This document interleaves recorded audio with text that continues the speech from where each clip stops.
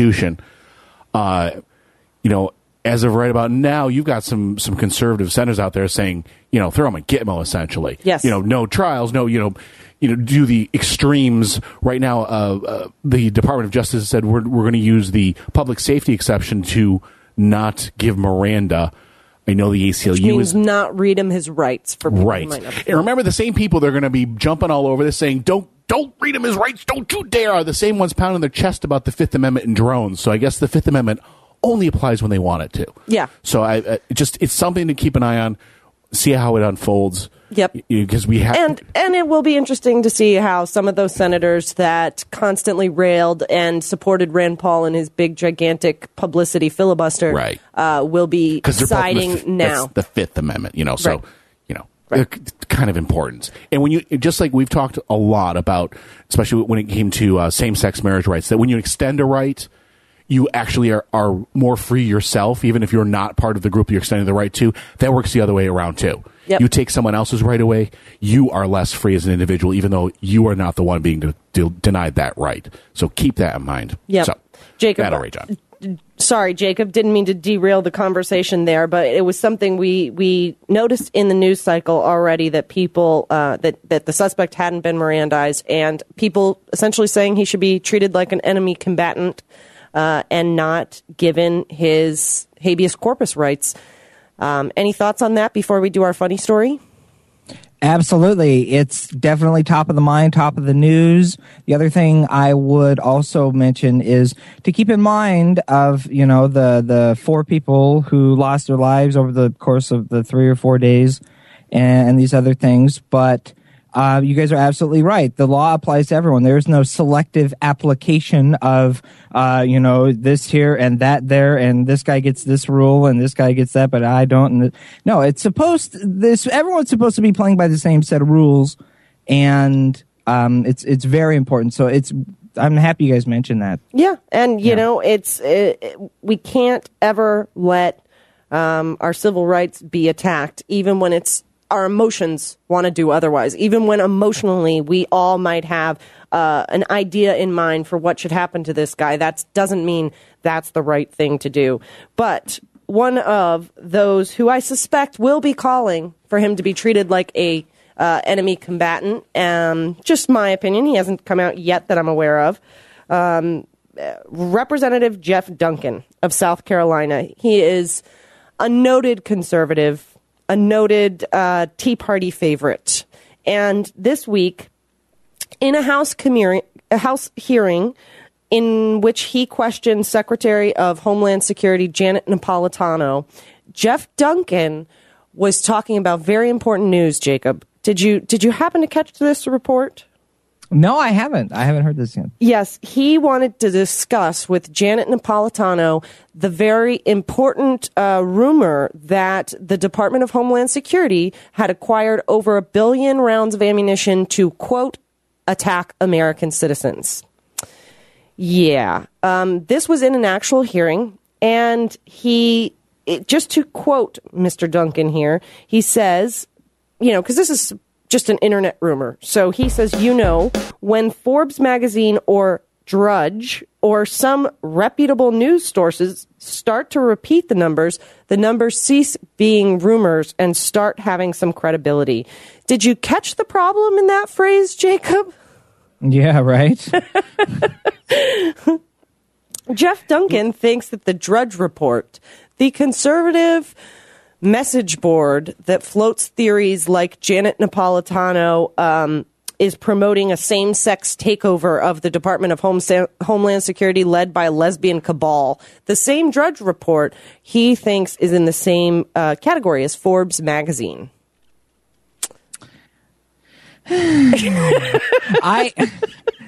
People are just paranoid, and they're totally scared of the wrong things, I think, but it's sad. That's just sad, It is. It's funny that somebody does not understand the difference of internet rumor and news, but it is sad that this is the level of discourse that our political process has come to.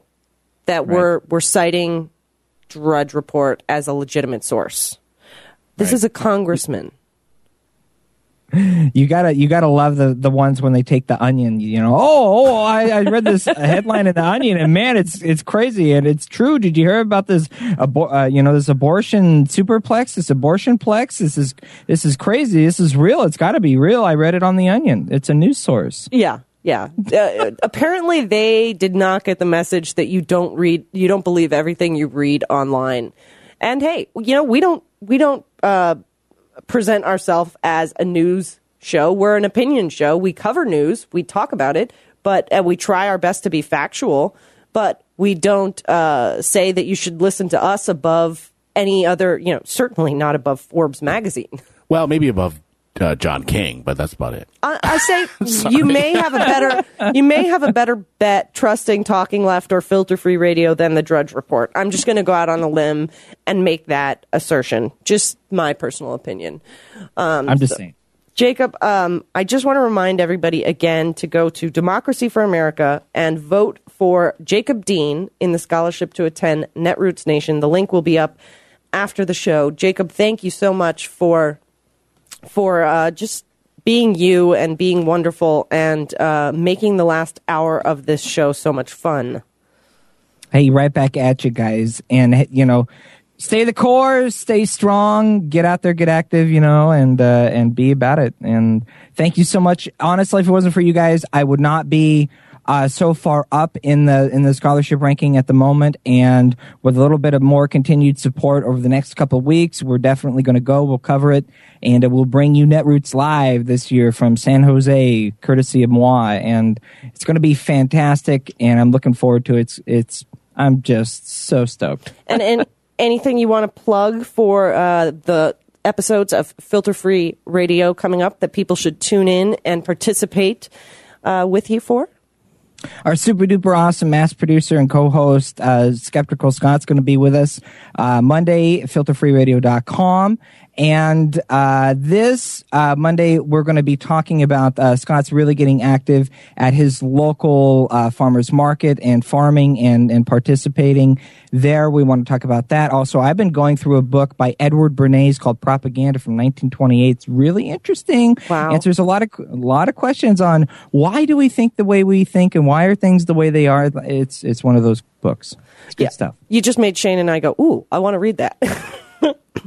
Leave it to you. I think we're the only people in the world who wanted to read Anatomy of a Revolution, and this looks like another book that we'll have to get our hands on. Thank you, Jacob, as well as all of our great guests, Bill Press of The Bill Press Show, Dan Favor of the Golf Restoration Network, Ray Medeiros of USA Progressive. Thanks to the Boston Police Department and everybody for their fine work, getting their hands on some dangerous individuals. Thank you to Nicole Sandler of RadioOrNot.com, George Rodriguez of SoFlo Radio. Thanks to everybody at We Act Radio, Alex Lawson, Kimon Freeman, Pete Callahan, Daniel Marins, Rich Webster, everybody that I'm probably missing. Thanks to Progressive Voices, and thanks Dano Songs. We will see you next week. Have a good afternoon.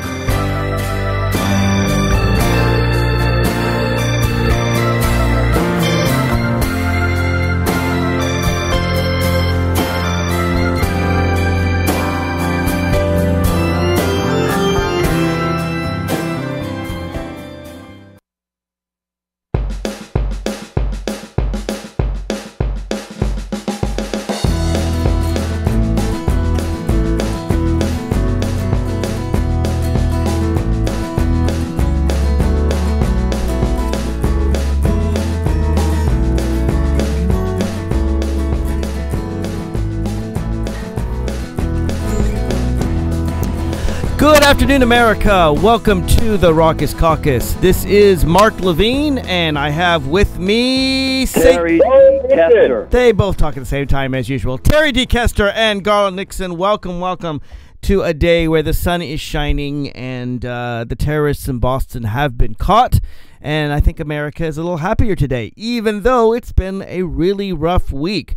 it's funny that we've gotten so much attention, and we should, on what happened in Boston. But in the meantime, a whole town in West Texas has been blown up by a corporation that doesn't know how to contain its fertilizer. And some crazy man in apparently Tennessee or Mississippi sent letters with poison in it to the President of the United States and several members of the Senate. That would have been the top story if it had not been for Boston and Texas. So it's been and not to mention, we defeated any kind of gun control law. well, yeah, exactly. That.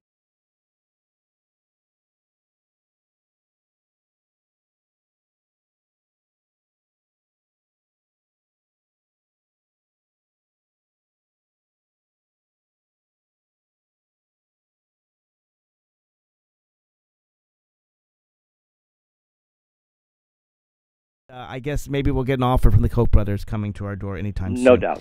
All right, so let's. I don't know, Terry. I think we better keep an eye on Mark. The Koch brothers might have died. They're going to be flipping him a couple $100 million. Yeah. Well, for a couple $100 million, maybe I can be bought. I mean, that's a good price. Couple $100 million. That's. I don't think you want to go there, Mark. But anyway, as they said, for the man who was asked whether some stranger could sleep with his wife for $1 million, or sleep with him, I guess, for $1 million, whatever, and he said, well, maybe for $1 million, and they said, okay, we've established you're a whore. Now we just have to figure out what your price is. Anyway, we started the show on a high level. We did. Right. I'm in a good mood. I feel safer for some reason, even though I don't live near Boston. Part of it, I think, is because I went to school in Cambridge. I knew those places. I know MIT. I know Central Square. I know Harvard Square. I know the places where at least some of these people were. I have been to Watertown.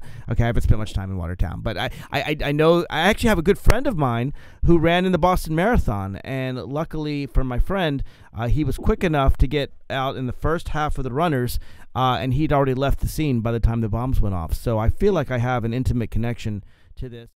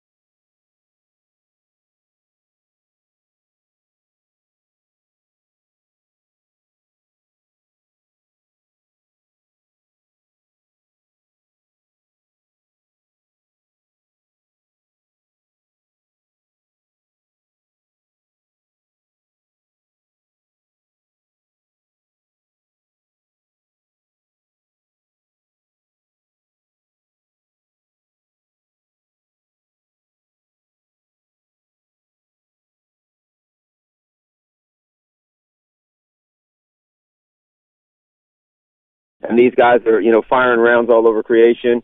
And the issue with the Texas blast that you mentioned, where we had people who had voted against helping the Northeasterners for the Hurricane Sandy, who were now saying they wanted people to vote in favor of sending them money. So I think I was somewhat interested in the unique dynamics, political dynamics that surrounded these incidents. I see them as horrific, but like most people, unfortunately, like something that Terry was talking about, we get kind of numbed, after watching war on television and all these horror movies, and horrible movies with murder and mayhem.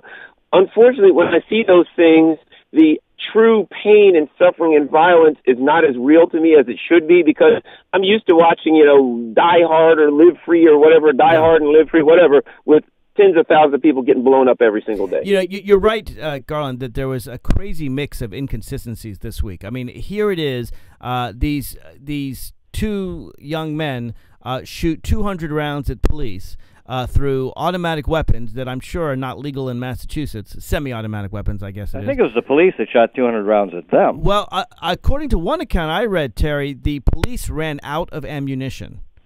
Well, then they had to shoot 200 rounds. So maybe they shot 200 rounds and ran out of ammunition, but apparently they ran out of ammunition, and that's why they decided to ram the car. This was the event that occurred late Thursday night, early Friday morning, where the older brother was killed. Apparently finished off when the younger brother drove right over him. I mean, you got to give Hollywood. I mean, they actually Hollywood isn't as creative as reality. In the weirdness that went down. Can I insert a point, because this is one of the reasons that the whole thing does bother me on a social, psychological level. When I was teaching at American University, teaching a film course, one of the books we used, one of the textbooks that I used, was a book, and I cannot remember the author's name, called Life is a Movie. And it was talking about our culture and how our culture has changed, and the reality that we believe in now is what we see either on our computers, on our televisions, on our movie screens, wherever. And we are living, I can give you a perfect example of this, working at a hospital and seeing a rapid response team going to an emergency situation with a patient.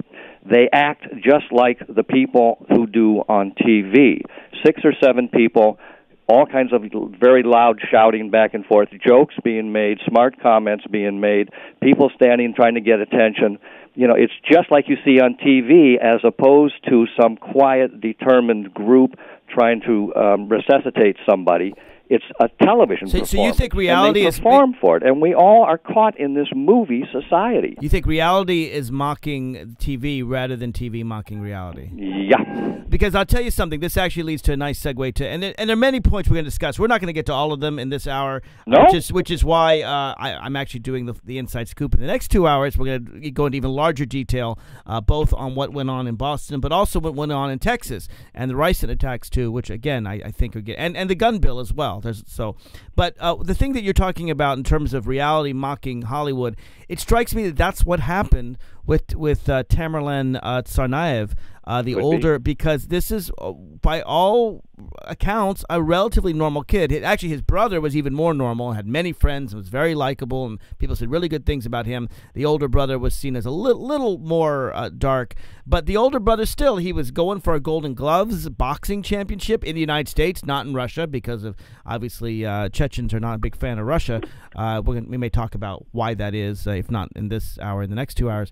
But relatively normal kid. Then he goes to Russia for 6 months, and he gets radicalized. And by the time he comes back, he has on his YouTube page videos, including a video entitled "Terrorists." I mean, it's amazing that someone would where you have people who are glorifying violence, and how Bruce it Willis is. In that? No, this is a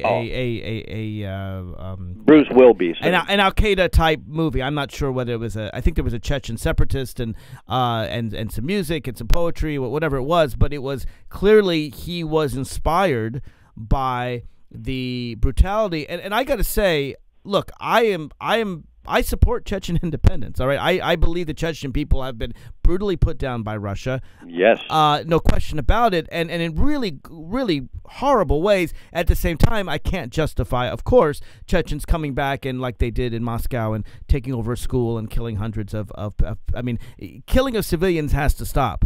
But that doesn't. Wait. That is war strategy. Well, on both sides. World War I, World War II created the whole point that the purpose of war is to destroy the civilians, therefore you destroy the enemy. Right. It is to destroy the civilians, and ideally the civilians will then, it's similar to some terrorist motives, not all, but, and that is destroy the civilians, upset, frighten, horrify the civilians, and they put the pressure on their government to say, we don't want this war anymore, we're suffering. In fact, isn't that what we did in a large part when we started bombing Japan?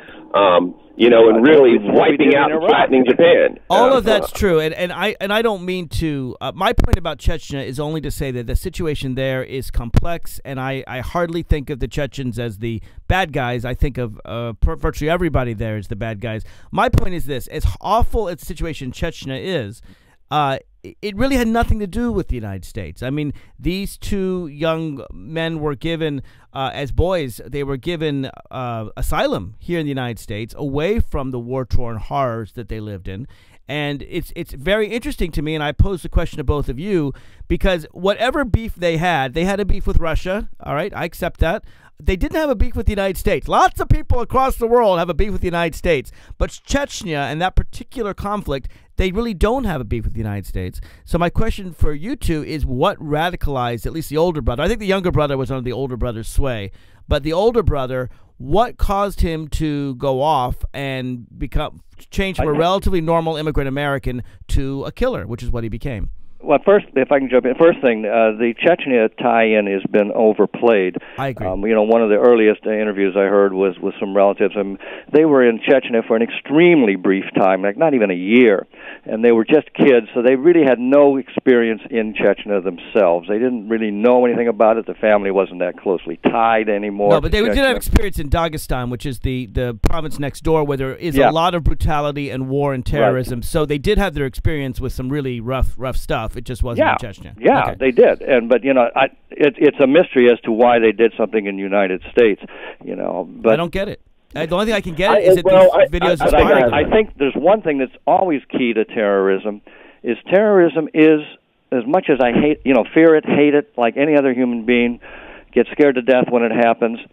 It is a tactic.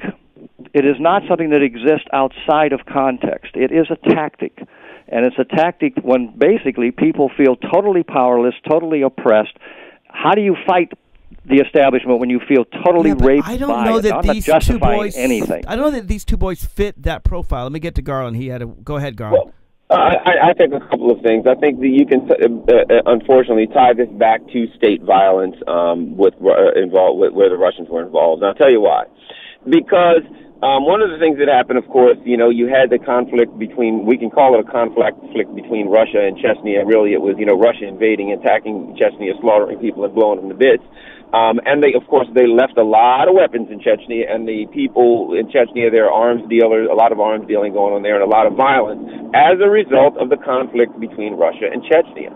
I think what happens also is after that, the Chechnyan people were angry at the Russians. They were angry at this huge imperialistic government, and they saw this large imperialistic government as an oppressor. Now, these guys, they identify with the Chechens. We, as human beings, can identify with any number of groups. If they identify with the Muslims, now they see any Muslim religion. They may see any country that they feel is oppressing Muslims or attacking Muslims through the same lens that they see the Russians, through the lens of an oppressive imperialistic state. And I'm not justifying this, saying it's good or bad. I'm just trying to deconstruct it. So I think ultimately, as a result of the Russians invading Chechnya and the violence perpetrated by the Russians, it sparked a flame where now Chechens, which, are the Chechen organized crime. Let's not forget, the Chechens basically, as an ethnicity, view themselves over centuries as legendary warriors. Right. They were involved in the Beslin school massacre. That was Chechens, where they killed 380 people died. Hundreds of parents and children. Yes. The Moscow theater. Right. That was Chechen. So the Chechens, as an ethnicity, have a background of being, if they feel pushed against the wall, if they feel they are not afraid to fight, and if they fight, they are a very, very, very vicious opponent. Yeah, but I'd be careful about as an ethnicity. That bothers me because obviously there are lots of very peaceful Chechens, particularly those in the United States. I myself was incredibly impressed with the boy's uncle, Ruslan Tsarny. Don't get me wrong. I'm not saying this in a prejudicial way. I'm saying this as an example in organized crime, which is one of the things that I taught about organized crime. In organized crime in Russia, basically all the other mafias are afraid of the Chechens, the Chechen organized crime groups, Tell us about that. They do not even respect the territory of other organized crime groups. So I say, historically, as fighters, as warriors, when put in a position that they feel that they need to, they're at war or adversarial, the Chechen community historically is a very, very tough opponent. As I said, they view themselves as legendary warriors. It's no different than Americans. It's no different than Americans, and I think people need to realize that. We have gotten to a point where the only answer to violence is violence.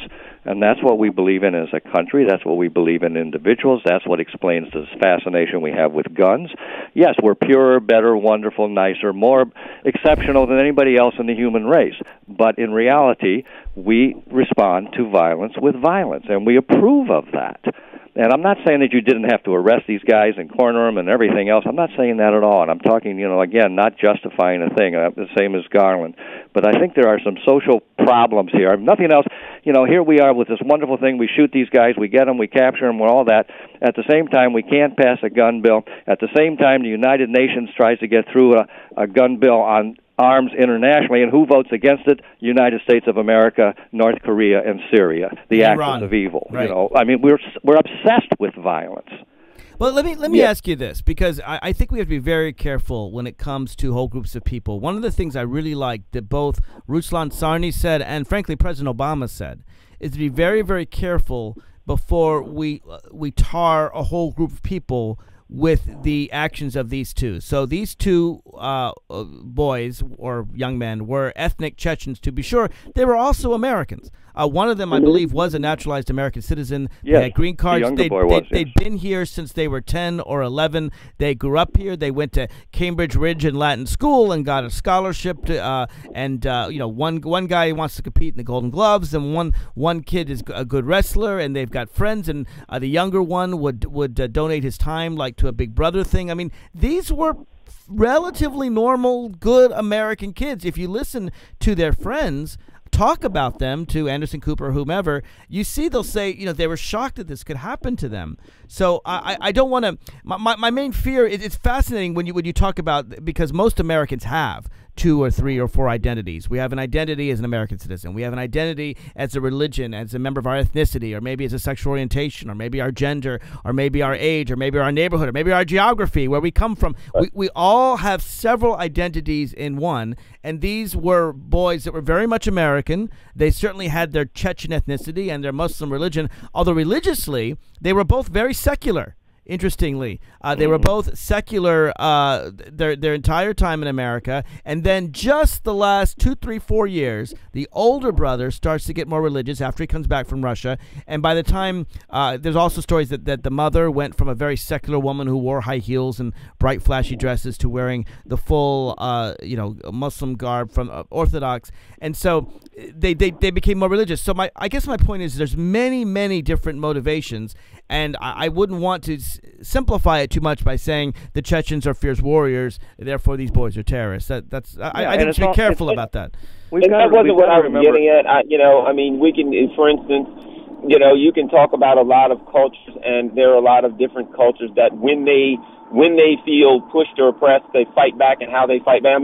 That's true of most cultures. Go no further than Afghanistan and look at the way they view themselves historically. That's true of most cultures. Right? The only ones who don't are the Tibetan Buddhists that I know. They sit there and they're pacifists and they get destroyed. No, not entirely. No, not even the Buddhists. The long and short of it is, most cultures, when you're pushed against the wall, fight back. You, Terry, and I can have this discussion in an abstract way, and we can deconstruct this thing, and we can talk about ethnicity, and we can talk about culture and things like that. But as a country, I don't want to sound elitist. As a country, we are so ignorant when it comes to culture and when it comes to separating individuals from groups. Right. That if you have this discussion on, CNN or Fox or whatever, you've got a huge group of people that will suddenly say, these are the Chechens. Get the all Chechens, of them fall right. into this box, so we might as well do X to all Chechens. Exactly. And I think we have to be very careful about that. We have to take a break. When we come back, I know that Terry wants to focus on some of the legal aspects, specifically the decision of the FBI not to read the Miranda warnings to the second suspect, Johar Tsarnaev, who apparently can't even talk because he's still recovering from his bullet wounds. We have a caller on the line, Michael from the Bronx. We'll get to him, and we'll also get to your calls at 202-889-9797, 202-889-9797. We'll be right back with more of the Raucous Caucus right after this.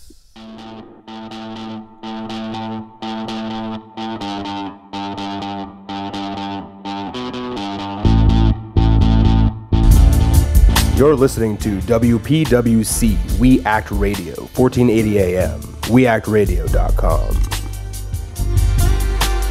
Hello, my name is Jim Gray, and I am a judge of the Superior Court in California and a former federal prosecutor in Los Angeles. I would like to talk to you for a moment about marijuana. Did you know that since the federal government first banned marijuana in 1937, usage in this country has actually gone up by about 4,000%? Or did you know that in the Netherlands, where adults are allowed to possess small amounts of marijuana and buy it from government-regulated businesses, fewer adults and fewer teenagers smoke marijuana than here in our country? Or that an American is arrested on marijuana charges every 38 seconds? If you are wondering if any of this makes sense, you are not alone. To find out more, contact the Marijuana Policy Project at 1-877-JOIN-MPP or visit them on the web at mpp.org. Thank you, and good luck to us all. You're listening to WPWC We Act Radio, 1480 AM, weactradio.com.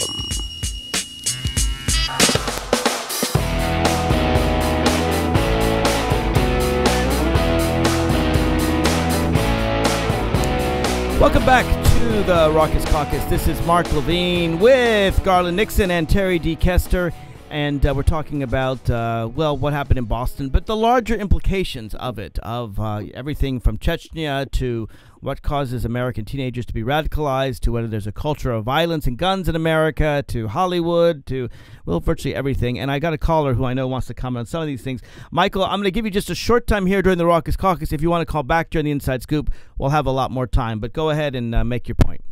Okay. What I find with the Boston bombings is it wasn't just one injustice, but a double injustice. Of course, what happened to all those poor people there, that goes without saying. But I got so upset with the way much of the media, particularly right-wing media, has been handling the situation. They jumped the gun to calling it a terrorist act when we didn't even get official word from Boston police and the feds that this was a federal act. So I thought they were wrong on there. And on top of that, they kept saying, using the words Muslim and using the words that the suspect is dark-skinned color, which we now see that neither of that is true. Maybe the suspect in question might have had some kind of influence from a Muslim religious thing. We don't know that. But I thought it was totally wrong that the right-wing media once again was playing the race card and implicating a dark-skinned person when, in fact, this was someone that was supposedly a naturalized citizen, that they're making the same mistake as they did back in the Timothy McVeigh, Oklahoma bombing. We'll chat about that. Thank you for your call, Michael, and feel free to call back during the Inside Scoop, and we'll talk about it further. So, gentlemen, let me pose to you Michael's questions. First of all, they were Muslim, just to be fair. They may have been secular, although certainly the older one definitely became more religious in his last couple of years. So that part of it was true. They certainly were not dark-skinned. I think they were light-skinned, or actually probably my color. They were Caucasian. The irony is that the Caucus is not white. It's actually kind of my color, sort of a brownish skin. So let me ask you, gentlemen, do you think that the media jumped the gun in calling it an act of terror? Go ahead. Oh, yes. Terry. Oh, yes. They always do. I mean, whatever it is. I mean, within 2 seconds of any event, the media not only has theme music, they have logos. That's true. Dramatic as they can make the logo as possible, and they come on with with this long-drawn, serious face. They play it to the hype before we even know what's happened.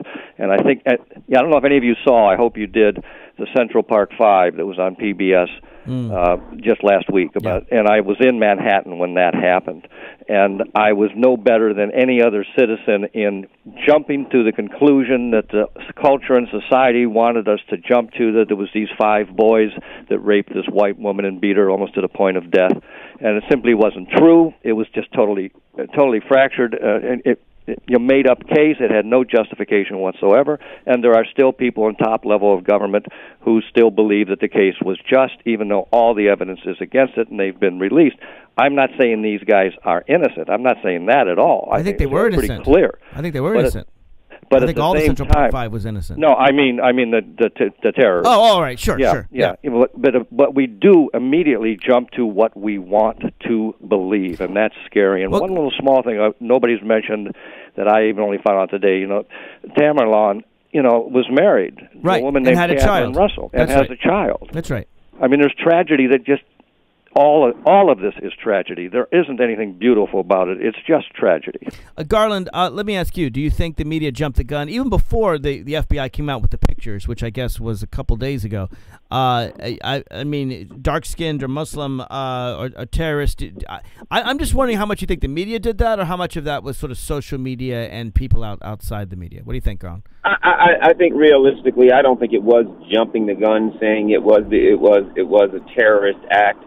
I do think that, interestingly, the Ricin letters, even though the guy was mentally ill, had he been Muslim, it would have surely been called a terrorist attack. It was a terrorist act. You said poison to the President of the United States. That's a terrorist act. I don't know how you not call it a terrorist act. Right, but if you notice in the media, that's not played much as a terrorist. But I don't really think they jumped the gun. Now, don't get me wrong, terrorism does sell, and they've got their banners all prepared to go put across the screen.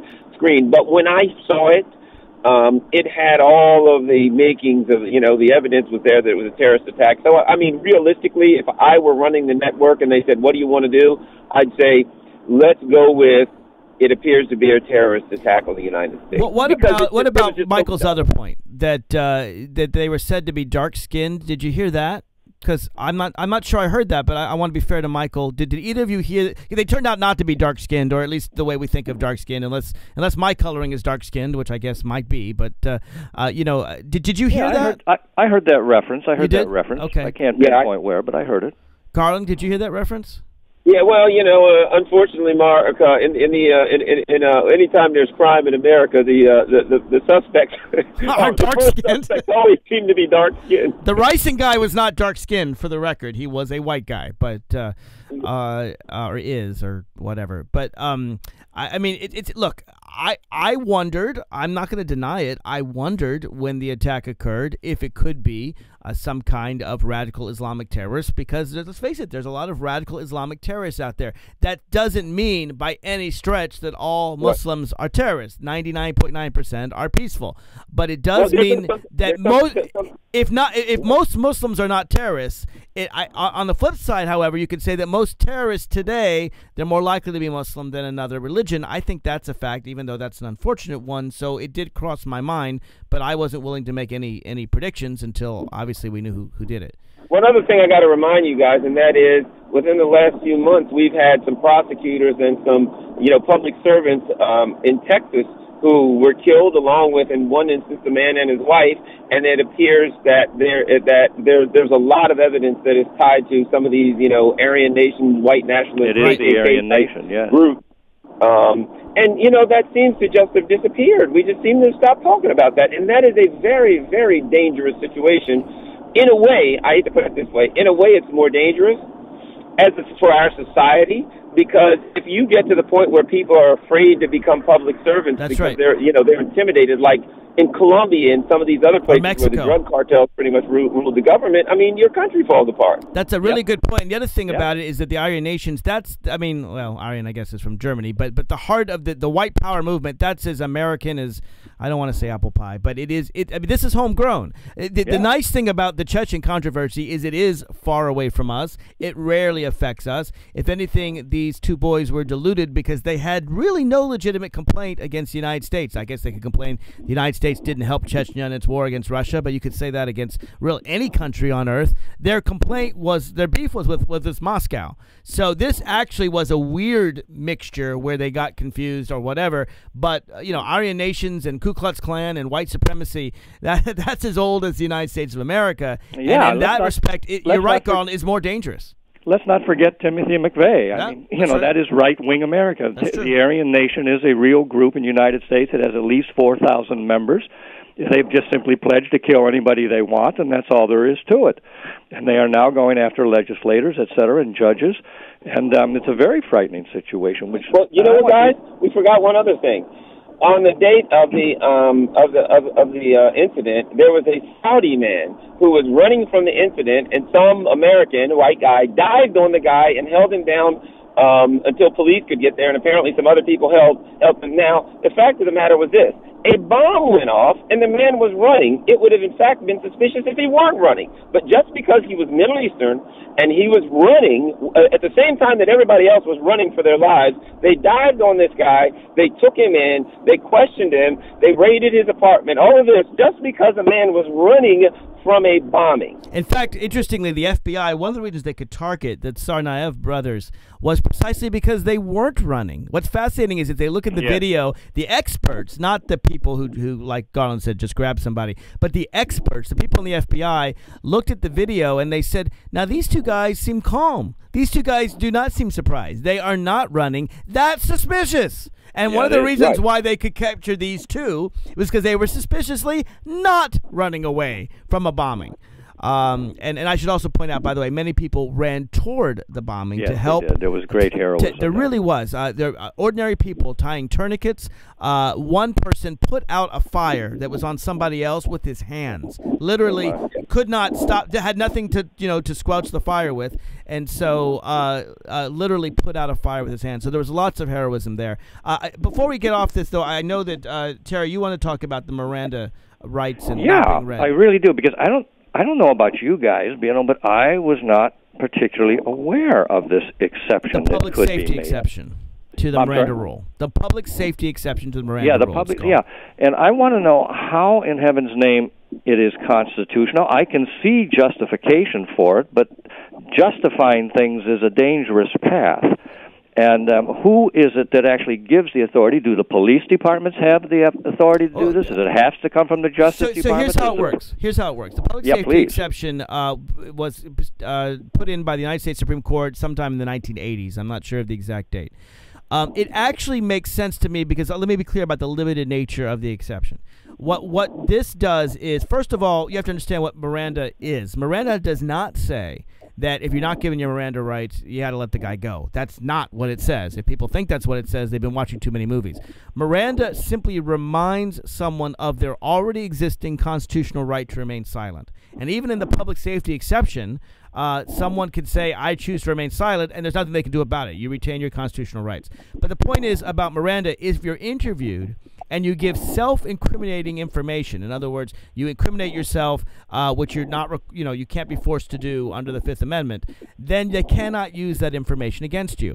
That is still true with the public safety exception. The idea was that Johar Tsarnaev has so much evidence against him. They have video of him dropping the bomb and so forth. They have so much evidence against him that anything he says to incriminate himself is irrelevant. Frankly, he already incriminated himself when he told the guy in the carjacking that they were the bombers. So they have so much evidence against him that they don't need to read a Miranda because anything they interrogate will not be used against him in a court of law. They've already got enough. And instead, they're going to use that information to find out how he was radicalized, are there other bombers in the United States, and so forth. So as long as the information is not used against him in a court of law and is simply used to help protect others, I have no problem with the public safety exception. But how do you get past that? I mean, again, in the case of the Central Park Five, these teenage boys, were kept in isolation and interviewed, harassed for 30 hours. Right. What happens and every in those one cases, of them that's a breaks different thing. because there's a very simple technique that is used, saying your buddy said you raped her. Right. Right. No, and you go on and on. Right. So how can you That's different. It opens this door to abuse of power. Who is overseeing it? Who is making the judgment that you can say, fine, we can do whatever we want, we can keep the guy as long as we want, we can interview him or harass him or torture him, whatever, as long as we want. Who is overseeing this, this exception? At the end of the day, it's a court. Yeah, and I think the other thing, in a broad sense, what we're looking at here is two competing visions of America. One vision is rule of law, and that is, look, this is the law, and this is regardless of what the person is suspected of, regardless of who the suspect is, these are the rights that everybody gets, rule of law. And the fact of the matter is, people on the left tend to believe in rule of law. People on the right tend to believe in arbitrary application of law. Yep. Well, we'll give everyone the right, but wait a minute, this guy is accused of doing something bad. If you talk to some people, and I've heard people say, we should just go ahead and torture the guy. Well, why do they even have to have a trial? What they're now saying is, I don't believe in rule of law. I believe in arbitrary application. If you notice, there are some right-wingers starting to say, we should try this guy as an enemy combatant. Yeah, Why? that was because crazy. They do not want to see the rule of law because they don't really believe in the rule of law under a democratic system. They want things to be done arbitrarily, and whether it's in any law. And I think we have to be careful as a society when you start moving from a rule of law to arbitrary application of law. You're also moving from universal rights to a hierarchical system of rights, which is also a very right. There's some good points, Garland, there. I thought when I read that they wanted to try as enemy combatants, I thought that was absolutely ridiculous. These were Americans. One was a citizen, one had a permanent green card. They did a crime on American soil. They were captured by American police. First of all, I don't believe enemy combatant exists. I flipped through my Constitution, and there's no mention of enemy combatant anywhere in there. This is just something made up by the Bush administration. But you're absolutely right. The people who want that designation, frankly, do not believe in our Constitution. They do not believe in America. They do not believe in our system of laws. I got to tell you something. I have no doubt, zero doubt, that a jury in Massachusetts, when seeing all the evidence that they say is out there, and if it's not out there, then they should be acquitted. But the evidence that they say is out there, where they're showing them planning the bomb and the whole thing, that when they see that evidence, Johar Tsarnaev will be convicted and sent to jail for the rest of his life. I have no doubt about that. But it's interesting, the right-wingers don't trust the American system. They don't trust a jury of 12 ordinary individuals, and that's why they want to go around American law. I have more faith in the American system than they do. But who puts any limits on this? That's what I want to know. Okay, well, let me answer your first question, Terry, because I think the public safety exception to Miranda ruling is very, very different from what they did to the Central Park Five.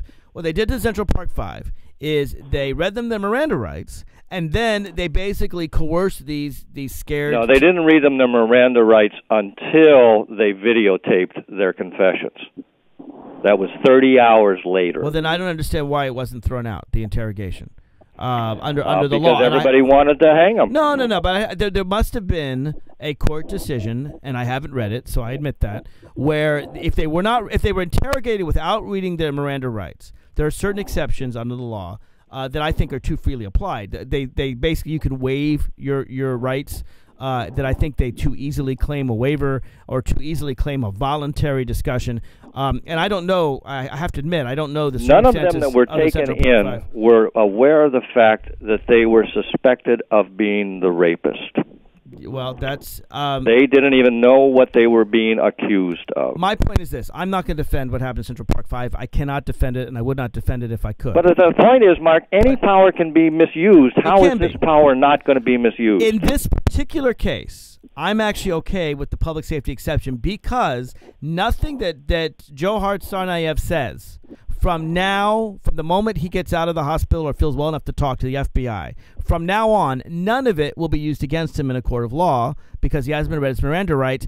And I'm okay with that for two reasons. One, they have more than enough evidence to convict him. No matter what he says now, it doesn't matter. But that's in retrospect. Well, no, but that's the point. They're declaring the public safety exception now. Yeah, but he hasn't been interviewed yet. Right, but I would make the argument that what we are calling a public safety exception really doesn't exist for this reason.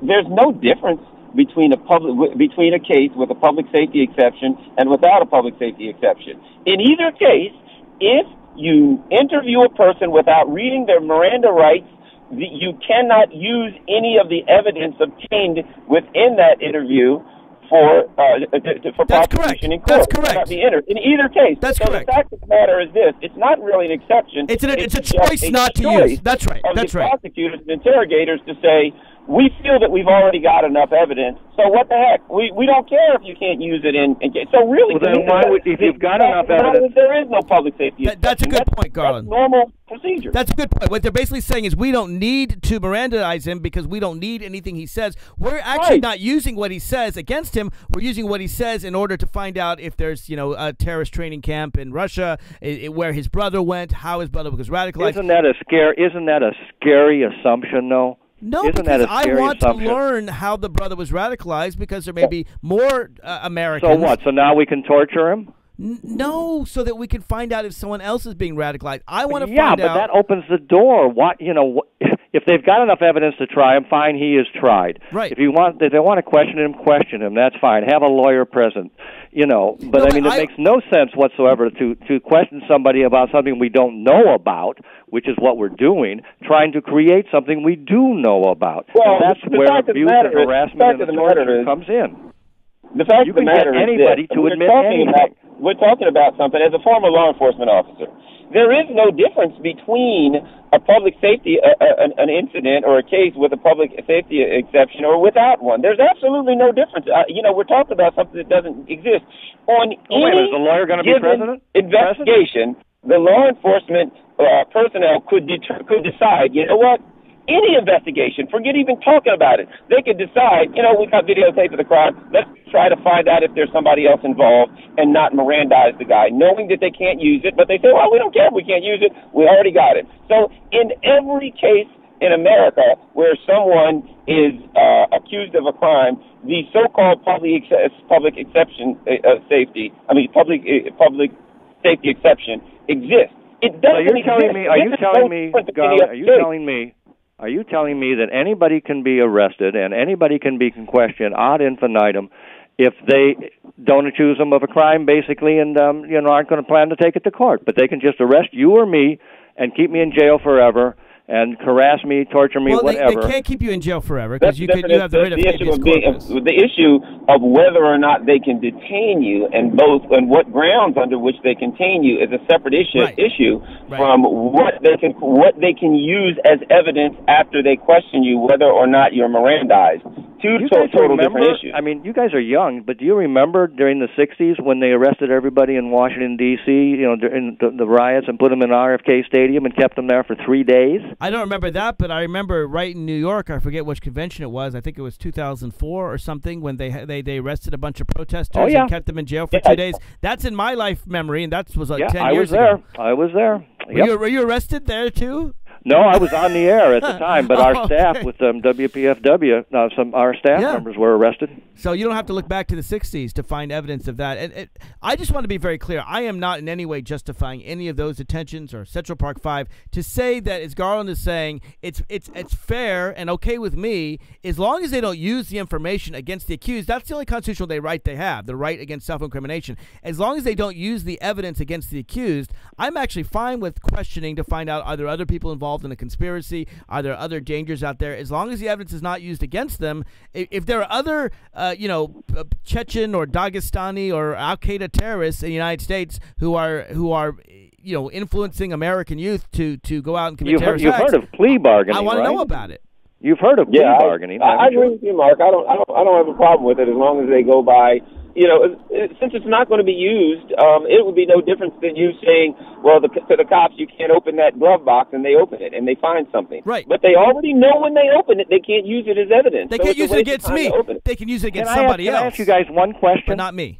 Can I ask you guys one question? Yeah. Yeah, and then we got to go to the Koch brothers. Have you ever been arrested and put in jail? I have not.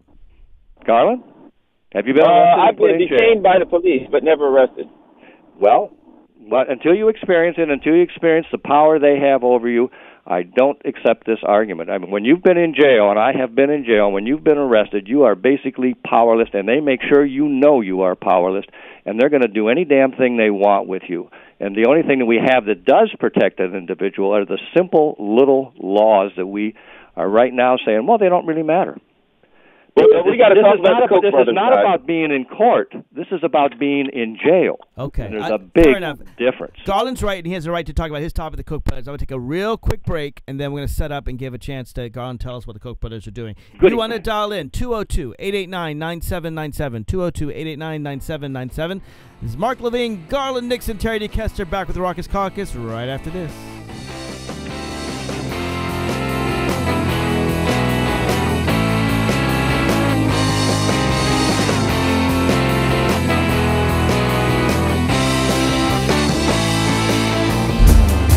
You're listening to WPWC, We Act Radio, 1480 AM, weactradio.com. Does your child have difficulty controlling their anger or a history of academic failure in school? Options Public Charter School offers a therapeutic learning environment with small classroom sizes and on-site counseling services to help students succeed. Options PCS is now enrolling grades 5 through 11 for the upcoming school year. For more information, call Options PCS today at 202-547-1028. Options Public Charter School. Exceptional education for exceptional students.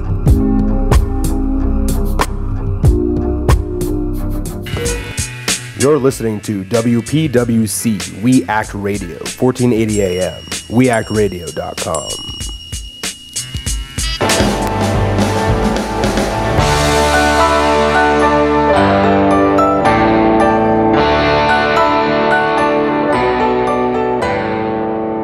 Welcome back to the Raucous Caucus. This is Mark Levine, and we've got Terry D. Kester. And Garland Nixon. And they're on the line, and we're going to change the topic a bit because Garland wants to tell us about something the Koch brothers are up to. For those of you who don't know, the Koch brothers are, I think, the third and fourth richest billionaires in the United States of America. They own an oil empire, and they fund a lot of right-wing causes. What are they up to now, Garland?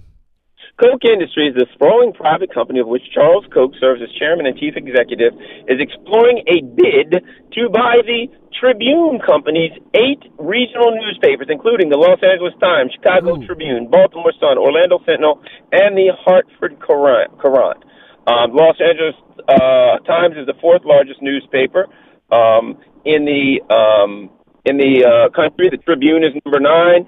They would have the 2 largest newspapers in Florida, Orlando Sentinel and the Sun Sentinel in Fort Lauderdale, and they would also have Hoy, which is the largest Spanish language newspaper. Apparently, they had a conference. And in the conference, one of the things, they said a couple of things. One is, how do we make sure our voice is being heard? And the other, was a person from that was at the conference said they see the conservative voice as not being well represented. So apparently the Koch brothers feel that the top 1/10 of 1% is they are not having their voice heard, and the only way they can be fair and balanced is to buy all of the major newspapers in our country and once and for all change the landscape to a laissez-faire government where, as I always say, corporations want less government for the same reason that burglars want less police. That is really scary. I used to live in Los Angeles, and the LA Times currently is and certainly was a very good newspaper. I mean, I knew when I think of the best newspapers in the country, I'd probably say New York Times first, Washington Post second, but the LA Times is up there. I'd say in the top 5. And to take down this wonderful newspaper, which really is kind of the newspaper of the whole Pacific time zone. I mean, everyone reads the LA Times. I don't know. You're in Oregon. Do people read the LA Times over there? Oh, we read them all. We should read them all, too. And as anywhere else, frankly, the whole thing is going much more conservative than you can possibly imagine. And you guys, you should remember or be aware, and you probably are, the Koch brothers already are a huge contributor to PBS, public broadcasting. Really? I didn't know that. Yes. And for instance, the most obvious one, where they're the very first one listed, is they now control or contribute to, support, Nova, the supposed science show. So guess what? You don't have any discussions anymore on Nova about global warming, about pollution, about oil spills, or anything like that. All nice and cokey. Keep in mind something, too. The Koch brothers are kind of more libertarian than they are conservative. So they, like, for instance, I know at least one of them favors gay marriage. So to some extent, they're not the pure social conservative.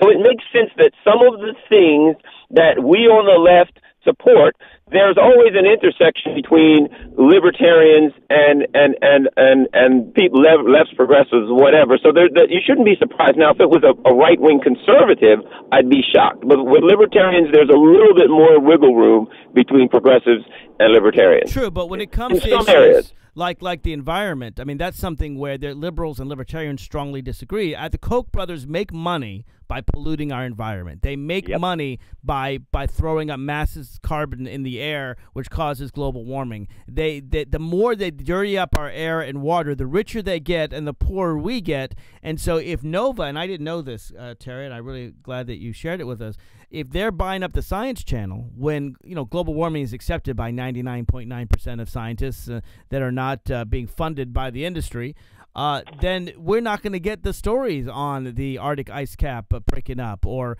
polar bears losing their habitat, or the rising oceans, or the increased weather patterns, all of which are damaging the entire world, and all of which are attributed largely to the things that make the Koch brothers rich. That's very scary.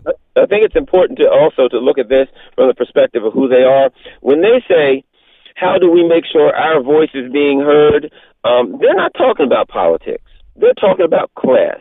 When they say our, they're not talking about all the Tea Party members who they do their best they can to fund them and manipulate them. They're talking about the super billionaires. I don't think this is really about politics. It appears to be about politics. I think it's really about money, and it's about class, and it's about ensuring that the super top 1% that they're, the tiny fraction of 1% that they're in, there's a few crumbs left, Terry. There's a few crumbs left of the pie, and they want those last few crumbs. Well, they do, but it is political because, money is politics and the media is politics. You got Clear Channel, you got Bonneville Productions, which is, strictly Mormon-owned, and now you've got Koch brothers buying into it. You've got Murdoch. There's not going to be any independent newspaper. They are the largest contributors to the Americans for Prosperity, which is the political action group that galvanized the Tea Party. And they also, in case you guys didn't know it, they are the main pushers for the Keystone Pipeline. Why do they want the Keystone Pipeline with all this dirty crude oil? Is because it's supposed to go right down to their refinery in Texas. It's their refinery that will be fed the oil. These guys are truly dangerous people. Part of it is you have to remember how limited our First Amendment protections are. The First Amendment gives the right of everybody to talk and say something. But if you don't control the newspapers, you don't have the media. All of our major channels are owned by corporations anyway, right? Yep. I forget, GE owns one and Comcast owns another, and even the basic CBS, ABC, and NBC are all controlled by corporations. And then you get to the Murdoch empire, the Wall Street Journal, now owned by them, Fox News, not to mention talk radio, where we are definitely a rare breed. It's crazy that in Washington, D.C., the District of Columbia voted more than 90% for President Obama. I think it was 92 or 93%. They voted more than 90% for John Kerry against George W. Bush, and yet We Act Radio is the only commercial, non-conservative talk radio station in this whole area. That's crazy. Baltimore, very liberal city, very blue state, and Maryland is liberal. Maryland's liberal, and yet Maryland has right-wing talk shows far more than the left. And that's not because of the people of Maryland. That's because of the money. And what the Koch brothers are showing is it doesn't matter what the people believe. It doesn't matter. In blue Maryland and blue District of Columbia, there is still more right-wing talk radio, far more than people like us. And now the Koch brothers want to tilt the more. I don't know how you tilt it anymore. They can squelch our voices. Well, I tell you how you tilt it anymore. The Koch brothers are furious that Obama won this election. That's the true. Second time. They are furious about that, and they're going to do anything that they can to get control of the media, to make sure that they put millions of dollars into the election anyway, and they lost. True. They're pissed, and they want to make sure that doesn't happen again. And the other thing is, these people can read the future. They know that they have the bully pulpit in the media, and they know they have the big megaphone. But what they also see is that when you look at the young people in this country, the young people are overwhelming percentages rejecting their antiquated social views on, on gay marriage and race and all the other things that traditionally the Republicans have pushed, pushed the gender roles, etc. So I think they see that the demographics are changing and that all demographics, regardless of the demographics in the younger generation, is moving away from what they believe. And I think it's going to be, there's some final attempts here to grab it all, and to grab control of the entire media so they can prevent the inevitable. And Garland, I think it was you that mentioned, maybe Terry, that they're buying the largest Spanish newspaper. Is that right? The largest, because it says a deal could include Hoy, the second largest Spanish language newspaper, which speaks to the pivotal Hispanic demographic. Well, I mean, let's face it. I mean, the Republicans learned, Latino votes count when they lost the most recent election, and so they're, in fact, I don't even know if they'll go that far on immigration, but at least they're putting an effort out where they never did before to reach out to what is, after all, today America's largest minority. Sorry, African Americans, you're third now. You're after whites. Latinos are more than blacks in America, and they are increasingly voting. And this whole demographic is strongly Democratic. And also, they are scared to death that the poor people of the country might be able to keep Medicare. They might be able to keep Social Security. Those people, of course, are entitled. Those who at the very top, who have billions of dollars, are not entitled. They feel left out. So they have to strike back. Somebody made the quote that if the Koch brothers got some bad press that Darth Vader is buying the tribute, they really don't care anyway. And it's interesting the things they say. They see the conservative voice as not being well represented. I mean, the thing about it is, Mark, they've only got 95% of the talk radio shows in America. I mean, they only got 95%, Mark. I mean, certainly they need more than that. You need at least 96% before you can consider that your voice is well heard. So Garland, is there anything we can do to stop it? Because the Department of Justice say that they're getting a monopoly. I mean, Rupert Murdoch, at least, he owns so much. I forget, 35% of all American media, or some crazy number. A Clear Channel, we could stop them, but the Koch brothers, this is kind of their first foray into media. Is there any hope of stopping this? No, I don't think so. And this is what's happening in America. I've been saying for years, eventually in the entire world, there'll be one corporation, and that corporation and the government will be all one. I mean, look at the banks. I remember when there were all these banks, and now they're like, 3 banks? They all own all of the banks. What you're seeing, and you look at Walmart, what are they doing? They're wiping out all the small businesses, and eventually the only place you're going to be able to buy anything is Walmart. And then that's when they'll triple the prices on it. But we're seeing that in every area of America where, that's kind of, you almost feel like that's where capitalism inevitably goes, where you get one giant in every area that sucks up everybody else and takes over. And I think the media is moving in the same direction as Walmart and the banks, et cetera.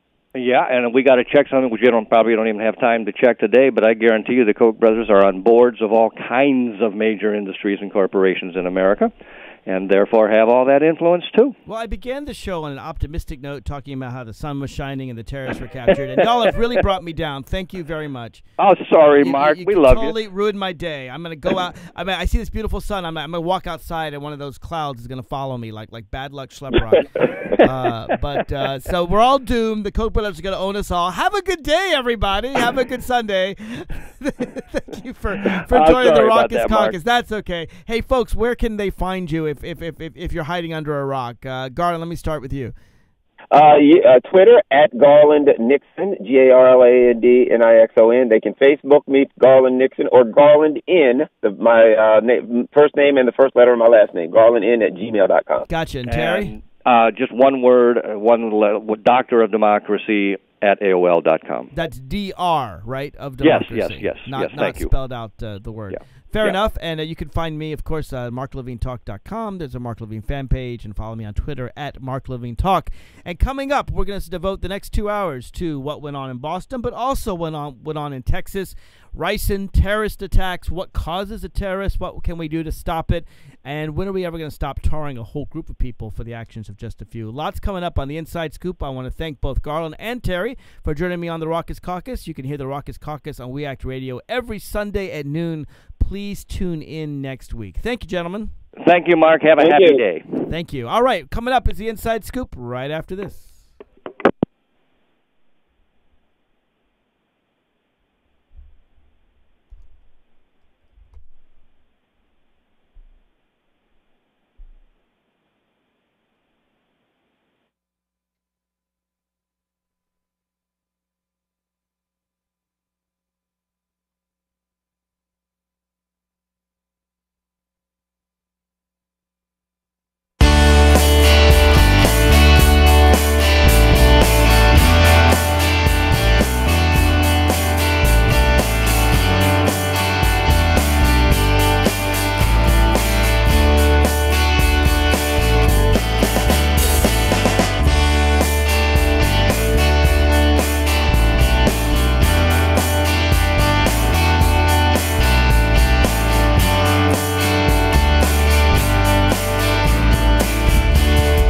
listening to WPWC, We Act Radio, 1480 AM, weactradio.com. Hello, this is Julia Louis-Dreyfus, and I want to tell you about my new favorite discovery, Yosemite National Park. I recently went there with my husband and children, and we walked the trails to see the breathtaking waterfalls, admired the grand meadows, and giant sequoias. But the future of our national parks is uncertain. Many challenges face our parks today, from polluted air and water to development threats outside their borders and inadequate funding to protect our national heritage.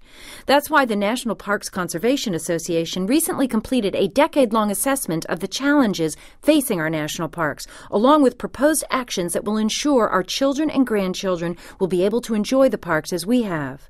Our national parks have inspired Americans for nearly 100 years. As we approach the centennial of the National Park Service in 2016, please join us in helping to protect our national park legacy. Find out how at www.npca.org. You're listening to WPWC, We Act Radio, 1480 AM, weactradio.com.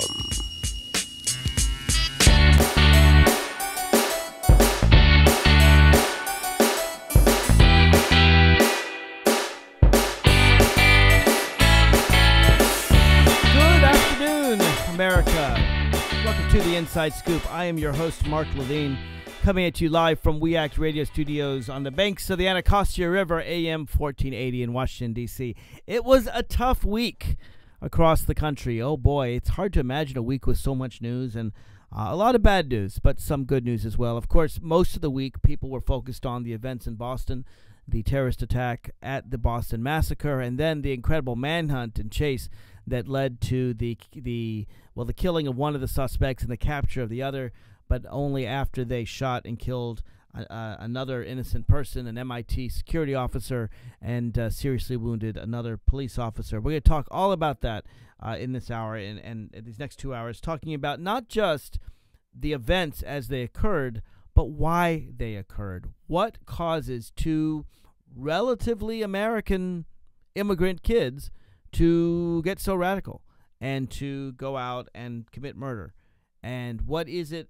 Is it their heritage, or is it something a little more? I would argue it's actually something a little more sophisticated than that. It's not their heritage. There are plenty of wonderful Chechen Americans, notably the uncle of the two. I'm a big fan of him, Uncle Ruslan. They're already calling him on Twitter, Ruslan Sarny, who I thought gave just the right mix of concern for the victims and anger at his nephews who committed the crime, but also he gave us a warning. Do not blame all Muslims. Do not blame all Chechens. It's not fair. It's never right to tar an entire group of people for the actions of a few. That's not to defend these two at all, but it's definitely to make clear that, and President Obama said the same thing, we have to be very careful about tarring a whole group for the actions of a few. But there is danger, and I want to talk about what causes people to be radicalized and what possibly can be done about that. And of course there's also the criminal elements and the lack of reading the Miranda rights, and then the whole media circus. And what are we to think of that? As someone who sat and enjoyed is a weird word, but I have to admit it, enjoyed the coverage. It was exciting. I mean, this is a movie. It's not a movie. It's real life. I remember O.J. Simpson and the white Bronco heading toward the Mexican border. And this was another manhunt. And then, when they're going after the guy in the boat and you don't know what's going to happen, it was exciting. What are we to think about the whole media circus? And should we be concerned about that? And then I want to talk about the stories that did not get a lot of play this week because of the Boston story. In West Texas, at least 14 people, probably more, were, murdered. Okay, killed. You could say accidentally killed, but I would argue murdered by the corporation that makes fertilizer.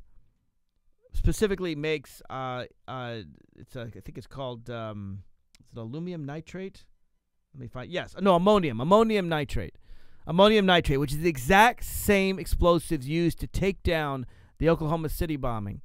And this plant didn't have sprinklers. Didn't have firewalls, didn't have hardly any safety inspections. So what is it about when two young men kill 4 people, 4 innocent people. We are outraged, as we should be, but we're outraged. There's a manhunt and everyone's watching. I'm fine with that outrage. But where's the outrage when more than a dozen people are murdered by a corporation that's trying to get profits and is not worried about safety? And, I don't know, hundreds, thousands of homes were destroyed? Is it that we feel more familiar with Boston than West Texas? I mean, that's true. I do. I went to school in Boston. Or is it that we somehow think that the actions of 2 young men are somehow more evil than the actions of a company that doesn't give a damn about its employees and killed more than a dozen innocent people? So I want to talk at length about West Texas. Boston's more fun, more interesting. Fun's a weird word, but I got to say it. It's there's a manhunt. Maybe there are more cameras in Boston. I didn't see many pictures of the explosion. They had to keep people away, frankly, because there was more explosion. A lot of safety officials, by the way, ran in Texas to save the people, volunteer firefighters. Then came another explosion because they're storing all this fertilizer there, and a number of the safety officials, the volunteer firefighters, were killed. Where's that outrage? I got to tell you, I was really, really proud of President Obama. In the midst of the whole Boston crisis, he came on TV, he talked about it as he should have, but he made it very clear, don't forget West Texas. And I got to say something, as liberals, as progressives, maybe our hearts go out to a blue state like Massachusetts, where we see people who are kind of like ourselves, diverse and liberal and progressive, and I love Boston. I love Boston, and I'm going to talk about the Boston spirit and the heroism that went on there. We've got 2 hours to talk about all these things, so this is no way attack on Boston. In fact, the fact that I love Boston, and I'm not too big on Texas, and Texas is a red state, and Texas is where a lot of horrible conservative things happen, where a lot of people are mistreated, Latinos and poor people, and let's face it, it's a much, much harder life. There are a lot poorer people in Texas, and they're mistreated under a pretty conservative government. And it's hard for, at least a guy like me, a Ivy League educated liberal, I admit it, to relate maybe to the poor people working in a fertilizer plant in West Texas. But let me just leave that as a warning for all progressives, for all liberals, that the people in Texas, frankly, have fewer avenues to advance to live the American dream than the people of Boston. The people lining the marathon. Good, and I'm in no way attacking Boston. I am very proud of the Boston Marathon tradition, the tradition of patriotism in Boston, and the heroism and the liberalism, and I love Boston, and I love Deval Patrick, the governor, and all of that. But let's never forget the other parts of this country, the parts that aren't in the big city, the parts that are in the rural areas, small towns where people have far less avenues for advancement, and where corporations can truly mistreat people. That's what happened in Texas. And that's why I'm so proud of President Obama in the midst of all the Boston hullabaloo for mentioning what happened in West Texas. We're going to talk about that. We're also going to talk about the news that would have been the big news this week if it weren't for the Boston and the Texas news. Actually, there's 2 points of news. One is the filibuster of the background check bill on guns. So just while we have 2 terrorists shooting hundreds of rounds of ammunition at police, that same week, the Senate, the Republicans in the Senate, and 4 Democrats from rural states are filibustering to prevent background checks on gun sales. Now, why does the NRA want insane people to own guns? Why do they want terrorists to own guns? For all the people that are complaining about, these people are terrorists and they're dangerous and so forth, remember, the NRA and your Republican representatives believe that terrorists should own guns, that they should be able to buy them freely in the United States. They can't fly on planes, but we're okay with giving them an AK-47. Why wasn't that contradiction brought out in the press? Oh, and one more thing, the thing that would have been top news except for the other 3 things. A guy mailed poison to the President of the United States. A guy put very strong poison, it's called ricin. A small part of it will kill you. It's the one that was used in the Japanese subways and killed, I forget how many, dozen people or so. The guy stuck it in letters and sent it to the President of the United States, and I believe it was 2 senators. I actually don't know that much about the story because it was barely reported. I know one was Senator Wicker in Mississippi. I think the other may have been Senator Levin in Michigan. Frankly, if you know more about this story, feel free to call in at 202-889-9797. But a guy tried to assassinate the President of the United States. Is that not a terrorist attack? Sure, the guy's white, and sure, the guy's Southern American. He's not. He doesn't have dark skin. He's not Muslim. Does that somehow not make it a terrorist attack? He's mentally ill. I don't know how anyone who commits a terrorist attack is perfectly sane. But this would be big news. It should be big news. And I'll tell you, if there's one theme that I can put together for Boston, for Texas, for the ricin attacks, I got to give a shout out to law enforcement. I really do. Because, police are often attacked when they do awful things, and sometimes they do. Rodney King beating and some of the stuff that's gone up in New York, and certainly police have done some awful things. But when I look at this week, and I see not just the police and the FBI, but the firefighters and ordinary people, the first responders, the people who run towards danger rather than away from it. I remember this on September 11th. It still gives me goosebumps. The firefighters, knowing that the World Trade Center was burning, ran into the building while other people were running out. Well, in West Texas, volunteer firefighters ran toward the explosions and died in them because they were trying to save others. In Boston, many people ran away, but many people ran toward the victims, carrying them to hospital. Some of them had just run in a marathon. You know how tired you are after running 26 miles? Picking up a victim, carrying them to hospitals, using their clothes, ripping the shirts off their back to make tourniquets that saved lives. Some people, many lost their limbs. They lost their legs below the knee. But the tourniquets kept them from losing all their blood, saved their lives.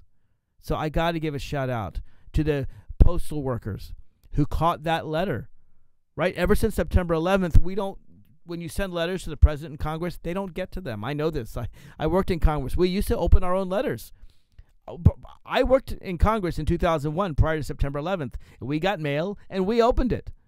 But after the anthrax attacks, all letters that go to Capitol Hill or go to the president are sent to a facility where they're radiated first to kill any sort of bacteria or other dangerous toxins, and then they're very much checked for poisons. That's how this was discovered. And I got to give credit to those people who do that. Their job is dangerous, and they protect the rest of us. And that's why the president, or it probably wouldn't be the president, but one of his staffers, a guy like me, someone working in the White House, working in the Congress, didn't die when a crazy person put ricin in the envelopes. So if there's any group of people that needs to be praised, it's the ordinary grunts. Look at all those police officers. Oh, my God, what a difficult task. You go into a home. You don't know if the terrorist is there. You're concerned. You don't want to frighten the people who are in the home. At the same time, you got to be very careful. Any moment, someone could jump out of a closet and come and get you. And they went home to home. The brave people of Watertown in Boston who stayed in their homes all day. It's ordinary people who did this crime. A guy who went out and thought that it was weird that the tarp on his boat was flying around. The tape, he so carefully taped so hard that it didn't fly around in the blizzard. He saw it flying in the wind. And he looked up close and he saw blood. And he saw a slit on it. And then he did something probably he shouldn't have done. He actually took a step ladder, looked inside, saw a body, and immediately, thank God, ran away and called 911. He broke the crime. Right? The police had gone door to door, and I'm not knocking the police, but they didn't solve this crime. It was an ordinary citizen who'd been kept inside until 6 o'clock. The police gave up on Watertown, said, I guess he's not there. All right, everyone, come out of your houses. He comes out of his house. He sees something. He says something, and he solves it. Ordinary people in Boston, the ones that ran toward the people who were lying in the street. Ordinary people. We Act Radio, 1480 AM, weactradio.com. Take Action News with David Schuster, Saturdays from 12 to 3 on We Act Radio, 1480 AM, and weactradio.com. Well, for me, it's always been, you report the facts. You report like hell, let the chips fall where they may. And the truth ultimately is what's going to sort of help our society and help all of us. I don't think progressives want a thumb on the scale on the facts. They just want the facts out there. You let the facts out, and progressives will tell you, we're going to win 70% of the time. You may quibble with the percentages or whatnot, but I think that's just sort of what progressives are looking for, and I think that's where this all sort of meshes with my interest as a journalist. And my interest as a journalist is report the facts. Here's what's going on. Here's what the facts say. Here's what history says. Here are the lessons we know we have learned.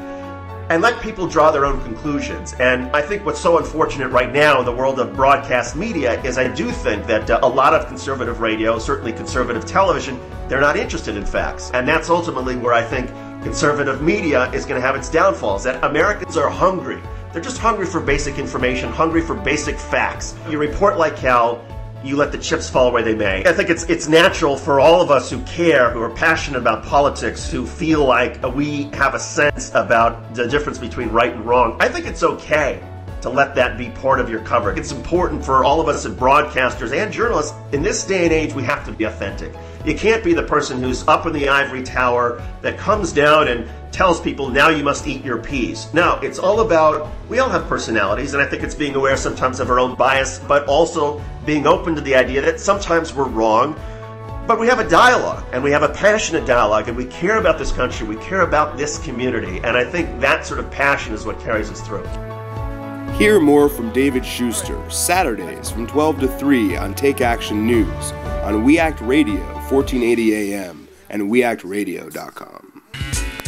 You're listening to WPWC, We Act Radio, 1480 AM, weactradio.com.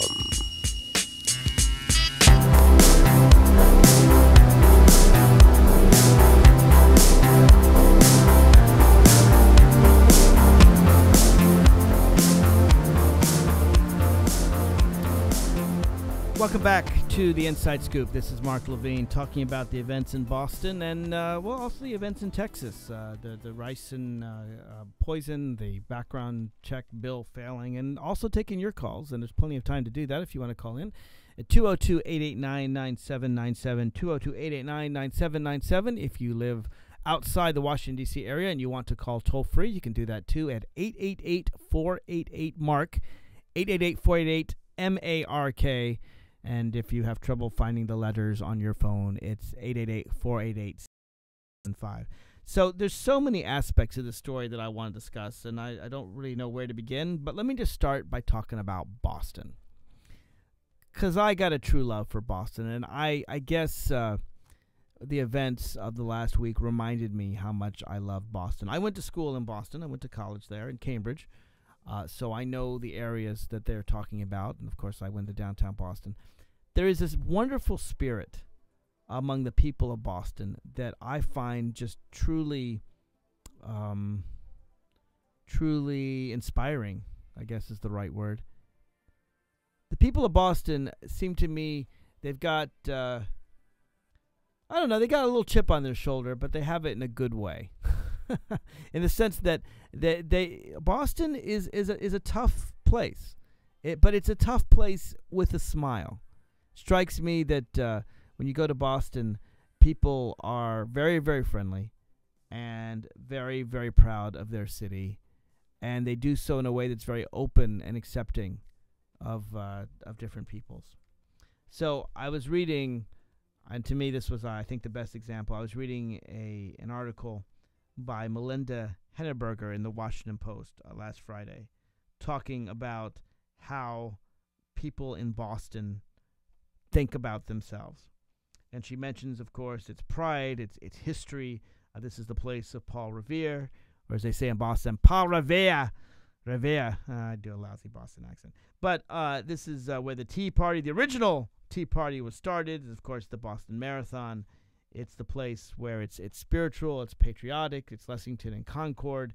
Or as Boston Globe columnist Calvin Cullen put it, Boston has three important things: sports, politics, and revenge. Those are the three things they care about in Boston.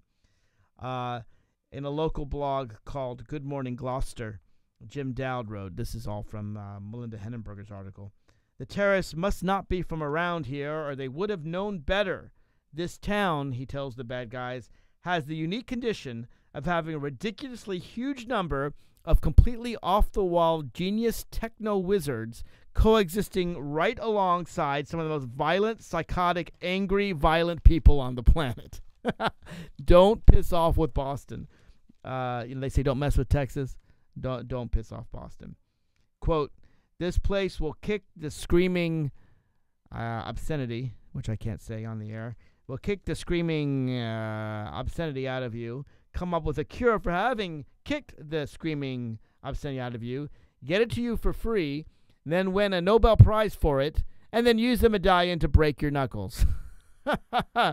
And worse yet for you, Boston is provincial in a way that makes Sicily look like Epcot. Over the past 3 centuries, we've taken on Imperial England, slavery, and Krispy Kreme donuts, and Boston wins every time. It's so much so that Melinda Henneberger writes that after seeing that sweet little 8-year-old boy killed by these cowards, even I, the almost pacifist, was sitting in the comfort and safety of my Cambridge apartment, mentally asking the terrorists, "You want a piece of me?" So this is a tough city, but it's a brave city, and it's a heroic city. And, of course, this is the city where, in the midst of the horror in the marathon, people came to save other people's lives. We are lucky that only 3 people died. We, of course, have to remember the 8-year-old boy, the 29-year-old woman, the Chinese woman who also was murdered there. But there were more than 100 injured, and dozens lost their limbs. And how many of them, probably most of them, would have lost their lives if it hadn't been for people ripping off their shirts and making tourniquets and making sure that, they'd be okay. And so I just got to give everybody credit there. You know, as much as we seem to fear terrorism, and as Garland Nixon pointed out in the last hour, we maybe over-fear terrorism because, after all, we have 30,000 Americans killed by guns every year, right? So what does that come down to? That's like 100 a day. Almost 100 a day. Every day, 100 Americans are killed by guns. And this was 3 people at the marathon, and another officer killed, a young, very brave MIT police officer by the name of Sean Collier, who was shot by these terrorists. And, of course, dozens wounded. But that's actually less than the carnage across the nation by guns in a single day.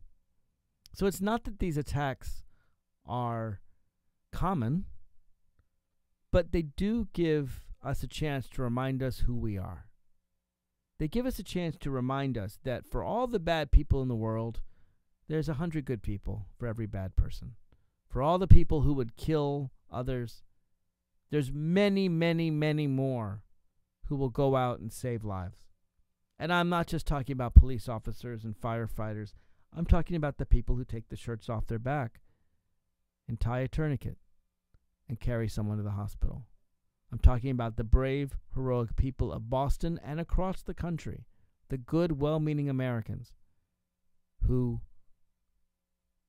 are working hard every day, caring for their families, and yet when an event like this happens, show what true heroes they are. Maybe my best example of an American hero is a guy that, I don't know how many people remember him anymore. Anyone remember Lenny Skutnik? Lenny Skutnik in 1982 was a Maryland government worker, or maybe he's a federal government worker, lived in Maryland, when Air Florida flight hit the 14th Street Bridge on an icy winter day and collapsed in the water, leaving dozens of people living and dying in the frozen, ice-chunked Potomac River. And Lenny Skutnik saw this and ripped off his shoes and plunged into the icy river. And as a helicopter dangled by, he would hand the rope to each and every person drowning in that water and saved, half a dozen lives. Ordinary Americans do extraordinary things when called upon to do it. And for all the cynicism that we often have about our country, much of it justified, particularly about its leadership, let's remember that the vast majority of ordinary Americans, when called upon, truly are good and truly can become heroes. Frankly, I think that's probably true of most people around the world, not just Americans. And one of my favorite heroes to come out of this whole situation is a man named Ruslan Sarny. Did you see this interview? It's one of the most extraordinary things I've heard. This man is apparently the brother of the terrorist's father. Tamerlan and Johar Tsarnaev's father and mother are currently in Russia. They live in the war-torn province of Dagestan, probably where Tamerlan got his radicalization. We're going to talk about that a little bit later on in the broadcast. But Uncle Ruslan, and that's what they're calling him on Twitter, Uncle Ruslan, has lived in Montgomery County, Maryland, it sounds like for at least 10 years. And he's quite a guy. He's a patriotic American. He called on his young nephew to turn himself in. He came out, and the first thing he did was express consolation and condolences for the victims. And he spoke with anger at the murder of an 8-year-old boy, at the murder of a 29-year-old woman, at the murder of a Chinese woman, all innocent victims. He spoke with anger about them and anger about what his own nephew had done, and he reminded us that we don't have to be so insular. You know, there's this idea, I think, in the world that you defend your family first, you know, and then you defend maybe the people in your town or the people of your religion or the people of your ethnicity, and then you defend your country, and then maybe after that you care about all humanity. But this guy, Ruslan Sarny, he was breaking the rules. He recognized that his own family had done wrong, and rather than defend the actions of his nephews, he said they were losers. I guess that's a strong word. He made clear that he did not support what they did. Frankly, in contrast to the very understandable reactions of his father and his aunt, all of which said, well, they're my kids, they must be innocent. Uncle Sarny, Uncle Ruslan, said, you know, if they did this, then they are horrible people and they need to be punished, and my nephew needs to turn himself in and to ask forgiveness from the victims. And he made it very clear what a patriotic American he was and the great benefits that this country had given him and his family. I mean, after all, one of the great things our country does, and we should still do, and shut up Republican lawmakers who would end it, is we grant asylum to the persecuted. And we had granted asylum to this family who, let's face it, faced tremendous persecution in Dagestan, in Chechnya, in all the places where there is a brutal war going on between Russia and Chechnya, the renegade province of Russia that wants to be an independent state. And there are going to be some Americans who say, let's get rid of asylum, even though we have given asylum to hundreds of thousands of American citizens over the last century, all of whom, most of whom, have become tremendous assets to the United States. Because not only were we doing the right thing, not only were we saving people from being killed because of their beliefs or their fighting oppression, but many of them became strong supporters of the United States. I mean, look at Albert Einstein. What was he? He was a refugee. He was someone seeking asylum. He was someone who would have been murdered by the Nazis. German Jew. And yet, he came here and revolutionized science. Many refugees, German Jews, actually helped develop the nuclear war, the nuclear bomb. Now, you may think that was a terrible thing, but at the time, it's what helped us win the war against Germany and Japan. And think how horrible it would have been if these German citizens had made a bomb for the Nazis. Many, many, many immigrants come to this country from all across the United States, and we're all descendants of immigrants. Right? 80, 90% of us are descendants of people who voluntarily came here. Another 12% of us are descendants of immigrants who came involuntarily on slave ships. But 98% of us have ancestors that weren't born here, right? It's only the Native Americans that are born here. And to me, Ruslan Sarny shows exactly the kind of immigrants that we should remember are always here. So let's not let these two misguided brothers define what it means to be an immigrant in America, define what it means to be a Muslim in America, define what it means to be Chechen in America. Ruslan Sarny reminds us that it's wrong to tar any group of people because of the actions of a few. And he made clear that this was a shame. It was a shame on his family. It was a shame on his faith. It was a shame on Chechens. And I'm glad he used those words. He very strongly made clear that the actions of his own family should not be used to judge an entire group of people. So I am a big fan of Ruslan Sarny. I'm going to play for you the entire interview. It's only about 8-9 minutes long. But first we'll take a quick break and give you a chance to call in if you want to. At 202-889-9797. 202-889-9797. You can call toll-free 888-488-MARK. We'll be right back with my favorite uncle right after this.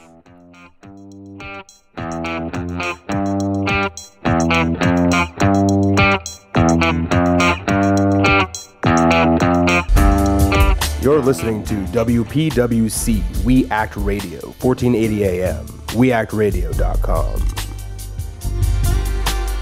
Friends, David Schuster here, and all of us at We Act Radio are so proud of our neighbors here in Southeast D.C., especially one of our partners, the Ark. The Ark is at 1901 Mississippi Avenue Southeast. It's the home to some of Washington's best, including the Washington Ballet, the Levine School of Music, Boys and Girls Club, and the Children's Health Project. All provide a number of programs and services within the very same facility. The Ark is also home to the Ark Theater, the only theater east of the river, which hosts a variety of dance, music, and theatrical shows each year. Almost everything you could want is at the Ark, so stop by and see them. The Ark, 1901 Mississippi Avenue in Southeast. For more information, visit the Ark's website, www.thearkdc.org, or call 202-889-5901. The Ark, part of Southeast D.C. You're listening to WPWC We Act Radio, 1480 AM, weactradio.com.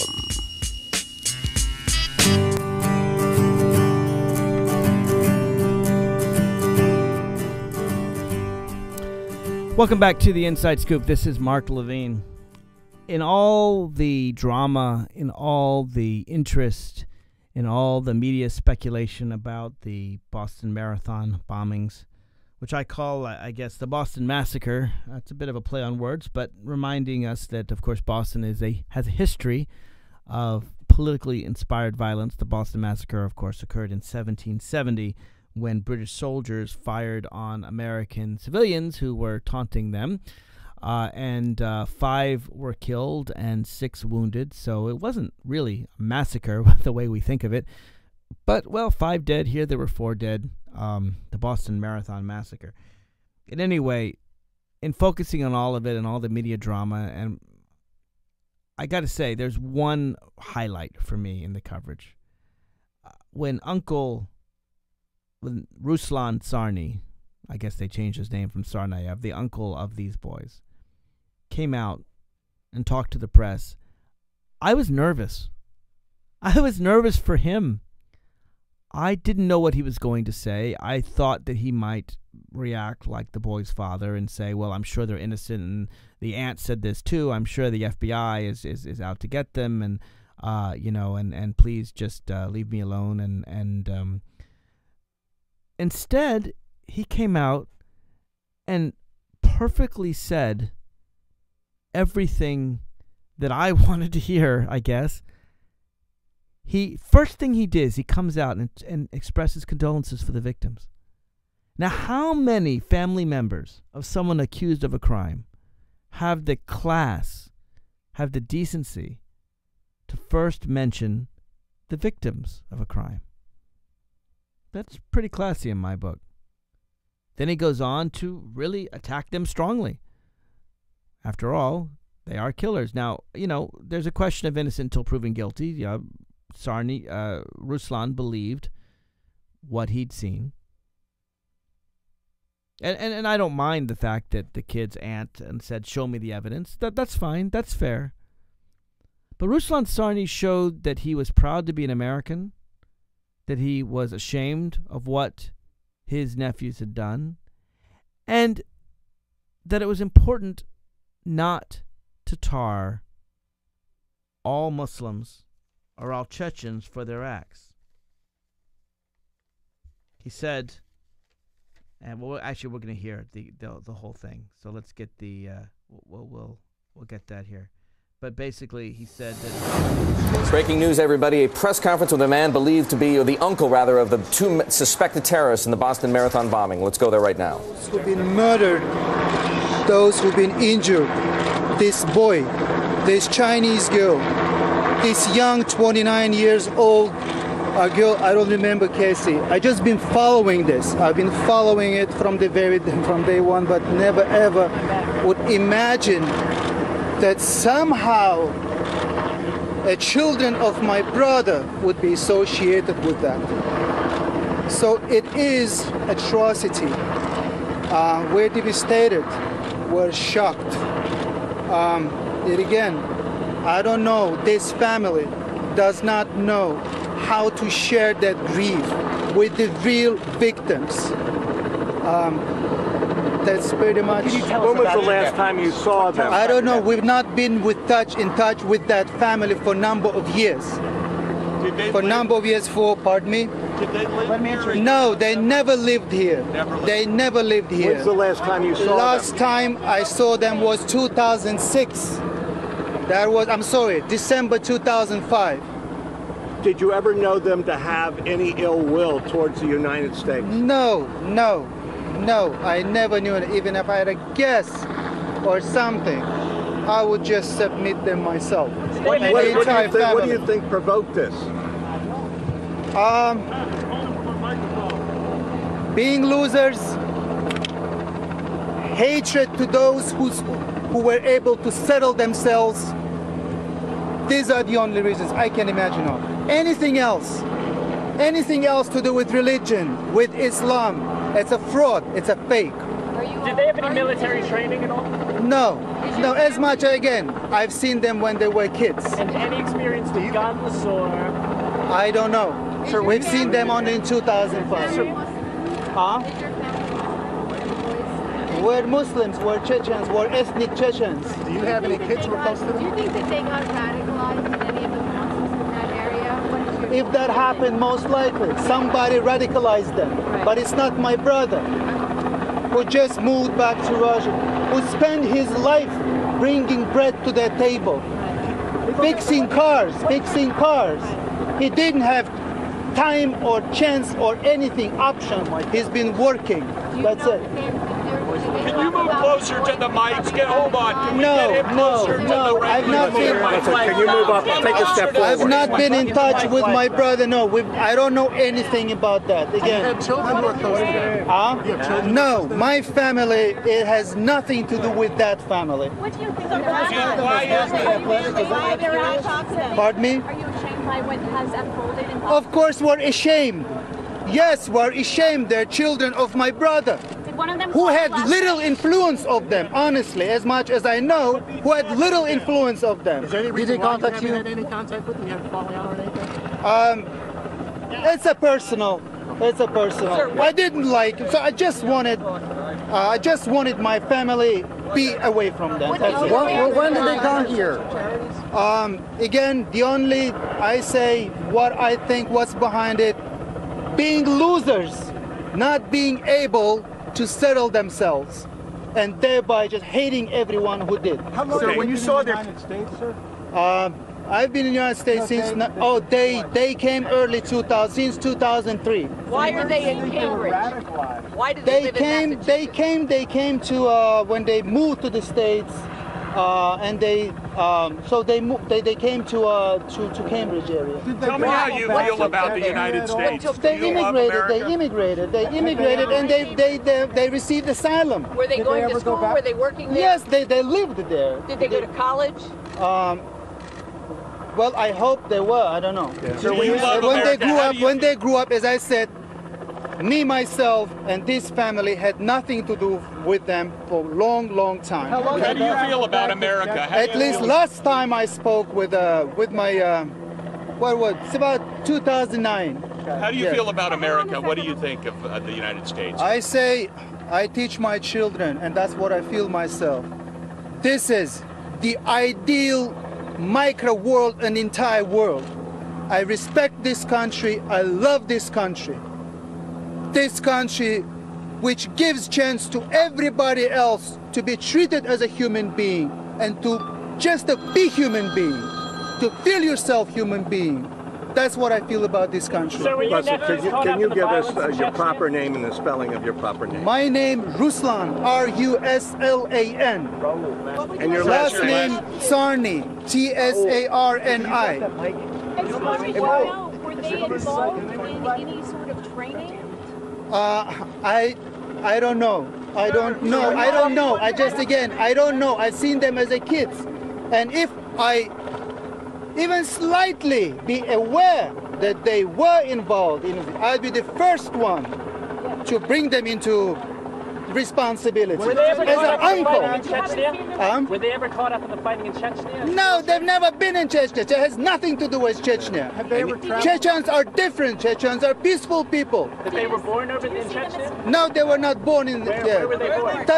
One of them, Johar, he was born in Dagestan. That's a neighboring region to Chechnya, Dagestan. And you haven't seen them in years? I haven't seen them for years. So when you saw the pictures on the news, did you recognize them? I saw them only this morning when I was contacted from at 7 a.m. with reporters. But when you saw their pictures on the news last night, Yes, did you recognize this them? picture, when they said, have you seen the pictures? My wife opened up internet. And on AOL, I saw a picture of Johar. What do you say to Johar right now? He is still. I say, Johar, if you're alive, turn yourself in and ask for forgiveness from the victims, from the injured, and from those who left. Ask forgiveness from these people. We're not requiring forgiveness in this family. He put a shame on the our family, Tsarnaev's family. He put a shame on the entire Chechen ethnicity. Because everyone now they play with word Chechen. So they put that shame on the entire ethnicity. So that's what I would say. Turn yourself in, and whatever one, put yourself at the discretion of those who are here. So that's what I would say. Do you consider them a terrible God? Pardon me? Have you been in touch with the boy's father? Not yet. When was the last time you spoke to him? Can you repeat your name again? With my, that was the last time I spoke with them.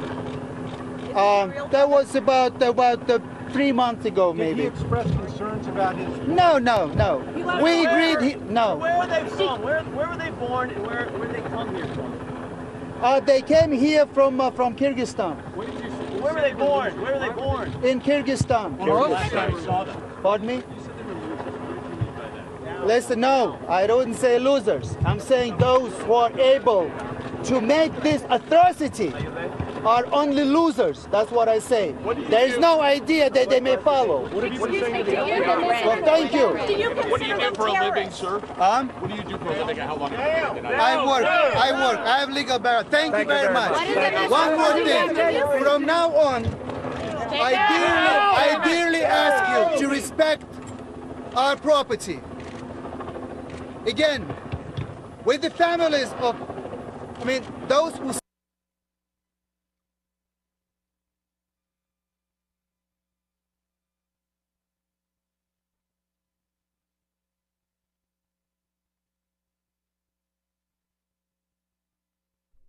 If you didn't see this interview, you should watch it, because here is a guy under obvious distress. After all, his nephews have just been accused of mass murder, and there's one of the largest manhunts ever in American history out looking for his nephew. And he's obviously upset. He's obviously uptight. And the press, the reporters, there's 50 of them, and they're all kind of pushing and shoving and trying to get close to him and sticking microphones in their face. And I'm concerned that one reporter is going to push another reporter right into him. And they're all over his property. He's very upset. And yet he spoke with such an eloquence, at least in my view, that even today, even right now, even as I listen again, I have goosebumps. It's be perfectly understandable for him to be upset, for him to blame America or the FBI or to defend his family. That's normal. That's to be expected. But this guy, he did the unexpected.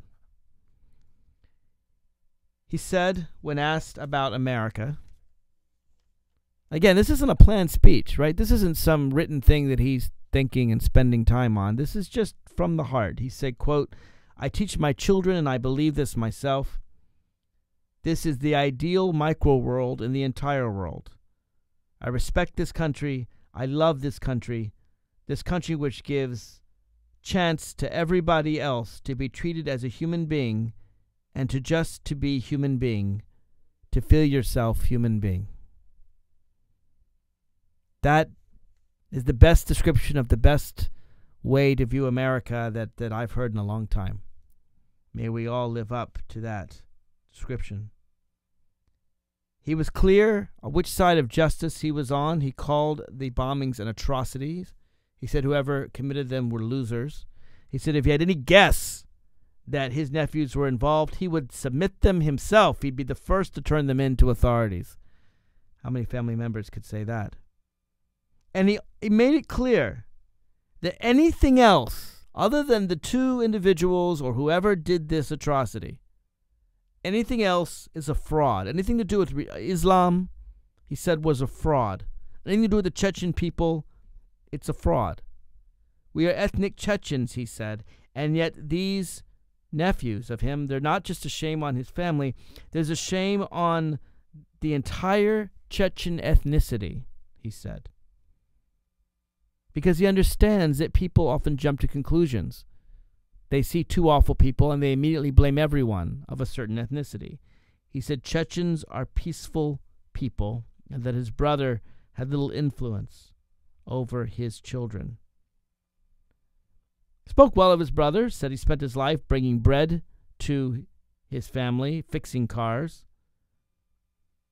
And clearly he feels his nephews are ungrateful for all that's been given to them, all that America has given to them, asylum, all that their father has given to them, sacrificing for them.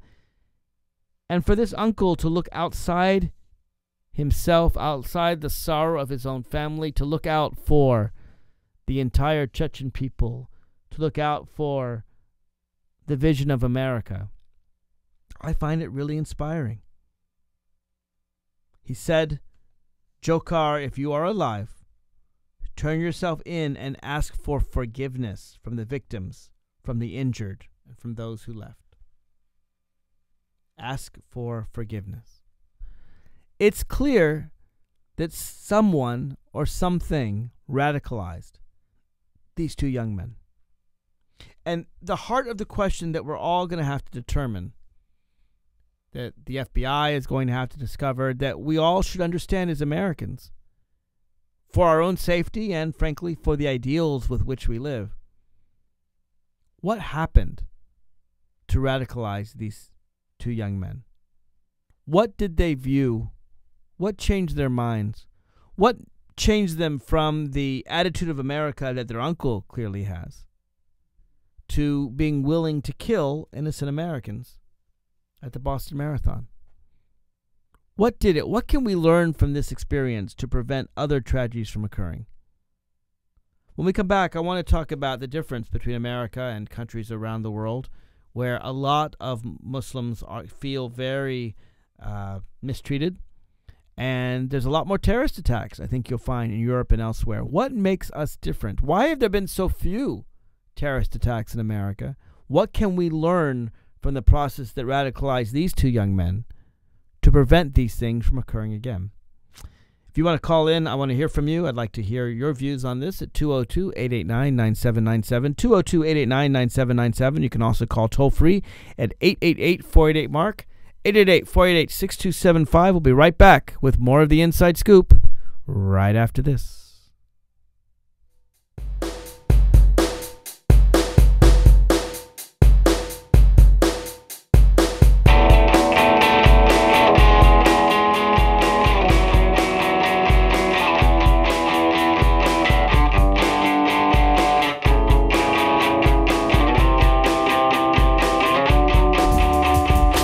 listening to WPWC We Act Radio, 1480 AM, weactradio.com. Hello, my name is Jim Gray, and I am a judge of the Superior Court in California and a former federal prosecutor in Los Angeles. I would like to talk to you for a moment about marijuana. Did you know that since the federal government first banned marijuana in 1937, usage in this country has actually gone up by about 4,000%? Or did you know that in the Netherlands, where adults are allowed to possess small amounts of marijuana and buy it from government-regulated businesses, fewer adults and fewer teenagers smoke marijuana than here in our country? Or that an American is arrested on marijuana charges every 38 seconds? If you are wondering if any of this makes sense, you are not alone. To find out more, contact the Marijuana Policy Project at 1-877-JOIN-MPP or visit them on the web at mpp.org. Thank you, and good luck to us all. You're listening to WPWC We Act Radio, 1480 AM, weactradio.com. My name is Joe Thompson. I'm 29 years old and I have a career that I love as a systems analyst. Career. It still sounds cool to say that word. I never could have gotten on this path without a college degree. And if the college me were here, he'd tell you. I never would have gotten to college without Big Brothers Big Sisters. I could have ended up anywhere, on the streets even. But college? Joe Thompson? Not likely. My big brother helped me out. He taught me I could do anything, at a time when a lot of people were saying just the opposite. And to a 7-year-old, that means a lot. My big brother's name is Phil, and Phil is the reason that this 7-year-old grows up to be a systems analyst. Whether you donate money or time, you're helping Big Brothers Big Sisters help a child, and that can last a lifetime. Start something today at bigbrothersbigsisters.org. Brought to you by Big Brothers Big Sisters and the Ad Council. You're listening to WPWC We Act Radio, 1480 AM, weactradio.com.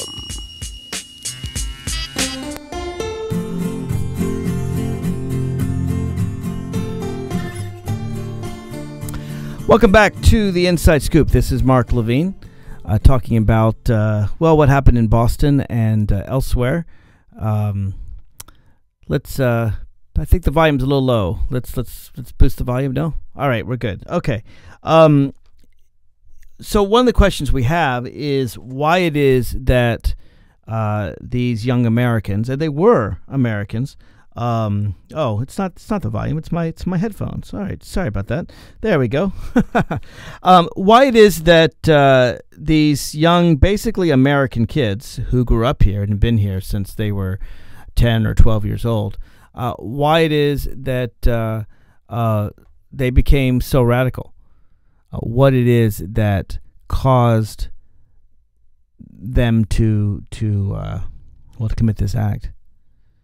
So if you read all the press accounts, you read that the younger brother, who was 7 years younger than his older brother, and by the way, there were two sisters as well in the middle between them who aren't implicated with any aspect of this, but the younger brother idolized his older brother. But other than that, well, maybe even with that, he was an ordinary American teenager. He had lots of friends. He was outgoing. He was fun. People said that he helped others in the community and were absolutely shocked to read of his involvement in any way with this kind of thing. So he idolized his older brother.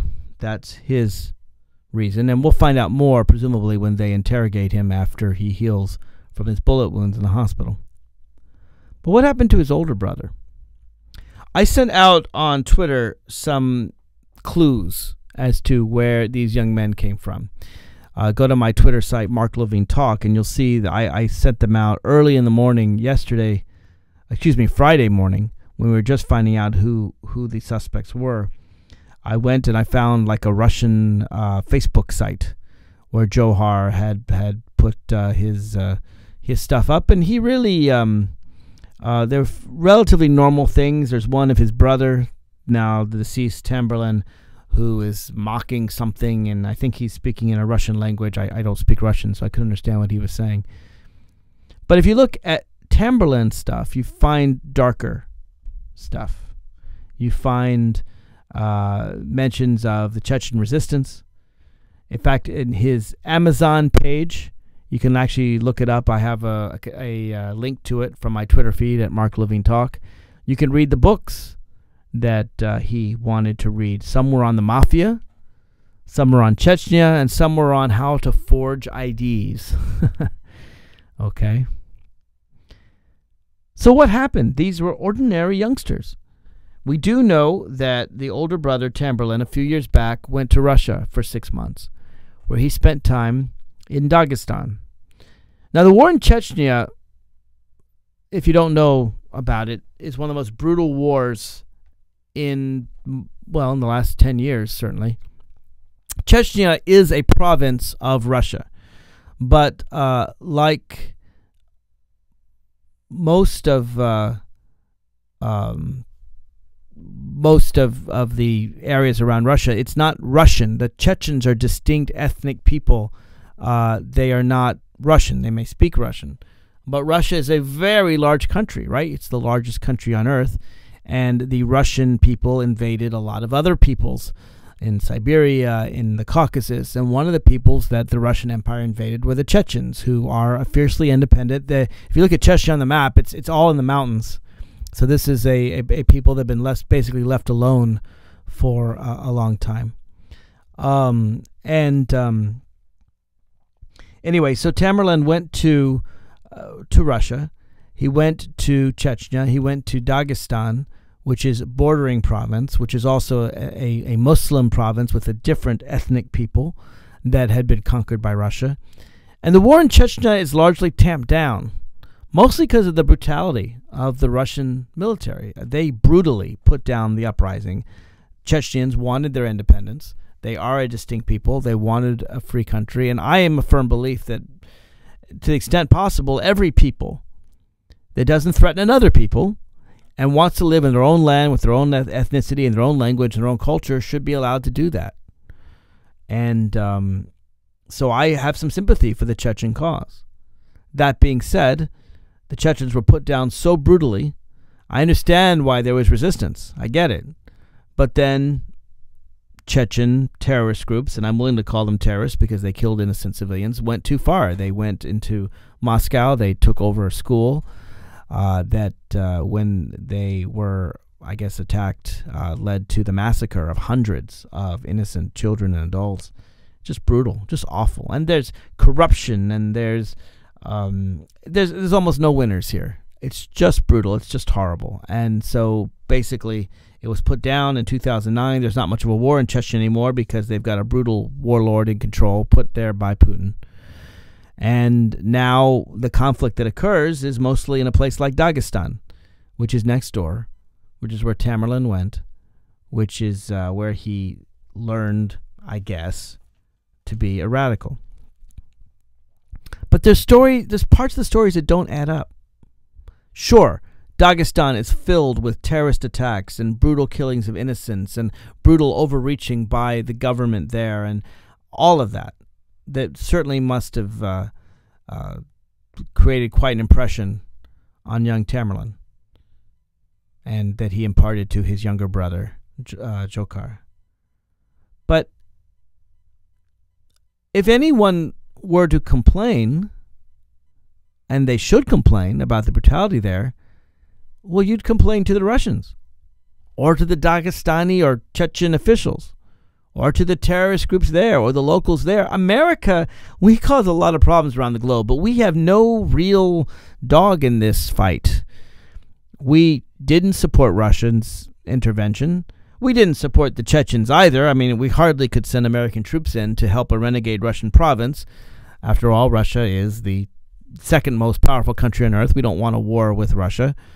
So we didn't help the Chechens much, but that hardly could lead them to attack Americans.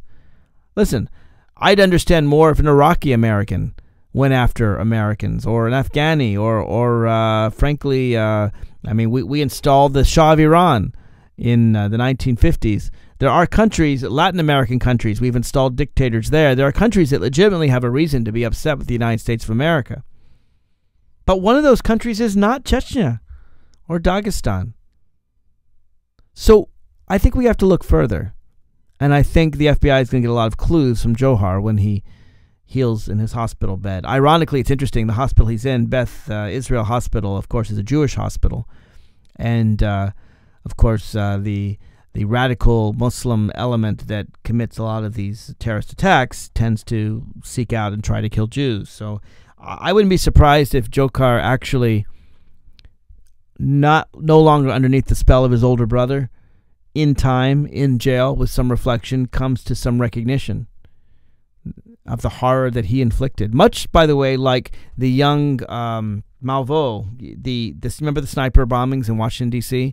He was very much under the charismatic power of a much older man who encouraged him to do these awful acts, and now very, very much regrets what he's done.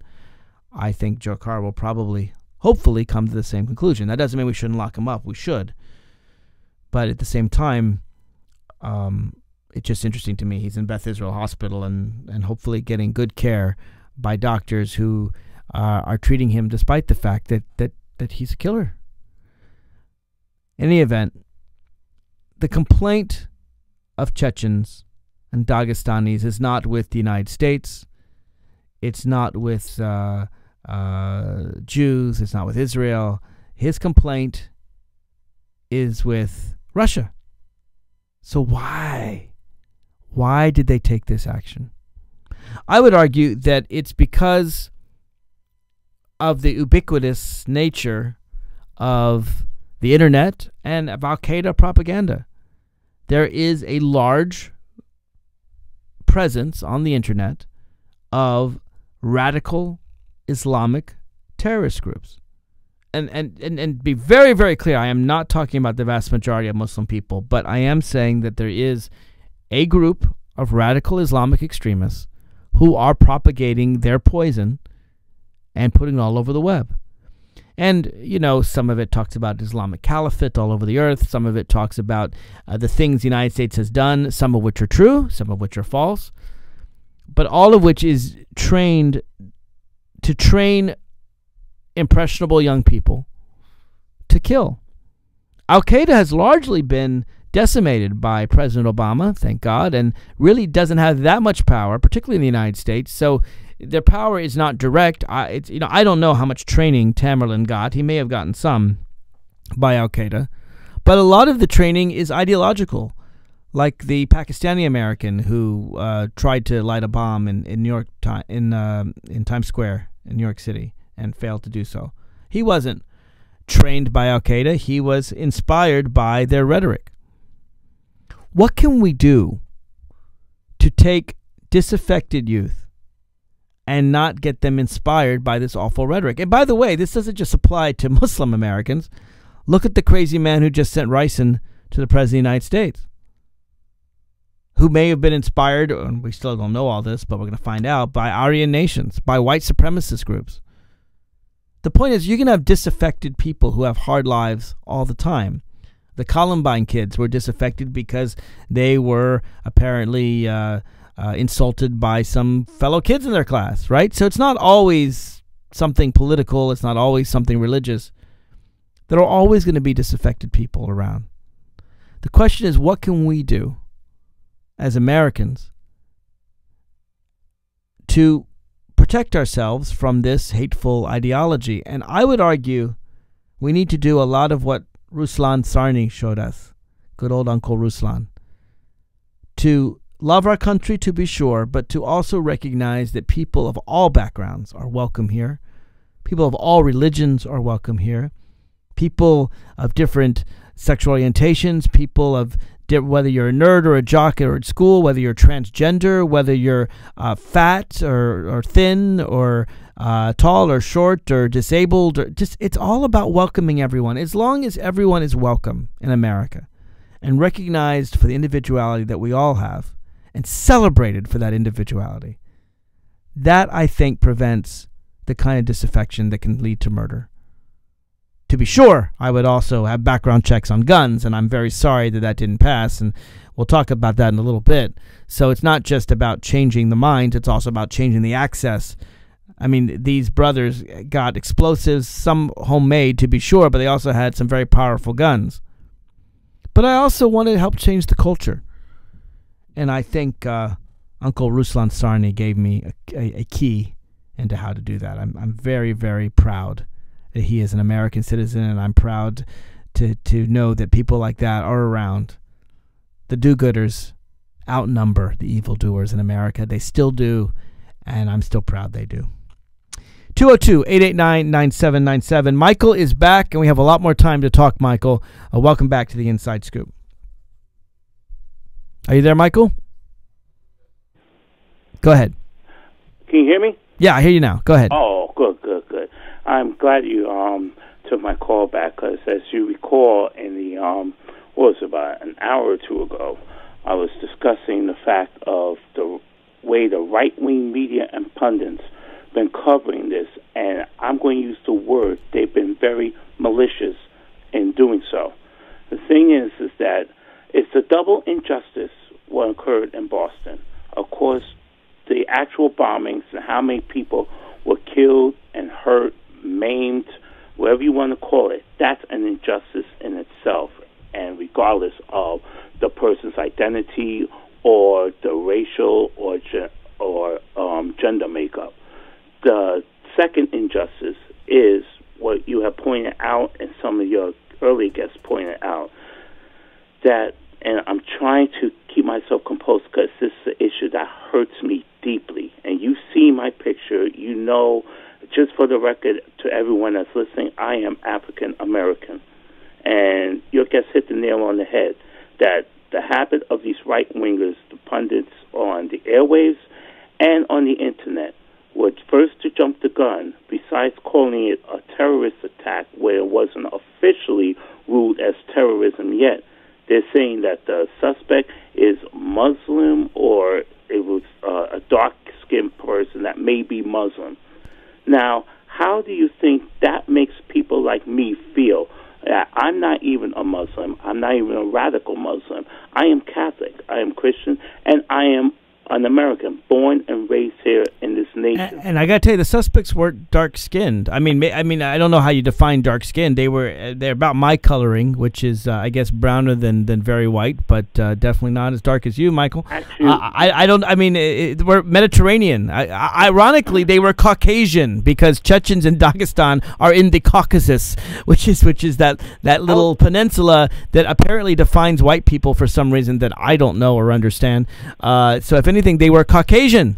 They should have called them Caucasian, because that's what they were. They were from the Caucasus. That would be the first proper use of the term Caucasian maybe ever in American history. And they were white by definition.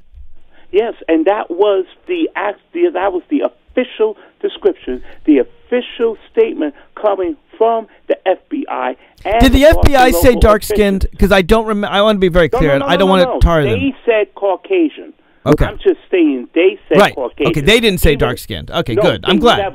Never said dark-skinned. The dark-skinned description came from the right-wing punditry on the internet and on the airwaves. I see. And they were proven wrong again. And even after the FBI and the Boston local police officials who expressed, I can hear it in the tone of their voice, expressed frustration at some of these media outlets, and they know who the hell they are, that they've just basically jeopardizing and compromising this investigation and trying to apprehend the suspects at hand.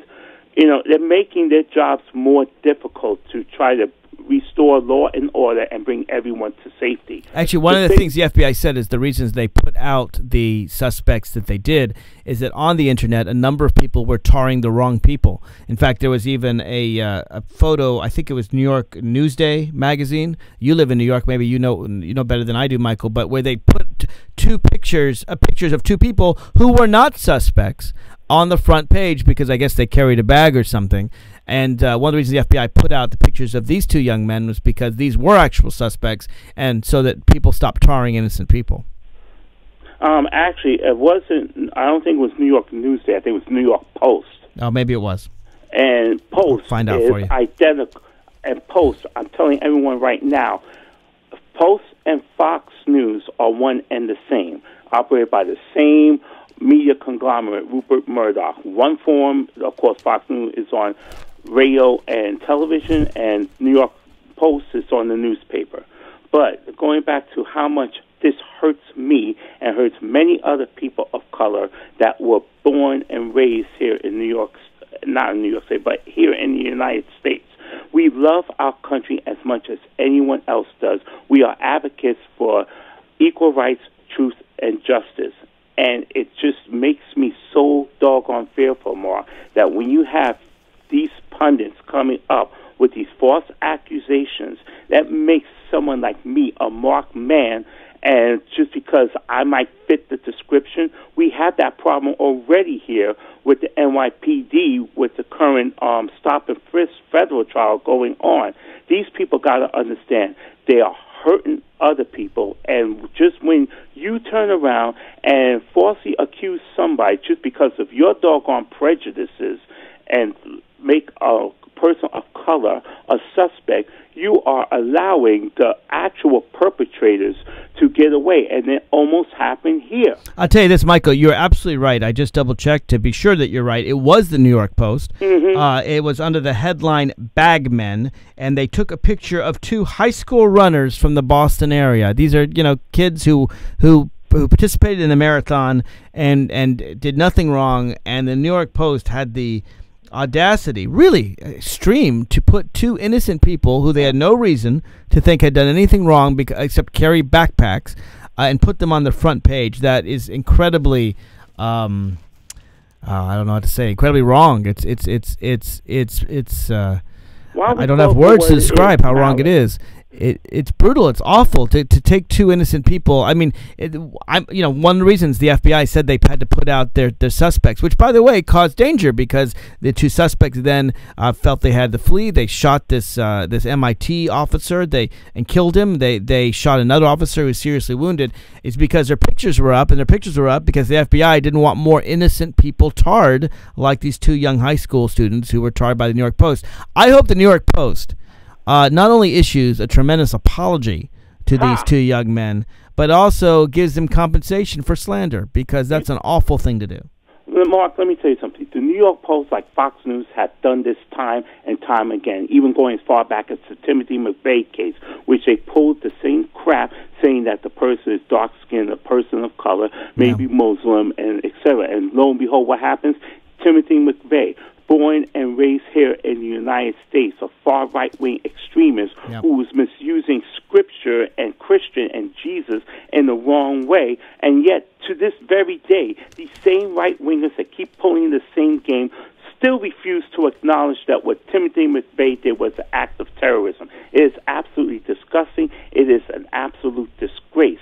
And I, for one, feel that what they've been doing, in my book, is obstruction of justice. How the hell is it that you're going to mislead people and just fill in people's minds with your fear-mongering, with your hate-mongering, saying the suspect is a person of color? I mean, we're going as far back. I'll tell you something, Michael. Also, remember, there were two other vicious attacks this week. One was a white man who sent poison, a really horrible poison called ricin, to the President of the United States and to members of the senators.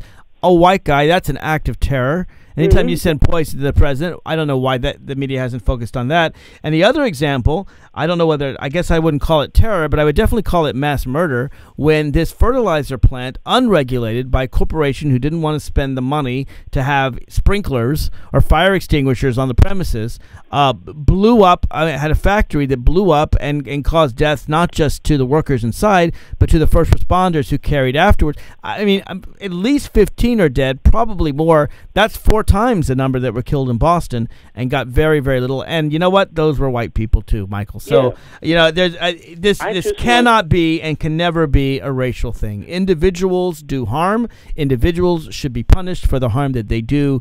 And we should not tar obviously, there are no African Americans involved at all, but we also shouldn't tar all Chechens or all Muslims for the acts of these two, and that's why I'm so proud of Uncle Ruslan Sarni, who made it very, very clear the distinction between people who should be punished as individuals, but people should never be punished as a group. Ever. Yeah, absolutely, because I'm telling you, this just reopens old wounds. So I mentioned Timothy McVeigh. He even goes back to Susan Smith, if you remember who Susan Smith is. Yeah, the woman in South Carolina who drowned her kids. And then they blamed the black man, right? Yeah, and some people say it goes back to OJ. To me, it goes back to even Giuliani time. I mean, we can keep going on and on. But please, right-wingers that are listening, do not just dismiss this and saying, oh, it's an isolated incident, or saying that I'm so full of you-know-what. I mean, we're going 25-plus years of this. It's time to stop it. And when you do this, you enable the absolute, the real guilty party to get away and the innocent to be persecuted. Of course, that's what happened with the Central Park Five, right? They took these young 5 black teenagers, they rounded them up, they interrogated them for 30 hours until they put them in prison. But meanwhile, as much as the injustice was horribly done to these young men who spent a decade or more in prison for a crime they didn't commit, meanwhile, the actual rapist went out and raped and murdered more women because they didn't capture him. So it was a double injustice and a horrific injustice. Michael, I appreciate you calling in. I always do. Thanks very much for listening in and for giving me your view, because you're absolutely right on this. I appreciate it. My pleasure. Coming up after the break, I'm going to bring in my executive producer, Simi Abril. She is a terrific worker. She's working hard for me, and I appreciate that. But also, just to give a perspective from somebody who watched a lot of the coverage and was also fascinated by it, and I want to talk with her about why we are so fascinated by this kind of thing, why it is that we can't turn off our TVs when these things happen. If you want to call in and tell us why you were fascinated or not fascinated by the media coverage, please do at 202-889-9797, 202-889-9797, or you can call toll-free 888-488-MARK, 888-488-6275. We'll be right back with more of the Inside Scoop right after this.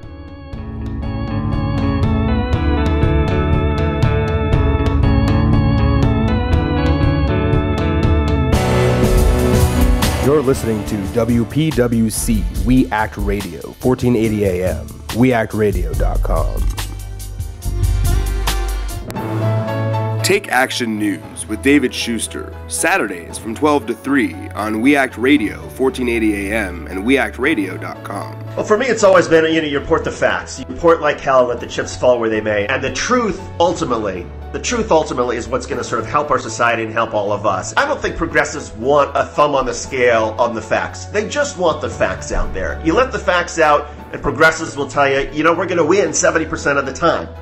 You may quibble with the percentages or whatnot, but I think that's just sort of what progressives are looking for, and I think that's where this all sort of meshes with my interest as a journalist. And my interest as a journalist is report the facts. Here's what's going on. Here's what the facts say. Here's what history says. Here are the lessons we know we have learned.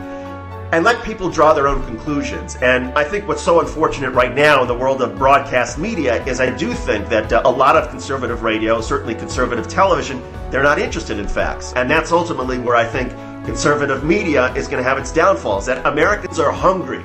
They're just hungry for basic information, hungry for basic facts. You report like hell, you let the chips fall where they may. I think it's natural for all of us who care, who are passionate about politics, who feel like we have a sense about the difference between right and wrong. I think it's okay to let that be part of your coverage. It's important for all of us as broadcasters and journalists. In this day and age, we have to be authentic.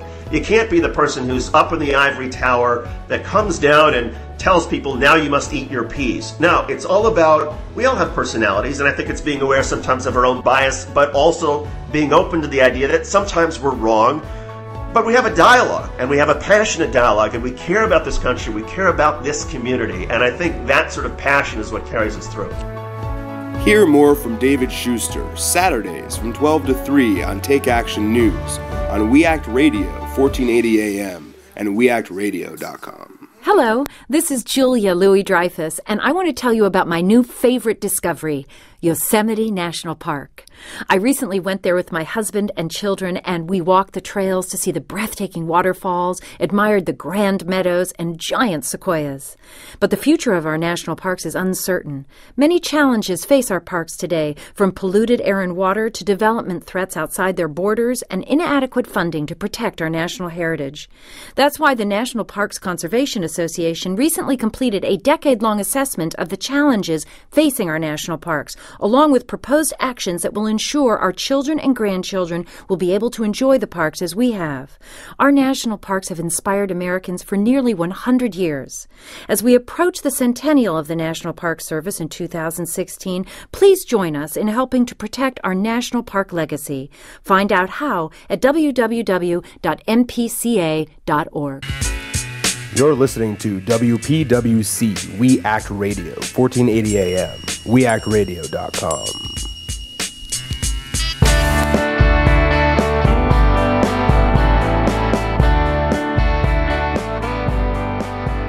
Welcome back to the Inside Scoop. This is Mark Levine. There were many events that went on last week, not just what happened in Boston. And in fact, later on in the broadcast, we are definitely going to talk about particularly the event in West Texas when a fertilizer plant blew up, killing 4 times the number that were killed in Boston and injuring even more, probably 4 times the number of injuries as well.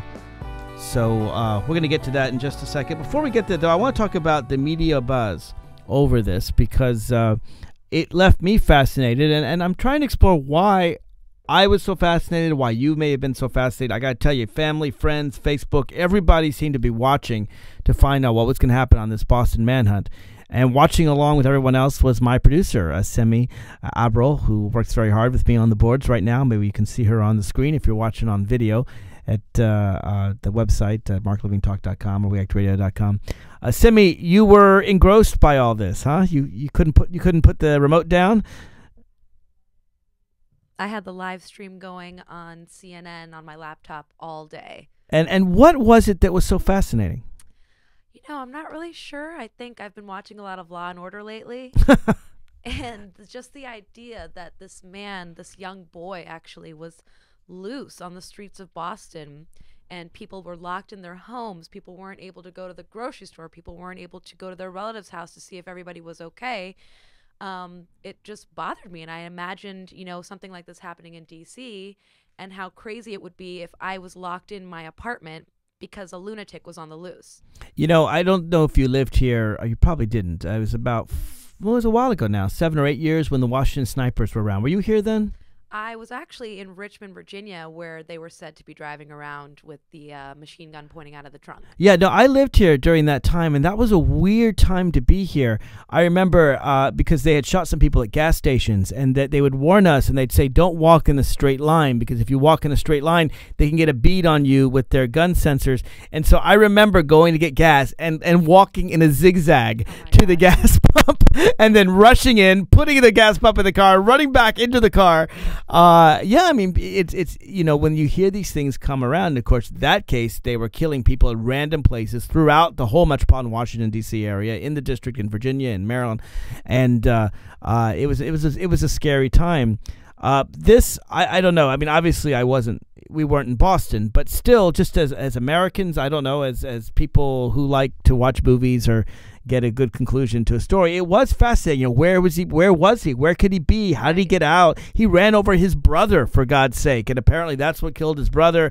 And you know, shot an MIT cop. And there's pictures at the 7-Eleven, and then he finds out he's managed to get inside a boat, which in retrospect made perfect sense. He could get in there without having to, you know, knock down a door or anything. Right. But apparently you watched it all day and then fell asleep for the last part of it. I fell asleep right before they caught him. So you missed it. It's like you're watching a sporting event all day and then fall asleep in the last 5 minutes of the fourth quarter. That's the most important part, right? I know. But I'm curious, were your family and friends also watching? Were they as engrossed by it as you were? Definitely engrossed by it, you know, and they were trying to find the most reliable source for the latest news on the story. As you know, a lot of the media outlets have their own theories and prospective interests in what's going on.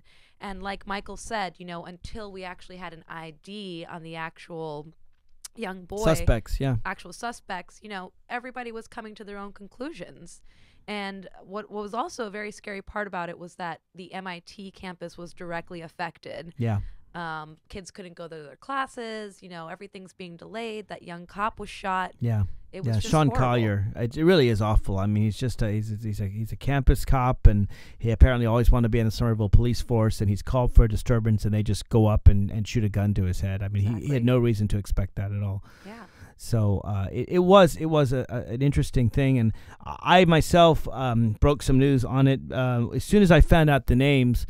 The last name, Tsarnaev, which is a relatively unusual last name. I did some Google searches myself and found the Facebook posting of the younger brother and found some of the YouTube channels of the older brother, and I posted them on Twitter. You can still find my tweets at Mark Levine Talk, where at first we weren't sure whether the last name ended in a V or a Z, but I was able to find these things, and it was just cool. I put them up, and then I saw half an hour later the AP found them, and then 4 hours later Fox found them. I'm like, don't they have Google? I mean, I know. What I think is so interesting about this crisis that happened too is the new aspect of social media that we all have in our lives. The police department was live tweeting while they were searching. That's right. So people had their Twitter pages open.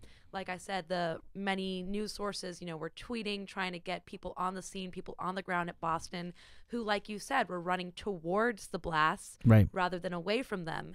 And so that also just added a whole new layer of investigative interest that everybody's showing by coming together as you know, a united people and trying to figure out what exactly was going on. There are people who ran the 26-mile marathon, and after the blast, they kept running another 2 miles to the nearest hospital to give blood, which is just amazing. So amazing. The people that have worked for it. Of course, the crowdsourcing and all has some good aspects and some negative aspects.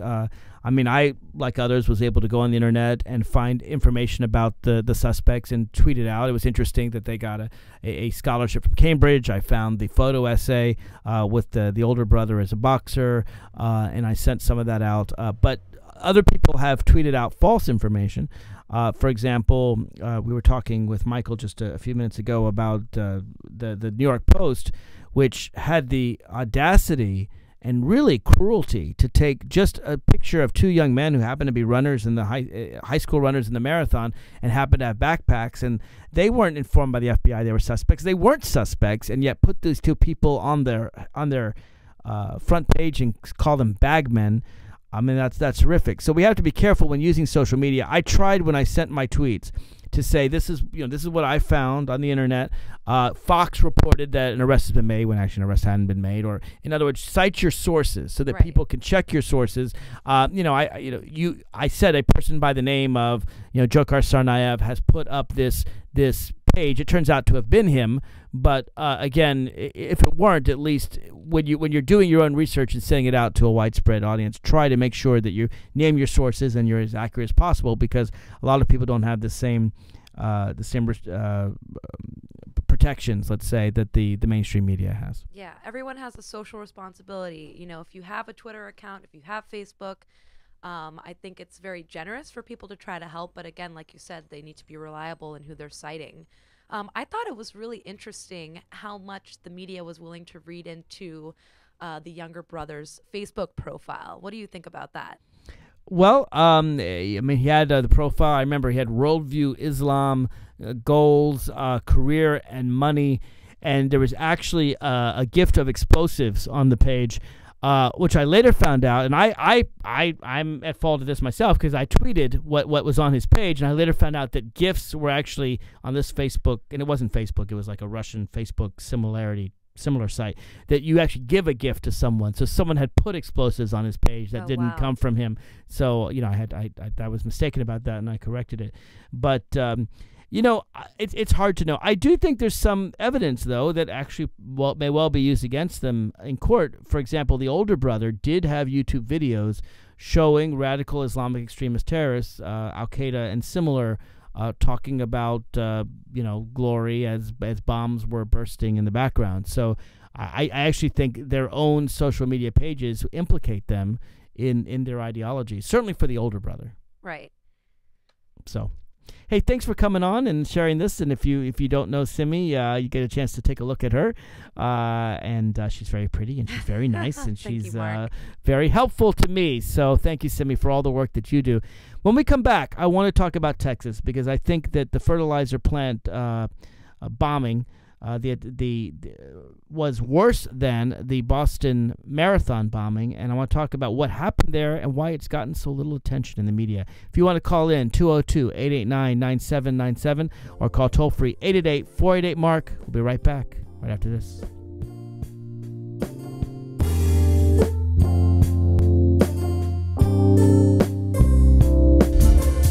You're listening to WPWC We Act Radio, 1480 AM, weactradio.com.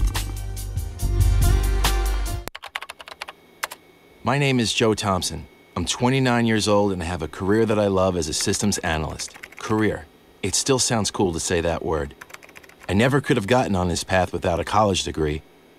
And if the college me were here, he'd tell you. I never would have gotten to college without big brothers, big sisters. I could have ended up anywhere, on the streets even.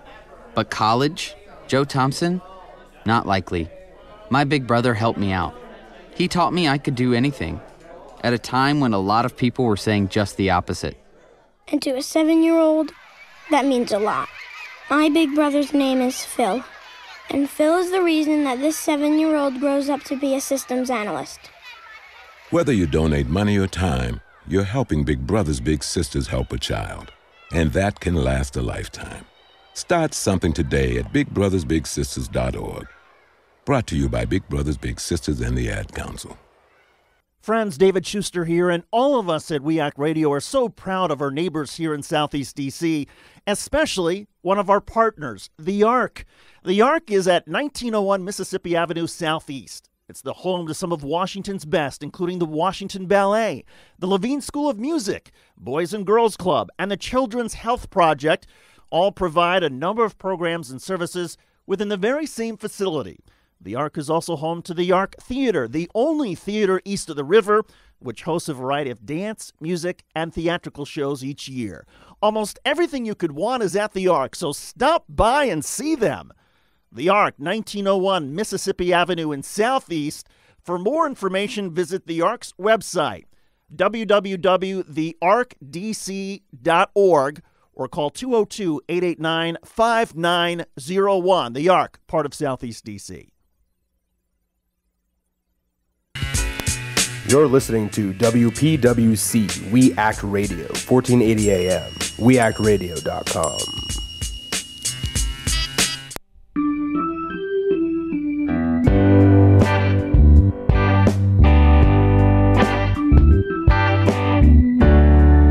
Welcome back to the Inside Scoop. This is your host, Mark Levine. Got a little under 20 minutes left. For all the excitement of what happened in Boston and Watertown and Cambridge, and there was excitement. I mean, there's shootouts, there's a killing of a police officer, there's a guy hiding in a boat who's all bloody, there's a whole bunch of people kept indoors, and of course there's the original attack on the Boston Marathon. For all of that, there was a far worse attack that killed more innocent people and wounded more innocent people in an area that doesn't get a lot of media attention, called West Texas. Now, this is not, West Texas is not in West Texas. See, that's kind of confusing. West is the name of the little town. It's called West. A town called West in what, if you look on a map, it's kind of the eastern portion of Texas. So don't be confused. It's in West, Texas, a little town called West. And in West, there is an ammonium nitrate fertilizer plant.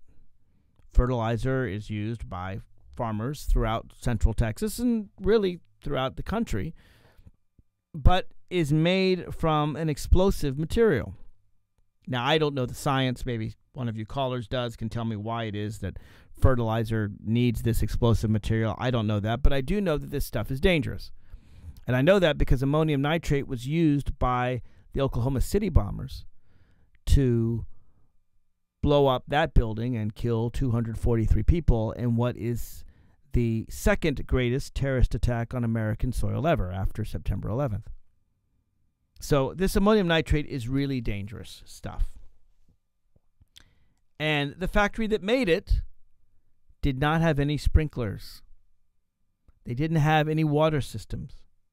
They didn't have firewalls. You know those things you see in ordinary skyscrapers? You walk in and it says, this door is a fire door. You know, don't leave open. You ever seen those? You see them all the time, right? Well, this factory with ammonium nitrate didn't have fire doors.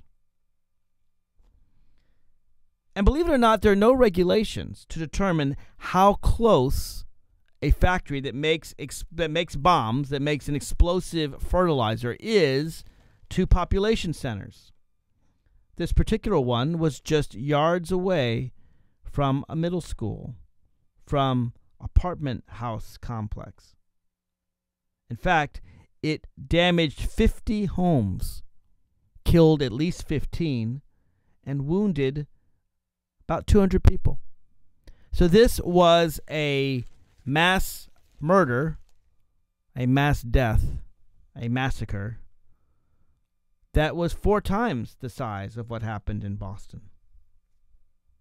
So the federal government has no regulations that bars a facility from handling really dangerous substances from getting close to population centers.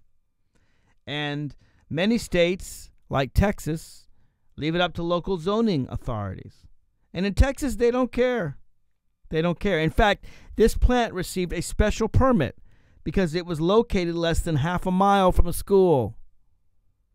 So they gave them a special permit to allow them to be that close to the school.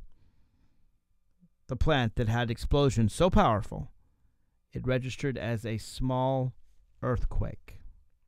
Now, this plant did violate what little regulation that was had over it.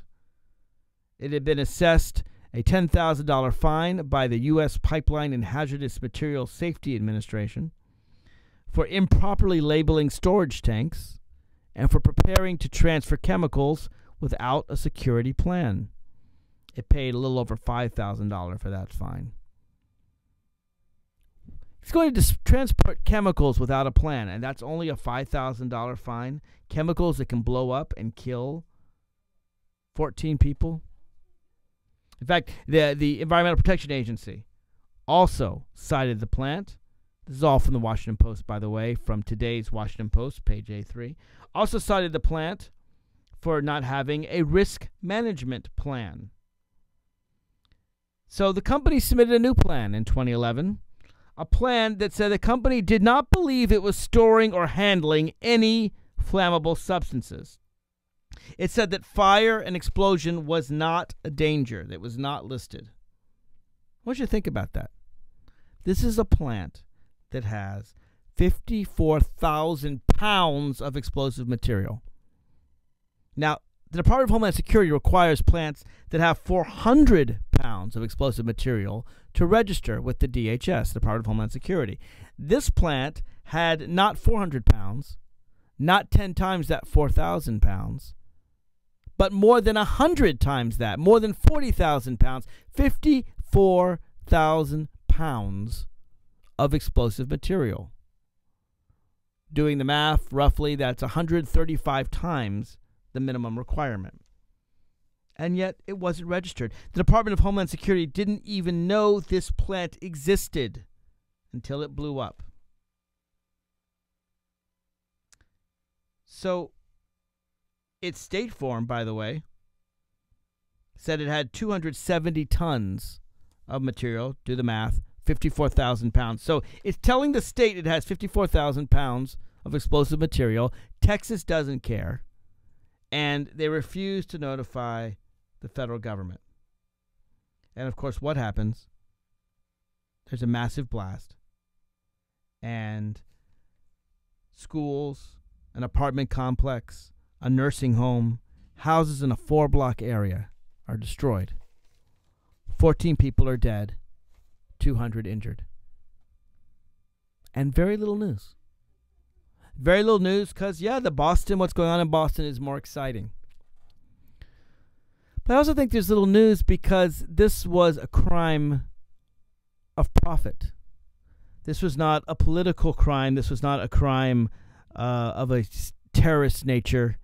This is not a couple people setting up a bomb to kill innocent people. This is a company, unregulated, making bombs, making fertilizer, and not having the safety precautions to prevent this kind of explosion.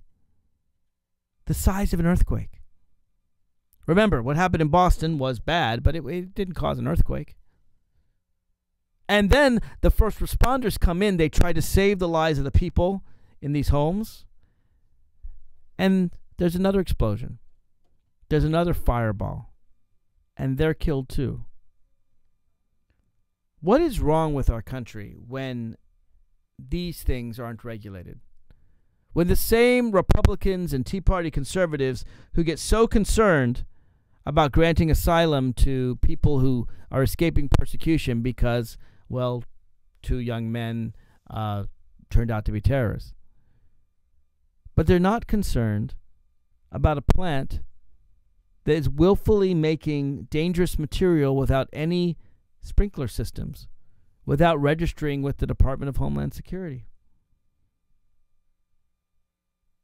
Is it because the people in West Texas are less important than the people in Massachusetts? Because they're poorer? Because they work in a factory? Are those cops, those firefighters, somehow less valuable than the ones in Massachusetts? President Obama was right to include West Texas on his radar. But what the heck is wrong with Texas? What the heck is wrong with Texas? When they allow their people to be treated as just so many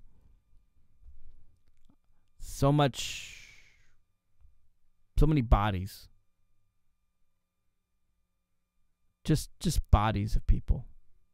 Workers. Just groups of people who are too poor to get any work other than working in a fertilizer plant. You know, we have regulations. We've had regulations for 100 years to protect worker safety. We have a whole agency, the OSHA, it's called, Occupational Safety and Health Administration, that regulates these companies, that tries to make sure that they are not dangerous to the population. And yet, in West Texas, nobody cared. The state of Texas didn't care, and they didn't regulate themselves with the federal government. So what should happen with the plant, with the owners of the plant in West Texas? Donald Adair, the plant's owner, said in a statement that he was cooperating with investigations. He expressed sympathy for the victims, and he's not returned calls seeking comment. If Donald Adair knowingly kept a plant open and lied to investigators and didn't tell them about the 54,000 pounds of explosives on his plant, at his plant, and did not mention the danger of fire or explosion, then Donald Adair negligently caused the deaths of 15 innocent people, the destruction of property of 200 people. Mr. Adair and anyone else who knowingly operated a plant at risk of killing so many innocent people and refusing to tell investigators and regulators about it needs to spend a lot of time in prison. For all the effort we spent getting and capturing the Boston bombers, the fact that we do virtually nothing to stop this kind of very, very dangerous activity, it just tells me something about who we are as a country. 30,000 plus Americans die from guns every single year. About 15,000 murders and 20,000 or so suicides. And yet, the United States Senate, that's just this last week, said that's not a problem. We don't need background checks for terrorists. The same terrorists that we are willing to spend millions and hundreds of millions of dollars and shut down an entire major American city and do a manhunt on to capture just one terrorist, we're fine with them owning AK-47s. We won't let them fly on planes, but if they want to order explosives on the internet, we're just fine with it. That's what 46 senators said, and because Republicans filibuster, we didn't get to pass basic background checks. As a nation, it's easy to get caught up in the media frenzy. It's easy to do, as Simi and I both did, and watch all and the coverage. She said it was like CSI. We want to see where it's going. This is a real life movie. It's like a TV movie. We gotta see the end. Got to get the bad guy caught. I understand why it's interesting. I watched it all too. But we also need to watch West Texas. We also need to watch the Senate having a filibuster on background checks. We need to recognize that 100 people a day are killed by guns. So, as much as it's fun to watch what's going on in Boston, more brutal crimes are being committed every day. And in West Texas, a truly brutal crime killed people who have no voice. I want to know what we're going to do about West Texas. I want to know what Texas is going to do. I want to know what the federal government is going to do. I want to know what conservatives who claim to hate regulation think about the fact that this plant wasn't regulated by Texas. See, conservatives seem to believe that if you're not regulated and nothing's a crime, you're going to do good. Doesn't make a lot of sense. That's one of the reasons why they don't want background checks. They'll say, well, we shouldn't have background checks because criminals will always get guns. You've heard that argument. So we shouldn't have laws that prohibit terrorists and felons from getting guns. But that doesn't make any sense. We have laws against murder. Now, I've never committed murder. I will never commit murder. So I don't mind laws against murder. They don't bother me. They don't offend me. That's not something that I intend to do, and I don't mind them applying to me. If you're not a terrorist and you're not a violent felon and you want to own a gun, these laws won't apply to you. They don't bother you. Don't worry about them. Just like I don't worry about murder laws. Right? I worry about speeding laws because I break those. I drive faster than 65. I admit that. And I worry about those laws. They apply to me. I don't worry about murder laws. If you're a law-abiding gun owner, you don't have to, and you're sane, you don't have to worry about laws that prohibit the insane and the violent felons and the terrorists from owning guns. If you are a fertilizer plant and you have a sprinkler system and you're not making dangerous materials, and the ones that you are making you report, and you have a plan, a security plan in place in case there's a fire, you don't have to worry about regulation. And if you are worried about these regulations, then maybe you're not such a secure facility. Maybe you don't keep the explosives protected. Responsible people have nothing to fear from regulation and laws.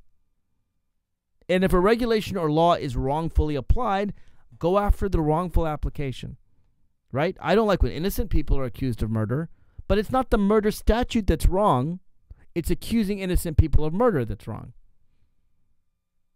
Right? If a law-abiding individual is not allowed to own a gun because the government thinks they're insane, find out about that. Fight that. That can be fought.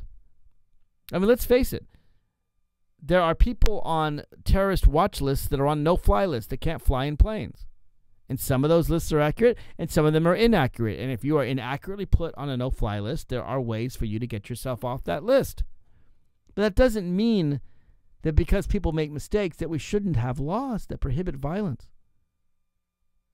And one thing I really don't understand is for all the discussion that Republicans have of laws to prohibit immigrants from coming to this country and seeking a better life here, why it is that they're so free and happy to have ammonium nitrate fertilizer plants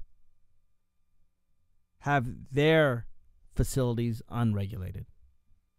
What is it about clean air and clean water and non-exploding plants that Republicans find so offensive? Why is this needless regulation? I want the people of West Texas to speak out. West Texas is your standard rock red Republican Texas town, right? It's a town of 2,800 people. We know that rural towns are more conservative. We know that people who are white are more conservative. We know that Texans are more conservative. I guarantee you this is a town that's heavily conservative. Well, wake up, West Texas? Do you see why you need the government? Do you see why failure to regulate can cause danger? 50 homes destroyed, 15 people dead, 200 injured, a school, a nursing home, all destroyed because the people of Texas don't want regulation. Regulation is your friend. If regulation prevents a bomb from exploding in a factory, it's your friend. So if you want to argue that we shouldn't have regulation on, I don't know, children's toys, which also protect kids from choking, but that at least is a better argument. But don't argue with me that we shouldn't have regulation over a plant that makes explosives that were big enough to take down the Oklahoma City Center. Wake up, West Texas. You need regulation.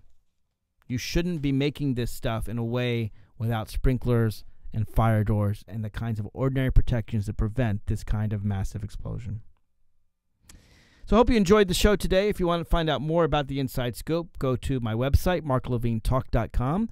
Please follow me on Twitter at marklevinetalk and also on Facebook, where you can join the Mark Levine fan page and friend me there. And stick around and follow me and let me know what you think of today's show. That's all we have for now. Tune in next week for more of the Inside Scoop. And, of course, the Raucous Caucus at noon every Sunday. And the Inside Scoop at 1 o'clock every Sunday right here on We Act Radio AM 1480. For now, this is Mark Levine signing off.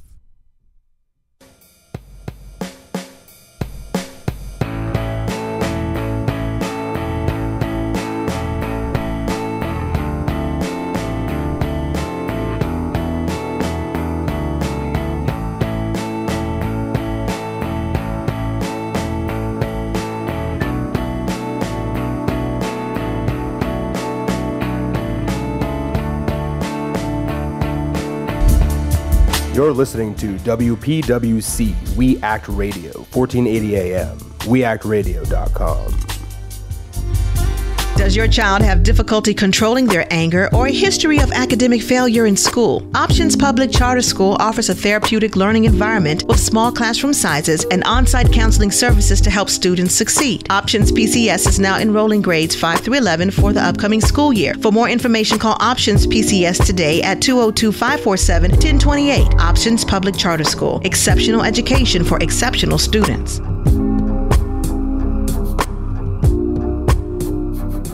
I'm Gary Johnson, former governor of New Mexico. Last year, my state became the 12th state to allow medical use of marijuana by patients who are seriously ill. Some people were surprised that a Republican governor supports medical marijuana, but I'm hardly alone. Groups like the American College of Physicians, American Nurses Association, and American Public Health Association have all acknowledged the medical value of marijuana. New research about medical marijuana is coming out almost every day, showing remarkable potential in all sorts of serious conditions, including cancer, AIDS, and chronic pain. But some in government still want to put politics and ideology ahead of public health. To learn more about medical marijuana and what you can do to help, contact the Marijuana Policy Project at 1-877-JOIN-MPP or visit them on the web at mpp.org. Thanks. You're listening to WPWC, We Act Radio, 1480 AM, weactradio.com.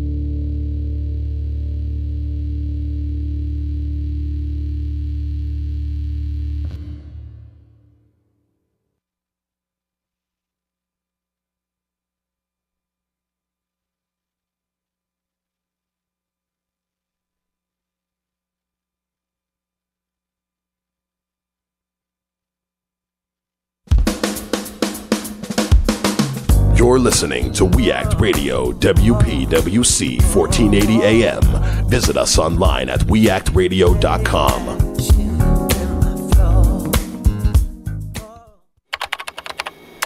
My name is Joe Thompson. I'm 29 years old and have a career that I love as a systems analyst. Career. It still sounds cool to say that word. I never could have gotten on this path without a college degree. And if the college me were here, he'd tell you. I never would have gotten to college without big brothers, big sisters.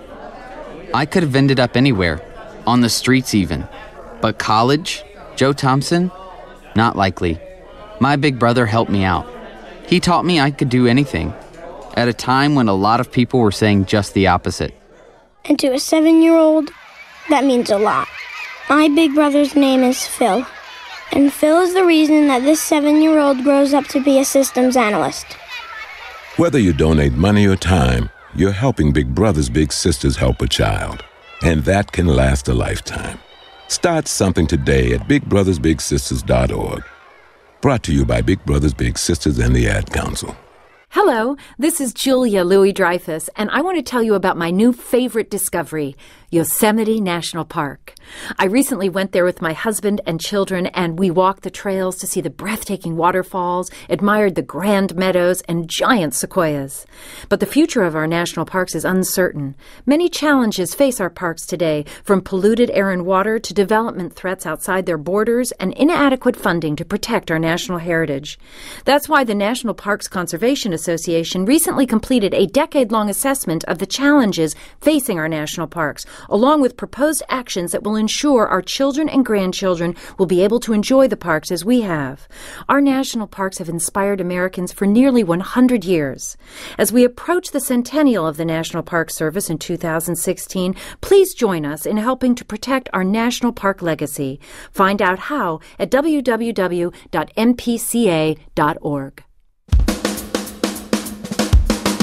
You're listening to We Act Radio, WPWC 1480 AM. Visit us online at weactradio.com.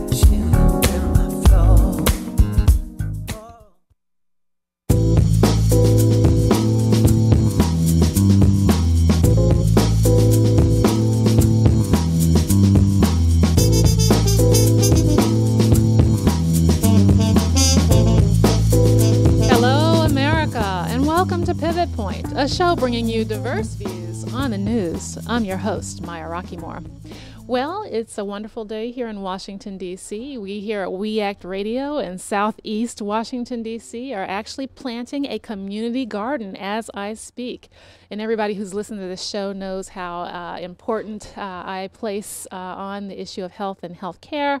And so the issue of fresh fruits and vegetables is something that's very important to communities, particularly communities that are without full-service supermarkets and have need and access to fresh fruits and vegetables. So I'm excited about that. Last week, I wrote an article called African Americans Chained by Obama's CPI Proposal. And this article got a lot of reads from, I originally posted it on globalpolicy.tv. That's the site that we run focused on policy issues. And I also cross-posted it on Huffington Post.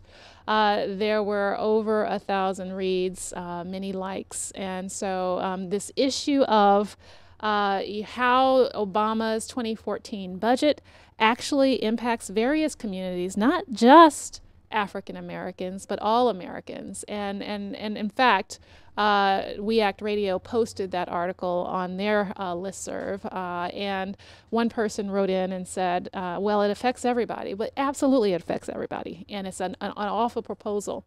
However, it affects different populations differently because we're situated differently. Unfortunately, in this country, we still have different circumstances for different populations based on factors such as race, ethnicity, class, gender.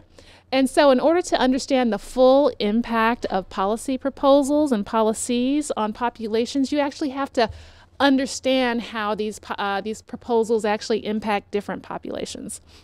And so, as you all well know, I write typically for broad audiences. I also write based on my gender status and through the lens of gender.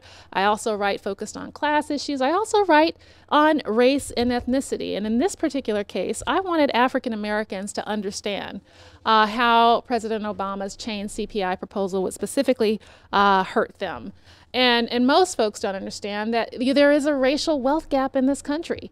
For every $1 in wealth held by the typical white family, African Americans only have 5 cents of owned wealth assets. Do you hear me? For every $1 in wealth held by the typical white family, the typical African American family only holds 5 cents of wealth. That is called the racial wealth gap. And so how does the racial wealth gap connect to the chain CPI? Well, the fact of the matter is that these wealth differentials track people throughout life. And so when you're talking about retirement security, you actually have a situation where the wealth differentials also impact your ability to retire securely with resources. And so African Americans tend to have less resources over their lifetimes. And as a result, in retirement, they're more heavily dependent upon the Social Security benefits that they earn. Now, if they're more heavily dependent, and the specific statistic is that when they're more heavily dependent, and for every the statistic is that African Americans depend on Social Security. 47% of African American seniors rely on Social Security for 90% or more of their income upon retirement, compared to 33% of whites. So that means that cuts to Social Security in the form of less generous cost of living adjustments will have a disproportionate impact on African American seniors, compounded by the fact that they have lower life expectancies, which means that the exemption for the very old, which is not a true exemption because it still results in cuts for the very old, African Americans would be less likely to access those exemptions, and they would be more harmed over their retirement lives by those cuts that will make it harder for them to make ends meet, to go to the grocery store and be able to afford, the rising cost of bread, gas, rent, and certainly medical costs are out of the question. So we have, this question about, not only why do we seem to have a nation that allows inequality, but how is it that we have institutions that actually create inequality? And I'm going to actually get into that conversation with our top of the hour guests. But I want to just briefly acknowledge that later in the show, we will be joined by Dr. William Spriggs, who serves as the chief economist at the AFL-CIO. He is a professor in and the former chair of the Department of Economics at Howard University. And Bill actually assumed this role after actually serving in the Obama administration as a deputy assistant secretary in the U.S. Department of Labor. But first, I am very pleased to welcome to my show for the very first time Isaiah Poole. He has been the editor of ourfuture.org since 2007, and he also directs the Campaign for America's Futures on a Campaign for America's Future online communications operation. He previously worked for 25 years in mainstream media, most recently at Congressional Quarterly, where he covered congressional leadership and tracked major bills through Congress. Welcome, Isaiah. Thank you. We're also joined by Dr. Margaret Flowers. She is the co-chair of the Maryland chapter of Physicians for a National Health Plan and serves on its national board. She is a Maryland pediatrician and serves on the board of Healthcare Now and on the steering committee of the Leadership Conference for Guaranteed Health Care. Welcome, Dr. Flowers. Thank you for inviting me, Maya. Listen, I want to kind of backtrack to this question of, how is it that we keep having these various proposals that not only kind of do a wink and a nod to this issue of inequality in this country, meaning that our policies are not addressing inequality. And in fact, some policies are actually creating inequality. Isaiah, you have any specific? I think what we have is a fundamental, when you look at our politics today, we have this dichotomy of America being being founded based on a principle of rugged individualism, the idea that you are on your own, that you come to this country and you rise to the top based on your own your own stuff, whatever you bring to the table. Pull yourself up by your own bootstraps. You pull yourself up by your own bootstraps. Missing from that, obviously, is the notion of America as a community. And Martin Luther King was very eloquent in talking about us, we as being interdependent, so that none of us can be fully successful if some of us are left behind. That was the core of his message, and that in order for us to be a full nation, living at our full potential, we have to worry about the people who aren't succeeding in getting themselves up by their own bootstraps. The people who have had their boots taken from them. They never got boots to begin with. Right. And so we're still living with the fact that we don't get it when it comes to really being an interconnected community. And that's why we have a political system right now that says to people who have been left behind, who are being marginalized economically, who are being marginalized health-wise. We're saying to these people, it's not our problem. That's what the political system says. And we have an entire political party that is built around that very notion that it's not our problem. Right. Dr. Flowers, you have been a veteran in the Washington wars, particularly around health care. Your advocacy on behalf of a single-payer national health care system almost saw some light of day during the debate around the nation's what eventually became known as the Affordable Care Act. What did that experience teach you about equality and inequality in this country, and the willingness or the lack of willingness of policymakers to really dig in and address this? Thank you. I think to answer that means that I need to build on what Isaiah said, because certainly the United States, people in the United States are one of the most propagandized around the world in terms of being led to believe that, we're not...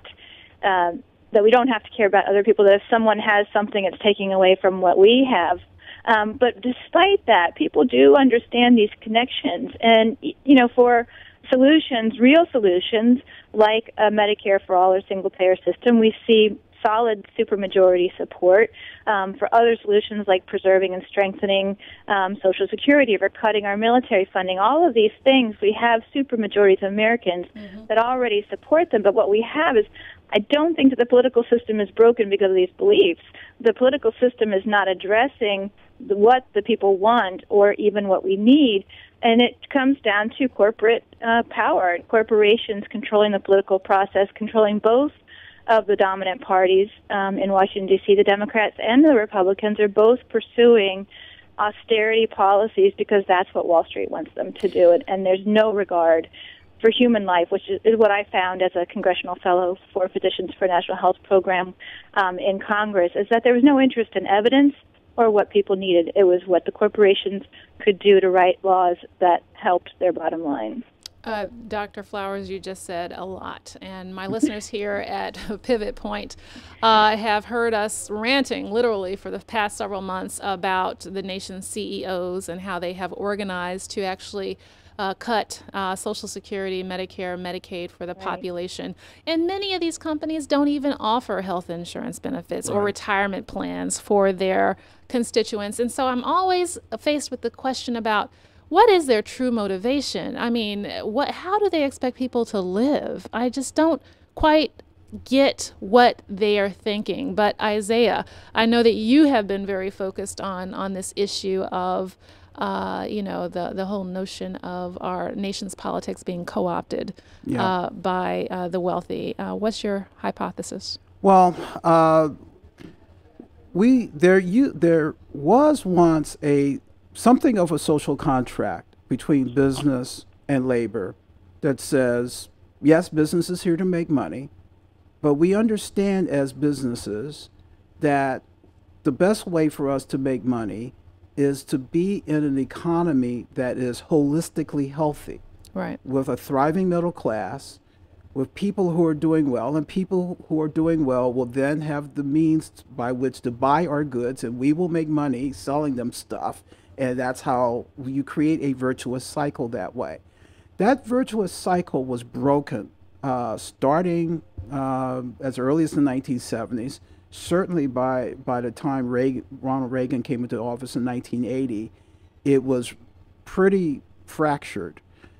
And the dominant thrust of much of the business community became short-term profit. And what fractured it? What was the issue? Was there a defining issue, or you think this was something that eroded over time? Well, I mean, I think I think there's something that eroded over time. There are certainly landmark events that happened. For example, in the early 70s, Lewis Powell, when he was a corporate lobbyist before he was joined the Supreme Court, wrote something called the Powell Memorandum, which encouraged organizations like the U.S. Chamber of Commerce to start flooding Washington with lobbyists and lobbying power to prevent the federal government from being too big and too controlling over business. But also the notion that the only reason that business exists is to make profit for shareholders come first, CEOs come first, and if you happen to do something good for your customers and the rest of the community, fine. But it's all about the what you can show in that quarterly Wall Street report has really had some devastating consequences, because a lot of the policies we actually need require long-term thinking and long-term restructuring of the economy. Let me just say one more thing. When when you also set up a situation where you can pit countries against each other and pit workforces against each other in a race to the bottom, that sets us up for a situation where American workers cannot win. When they're Chinese workers or Vietnamese workers or wherever. You're talking about the cheapest labor, where you have this international product chain kind of thing going on, where the multinationals are seeking the nation that has the cheapest labor, fewest fringe benefit costs, et cetera. And I used to joke around, and now it's not a joke, that the U.S. economy would bring back manufacturing jobs once American labor became cheap enough. Which meant that we would have a pretty stark breakdown in everything that we, are in our advances. But now manufacturing is starting to come back. For exactly the reason you said. Yeah. Dr. Flowers, this week the nation was transfixed by what happened in Boston. That we had another terrorist attack. I think that they're referring to it in the news media on U.S. soil. I think that we're still trying to understand the details of exactly what the motivation was for the bombings that took place over the weekend at the Boston Marathon. But I got to tell you that I was just struck dumb where the iconic, when I read about the gentleman who had his legs blown off, Jeff Bauman is his name. He is a Costco worker who is doing what everyone is supposed to do in this nation. He is working hard.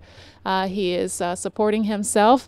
But it turns out that this bomb actually revealed that he does not have access to health insurance. And the fact of the matter is that his friends have created a fund called Bucks for Bauman, where they're looking for donations. They have raised quite a bit of money thus far, I think about $360,000. However, they estimate that the injured victims from the bombing, their medical costs are expected to exceed around $9 million. So I want you to put this in the context of what we've been talking about, equality and inequality, and how our nation's policies are actually fueling inequality. How can anybody expect that one day they're going to be standing, waiting for somebody to cross the finish line, and then all of a sudden their legs are blown off and they're going to need health insurance and they don't have it? Right, which is exactly where I was 10 years ago that day when I ran the Boston Marathon, and my 3 children, ages 6 to 10, were waiting for me at the finish line. The United States is unique among all the industrialized nations in that we don't have a health system that's universal and guaranteed for every person. The majority of those health systems are publicly financed. They spend less per person each year than we do, in some cases twice, half of what we're spending, and they have better health outcomes. It's just in the United States, we use this uniquely market-based system of financing our health care through private insurance and these private corporations.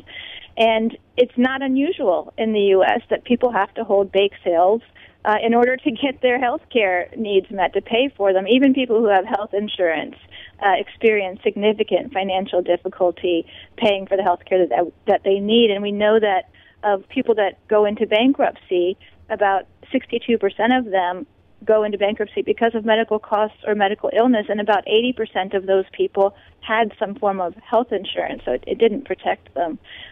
President Obama said that he wanted to stand with the victims of the bombing. The best way he could stand with them is by expanding Medicare to everyone immediately so that nobody had to worry about whether they could afford the health care. You know what strikes me about the anecdote you just shared about the worker from Costco? It's great that he had the network that would step up to the plate and try to raise money for his health care because he had his leg blown off. But for many, many people, if you're talking about people in the African-American community, the Latino community, elsewhere, who don't have those kinds of networks, who have equally devastating injuries and medical needs, and if they set a jar at the 7-Eleven, they're not going to get thousands of dollars in donations to help them. I mean, and I think the immorality of having a healthcare system in which you are dependent upon your ability to win sympathy from people. I mean, that is just a fundamentally immoral health system. It should embarrass us before the world. Well, if that happened in any other country, people wouldn't, have to worry about that. In fact, I learned today in researching an article that the father of the bombing suspects had to return to Russia because of health problems, to get his health needs met. And so he wasn't here with his sons. That's what happens when we have a health law that's written by the industries that profit off it, which is what happened with the Affordable Care Act. Actually, I'm going to get into that. I'm going to get into that in a second, but I do want to probe this because I was listening to the news last night and the coverage of the bombing, and one newscaster said, well, why would his father go back to Russia to get health care when Boston has the best health care system and the best hospitals in the world? And I think what that showed me is in stark relief that we have haves and we have have-nots, and the haves simply do not understand what the have-nots are going through. Well, we ration health care in the U.S. based on ability to pay. So people who are able to afford it can get the care they need, and we have excellent facilities. But for way too many people, they suffer and die of preventable causes just because they don't have the money to pay for them. It's interesting. I was speaking in Chicago not too long ago, and I was speaking about the Affordable Care Act, and I spoke to the audience, and I talked about how, advances in our society have been tied, major pieces of legislation have been tied to getting rid of discrimination. And so, with the passage of Social Security in 1935, we decided that we no longer wanted to discriminate against the very old. With the passage of Medicare, we no longer wanted to, we wanted to ensure that health insurance companies couldn't discriminate against the very old. And then with the addition of Medicaid, we wanted to make sure that affordability could be there so that people could access care. Yet I did mention that we do still need to get to a point in our nation where we do not discriminate against people based on the ability to pay. And do you know that got no claps? Well, in fact, I just got a call yesterday, a robocall from an organization that I wish I could remember the name of, but it presented itself as a Christian organization. And the message on this robocall was that Obamacare is coming and is going to levy all of these taxes on people, and we don't need these new taxes, and you should call your governor. Of course, in D.C., we don't have a governor, but the intent was to get names on a petition so that more governors could be persuaded to opt out of Obamacare. Opt out of the Medicaid provision. And opt out of the Medicaid provision. And it was stunning. Well, for one thing, it stunned me that they would make that call in the District of Columbia where there's overwhelming support for it. But more fundamentally, the idea, again, that we're saying that the argument is that we should not bear a burden for those of us who are ill. So, Dr. Flowers. And this is being moved, that message is being sold by a Christian organization.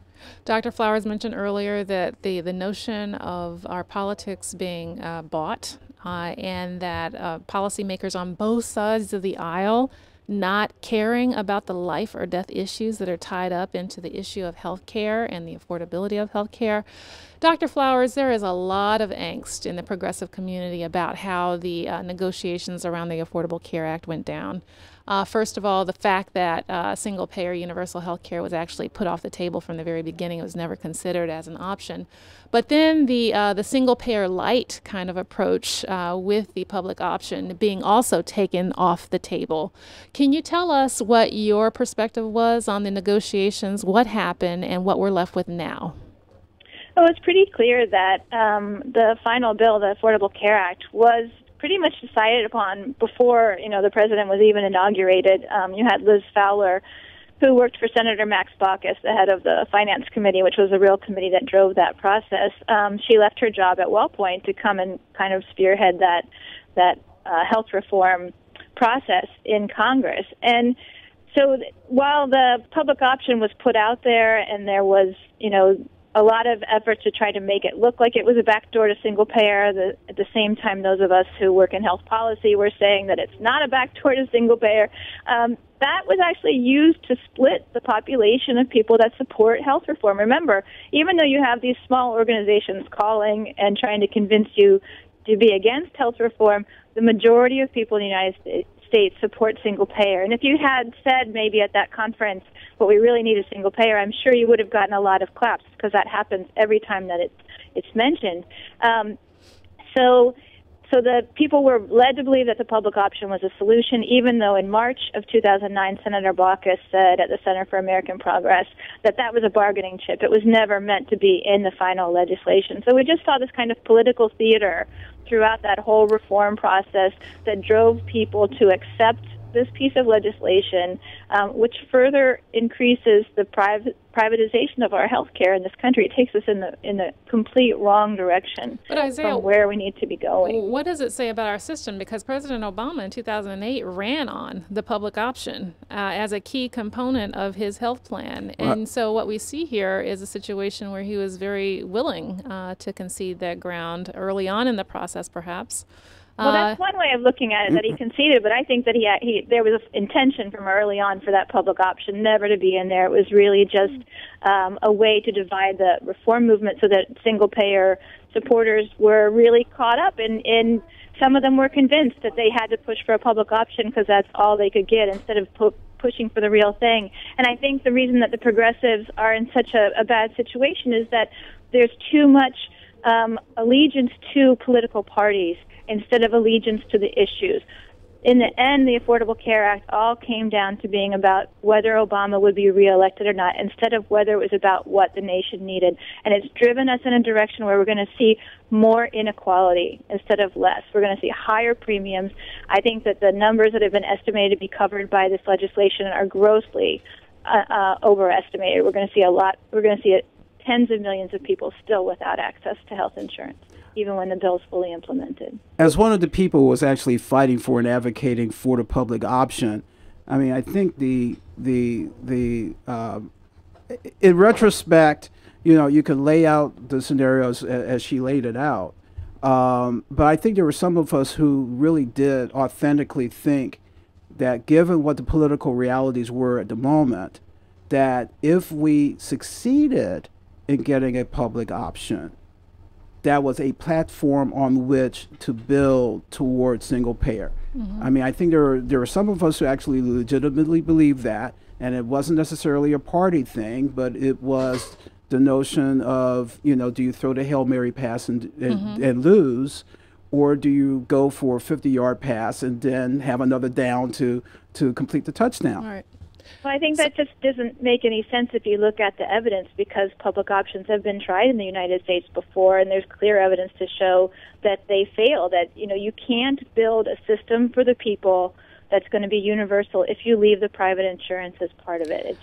It has never worked in this country, and there's a lot of good reasons for why it's not going to work. So it's unfortunate. I do believe that people really thought that was a solution. Unfortunately, it was very based on not solid evidence, and as well as that, not a very good negotiating strategy, because 80% of Democrats support single payer, and you don't start from a position of compromise when you negotiate. You start from what you really need, and then if there's a need to compromise, then maybe you do that. Actually, we're going to pick back up on that theme after the break, but Dr. Flowers, first I want to thank you for joining us and for sharing your insight this today on this very important issue. One quick question for you before I let you go is the issue of some of the progressive states and how they're structuring their health exchanges. Do you see any positives there?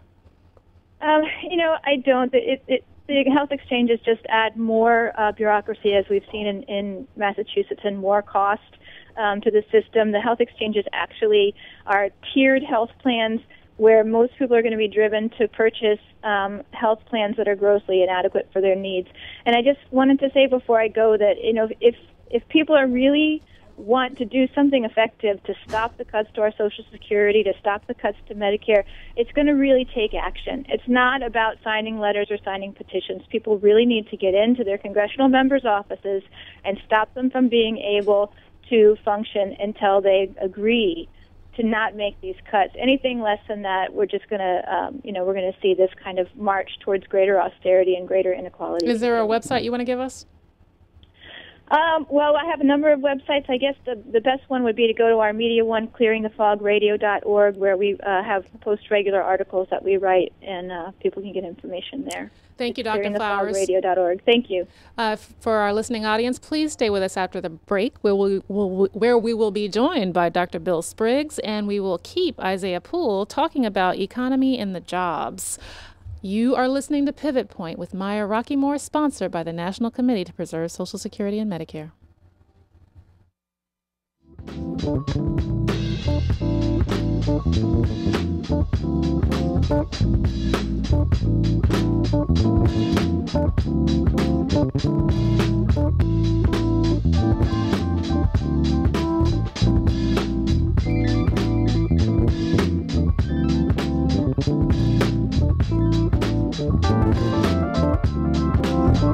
This is John Bauman. You know me best as Bowser, formerly of the group Shot On Up.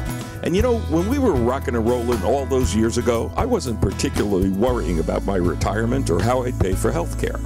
But now that I'm 65, I really understand the importance of Medicare. Not just for myself, but for generations of working Americans who need secure health care as they get older.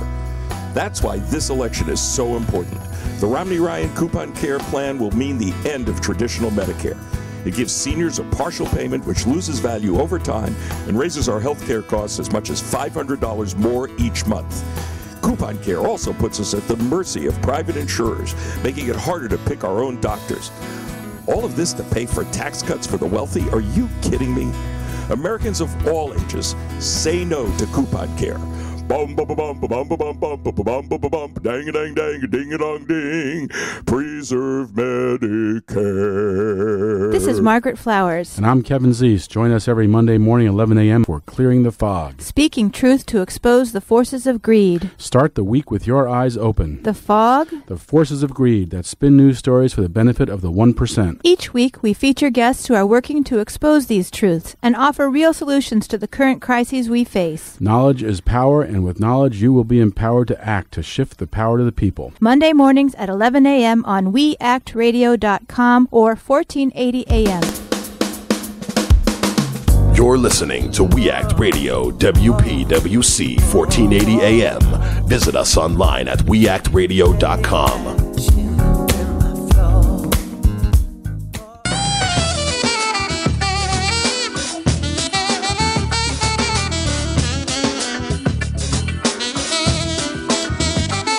Welcome back to Pivot Point. I'm your host, Maya Rockymore, and I'm very pleased that we are joined on the phone by Dr. William Spriggs. He serves as the chief economist at the AFL-CIO and is a professor in and the former chair of the Department of Economics at Howard University. And I would be remiss if I did not acknowledge that Dr. Spriggs served as the U.S. Deputy Assistant Secretary in the U.S. Department of Labor until recently. Welcome, Bill. Thanks for having me. And Isaiah Poole, who is the editor of ourfuture.org, and he directs Campaign for America's Futures Online Communications. Welcome, Isaiah. Go Howard. So, bisons we have bisons in this place. Okay, very good. Isaiah, you wrote an article this week that focused on Obama's 2014 budget. And what did you have to say about its focus on jobs? Totally inadequate. President Obama has in his 2014 budget a proposal to spend something about $50 billion, I think that's the number roughly, on an infrastructure program and additional job training and so forth. It's part of something called the American Jobs Act that he's been pushing actually for a couple of years. What I wrote in that article is that when you look at what is happening in African American communities around the country, let's just take the neighborhood where this radio station is in Anacostia in southeast Washington, where the unemployment rates are somewhere on the order of 20% or more. Depression era levels. And what I said was that when you look at these communities, Depression era conditions require depression level responses. And we're just simply not seeing a depression level response from the Obama administration. Even with the stimulus, which was unprecedented, the 2009 stimulus program, which pumped about $890 billion into the economy in the form of spending plus tax breaks. That money was untargeted money for the most part. It went out to the entire country. It did not focus to a significant extent on communities that desperately needed economic rejuvenation. So today, African American unemployment still remains double that of white unemployment. We have not, in fact, that condition is worse than it was in the late 1990s. Mm-hmm. Dr. Spriggs, you have been a long-time expert in the area of African American employment. Do you see the 2014 budget in the same way, and what are the prospects for actually getting something done in the area of jobs? Well, the conversation keeps being stymied, unfortunately, by the whole fight about the deficit, and the president hasn't successfully pivoted to a jobs agenda, and at each turn he seems to give in to the Republican urge to talk about the deficit instead of about jobs. The job situation is far more precarious than we talk about it in the public, generally speaking. The people who have been hit the hardest are those who are under 30. And it's because those who are under 30 didn't ever recover from the downturn in 2001. So what happened is, as we entered into this worst labor market of the post-war era, people who were 18 to 19, men in particular, and I'm using men because in the post-war era, women's labor force participation picked up in the 1960s, both black women and white women, in the late 1960s. And so some of their records are muddled with the fact that they were coming from a very low base in the 60s and 70s, and we're kind of sliding back to the 60s.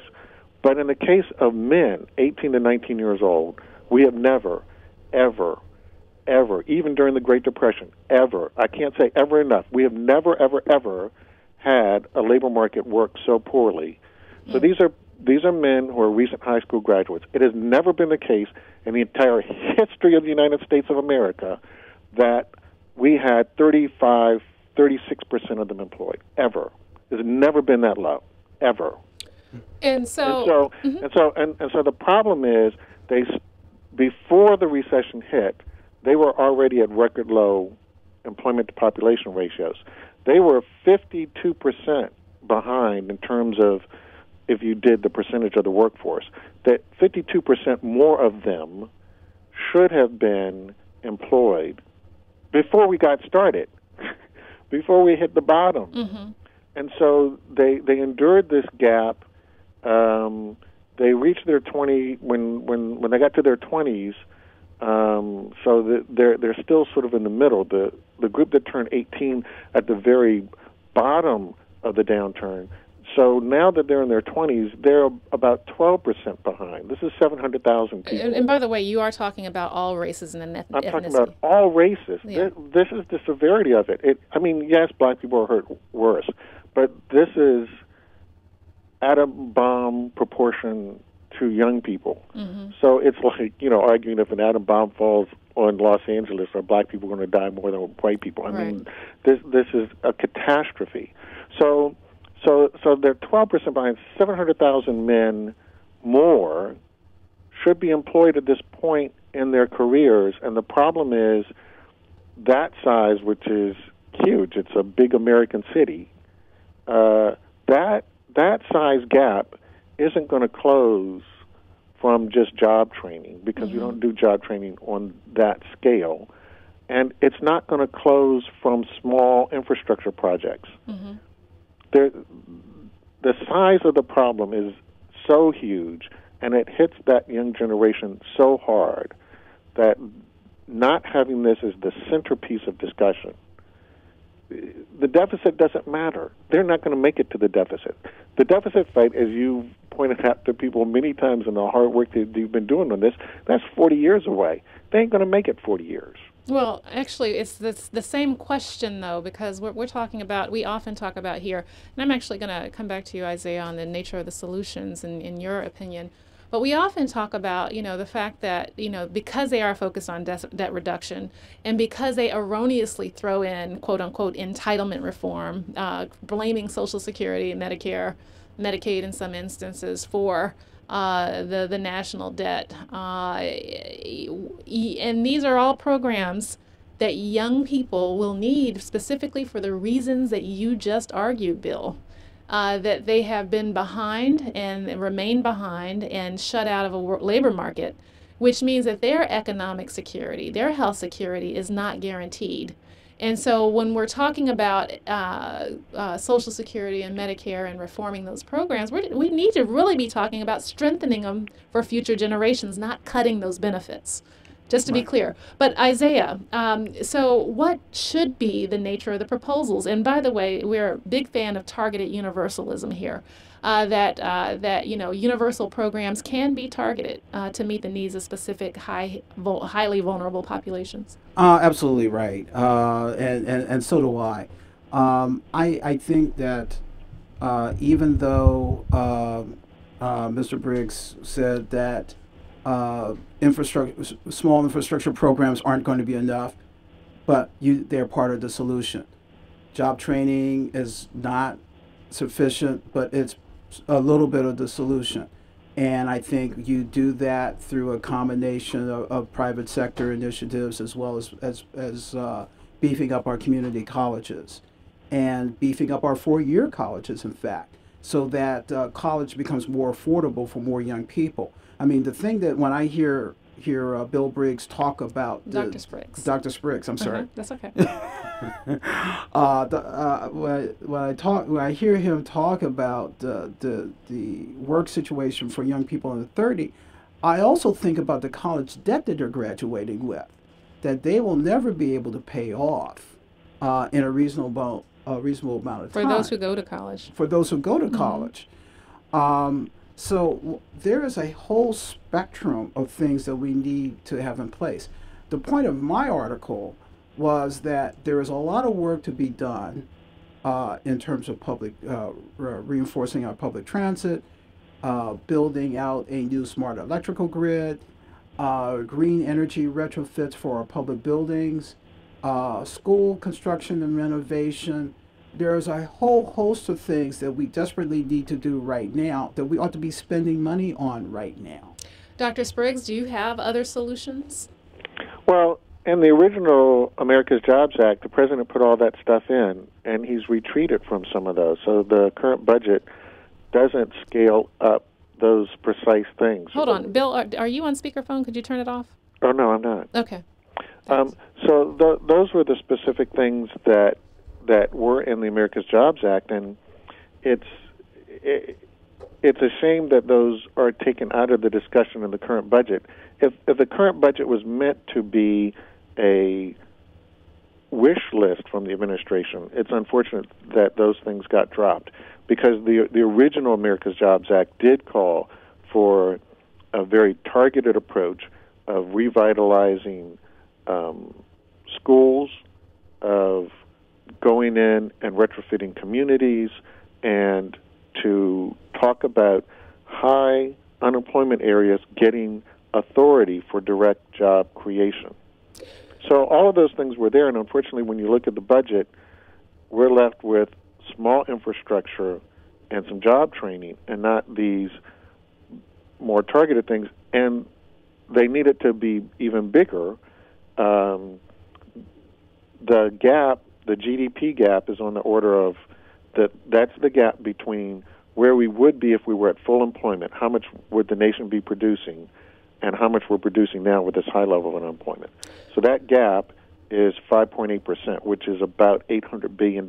Another stimulus of that size would be necessary to get us back to full employment. So when he's offering 50 to 70 billion and stimulus, that's still 10 times short of what it would take to get us back to full employment. Which, by the way, we knew from the very beginning. In 2009, when some in the White House Council of Economic Advisors, none of whom who recommended a larger stimulus, said that we needed a larger stimulus, that the amount of the stimulus that they were pushing would not be sufficient. And sure enough, it was not sufficient. And those people who were making those recommendations are no longer at the White House. And yet we still continue to see this kind of, drib and drab when it comes to the issue of jobs. I've got to ask you all, I mean, is this realpolitik? Has the president been limited by the politics of Washington, where Republicans are refusing to actually negotiate on anything? Or has the president been hoisted by his own petard? Because I've got to ask this question, Isaiah. In I think it was February, March of 2009, the very first major event that the president held at the White House was a summit on fiscal responsibility, where he absolutely stepped right into the deficit hawk conversation about austerity. And where in the private session that I was at on Social Security, Larry Summers actually suggested that we were going to have to look at cuts to Social Security and Medicare because we needed to pay down long-term debt. So what is the strategy of this White House, and have they actually twisted themselves into a knot? Well, I think what you just said, indicates that, the public of President Obama was frequently, particularly around the 2008 campaign and perhaps early in 2009, the public of President Obama was a person who fit many of the stereotypes of big spending liberal, particularly when he was pushing the what turned out, as you correctly said, a fundamentally inadequate stimulus program. And the reality is that for those of us who have seen him operate in the Senate, we knew that he was going to be prone to walk down this road of at least playing footsie with this austerity rhetoric. We did not know back in 2009 that what we would be confronted with in 2010 was a Republican-controlled House that would be so obstinate and so resistant to any positive proposals from the White House, that we would end up in the deadlock that we are now.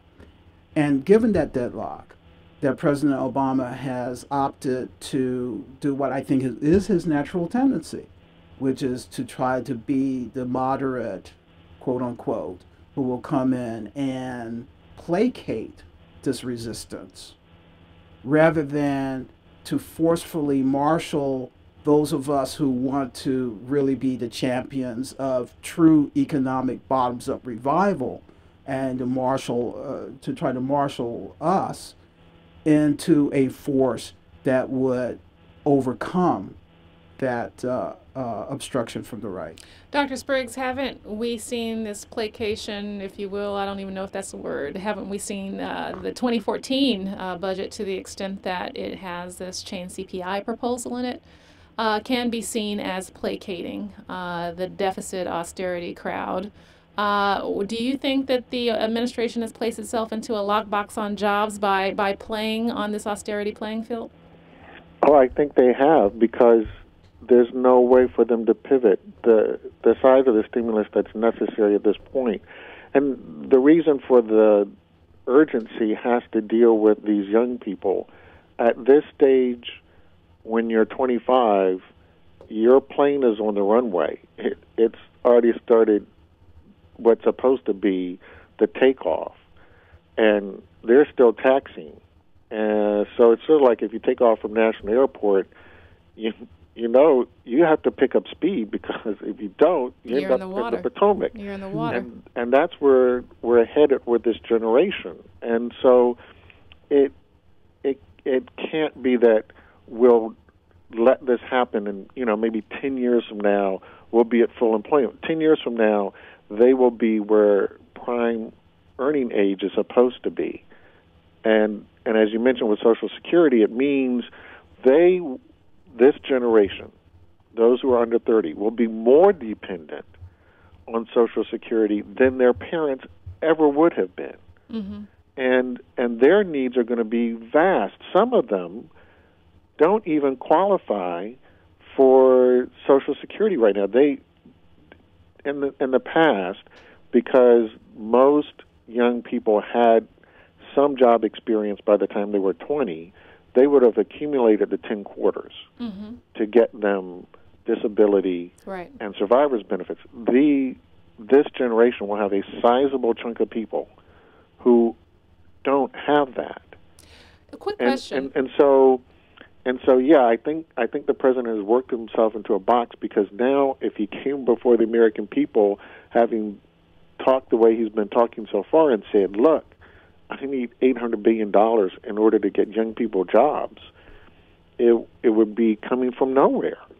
It seemingly to the public. Yes. But, I mean, if he wanted to put his political capital there and make the case, he could. But it seems to be beyond their wherewithal there in the White House. A quick question. Is there any notion that, by the way, our show is carried in Iowa now. We've been syndicated in Iowa.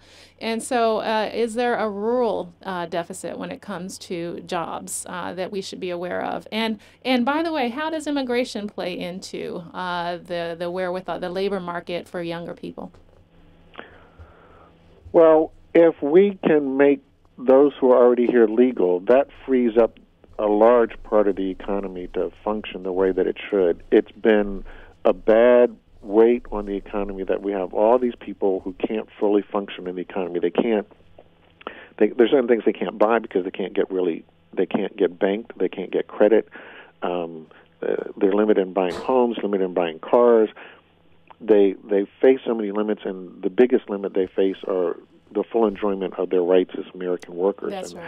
So that's going to make things a lot better for everyone if they are fully functioning. But it also means that we need to have the urgency of creating jobs, because not only will they become American citizens, but it means that they can reunite family members. And so we need to pay attention to job creation so that we can absorb everyone that's here. And those who are under 30 and those that we're about to make legal will have full access to job opportunities. That's only going to make the economy grow. We all end up better in the end if we force the economy to grow. And if rich people have to pay taxes, then rich people have to pay taxes. Do rich people have to pay taxes, Isaiah? Rich people do have to pay taxes. How do we make them pay taxes? Well, given the politics that we've got. Well, that was the rub, given the politics that we have. But I think, the American public is very wise on this issue. Overwhelming majorities, and we've been looking at polls now for like a couple of years on this issue, and there have been actually polls that have gone back even further than that. And when you ask them about how they want taxes reform, they want a more progressive tax system where corporations and wealthy people pay a little bit more, and that money is then poured back into the basic resources that we need to keep this economy functioning. And I think the thing that really makes people irate is when they know that our largest corporations, the ones that are making millions and billions of dollars in quarterly profits, are paying tax rates of 3, 4, 5% on those profits. If they're paying taxes at all. If they're paying, and some like ExxonMobil are getting rebates, which is amazing and criminal. I would call it criminal. Absolutely right. But the notion that we have that rich people have ways of sheltering their taxes in tax havens is abhorrent to the American public. And I think if you put together, there is a lot of political capital to be used if President Obama chose to use it to say that these kinds of tax reforms that clears out the tax havens, clears out the loopholes, says to corporations, if you're going to be an American corporation, you're going to pay American taxes. But Bill, some people are arguing that the president actually offered the chain CPI and other reductions in order to bring Republicans to the table so that they could do a deal on taxes. Do you actually believe that argument? Well, no, that is what the White House believes, and it believes that by appearing reasonable, that people would believe that the Republicans were at fault in not being able to reach a conclusion. The problem is that, and you've pointed this out on Social Security, the real gap in Social Security is the cap that keeps those with higher incomes from paying their fair share into Social Security. Right. That's really what causes any funding problem there is in Social Security. And now that we have the data that clearly shows higher income people live longer, any justification for the cap is now removed, because the justification before was, if everybody's going to live the same amount of time and we're not going to make benefits any higher for people with certain incomes, then why should they ever pay more in Social Security tax? Well, now it's evident. They should pay more because, in the end, this is a limitless benefit, and you're the ones who get the limitless part of it. That's right. So your cap should be much higher if there is a cap at all, because we are saying until you die, which may for people with high incomes be when they're 120. So there shouldn't be a cap on the Social Security tax. So by using the chain CPI as an offer, he's diverting from the real problem, if there is a problem, in Social Security finance, and diverting us from the broader conversation about what is it that Americans really need. We're building the whole economic discussion on what can rich people agree to pay, right, as opposed to what does America need. And Mr. Poole was making this point very clearly. With a bigger group of young people and more education being needed in the current society, we clearly have to pick up our investment in college education. That's right. And the president, fortunately, understands that they don't get to college if we don't do the pre-K part. So he has that part in the budget. But he substituted bigger support for college that is really necessary so they can have quality education, not just what these states can afford, because states have been cutting back on their support of college education. So as much money as he's increased the Pell Grant, the actual expenditure per student in our colleges is going down. We're just putting more burden on the students in terms of tuition and loans, but the value of what they're getting, the quality of what they're getting, how much we're investing in them, that's been going down. The bottom line is that if we really cared about the debt that young people are going to face in the future, instead of fixating on the size of the federal budget right now, we would be fixated on the size of the job market, on the level of college debt, on all of these other issues that that are real overhangs that are really limiting the futures of our young people in the country. That's right. I want to shift gears just a little bit. We talk here a lot about retirement security, and everybody knows that housing wealth is a major form of security for people in retirement. The fact that they get equity out of their homes has fueled retirement security for certain populations. Yeah, what do we know about the housing crisis that is ongoing, that foreclosures are still a part of our present, not just a part of our past, that banks have literally gotten off scot-free and are calling the shots still? Any comment? You know, I'm still working with a friend of mine who was actually foreclosed on by Bank of America and was about to lose his house. And we marshaled a group of young people to actually hold demonstrations at Bank of America's around the city to call attention to his situation. And I can say that we managed to reverse the foreclosure. That was due to not only our public pressure, but because of the national public pressure that we've exerted on Bank of America, Wells Fargo, and all these other institutions.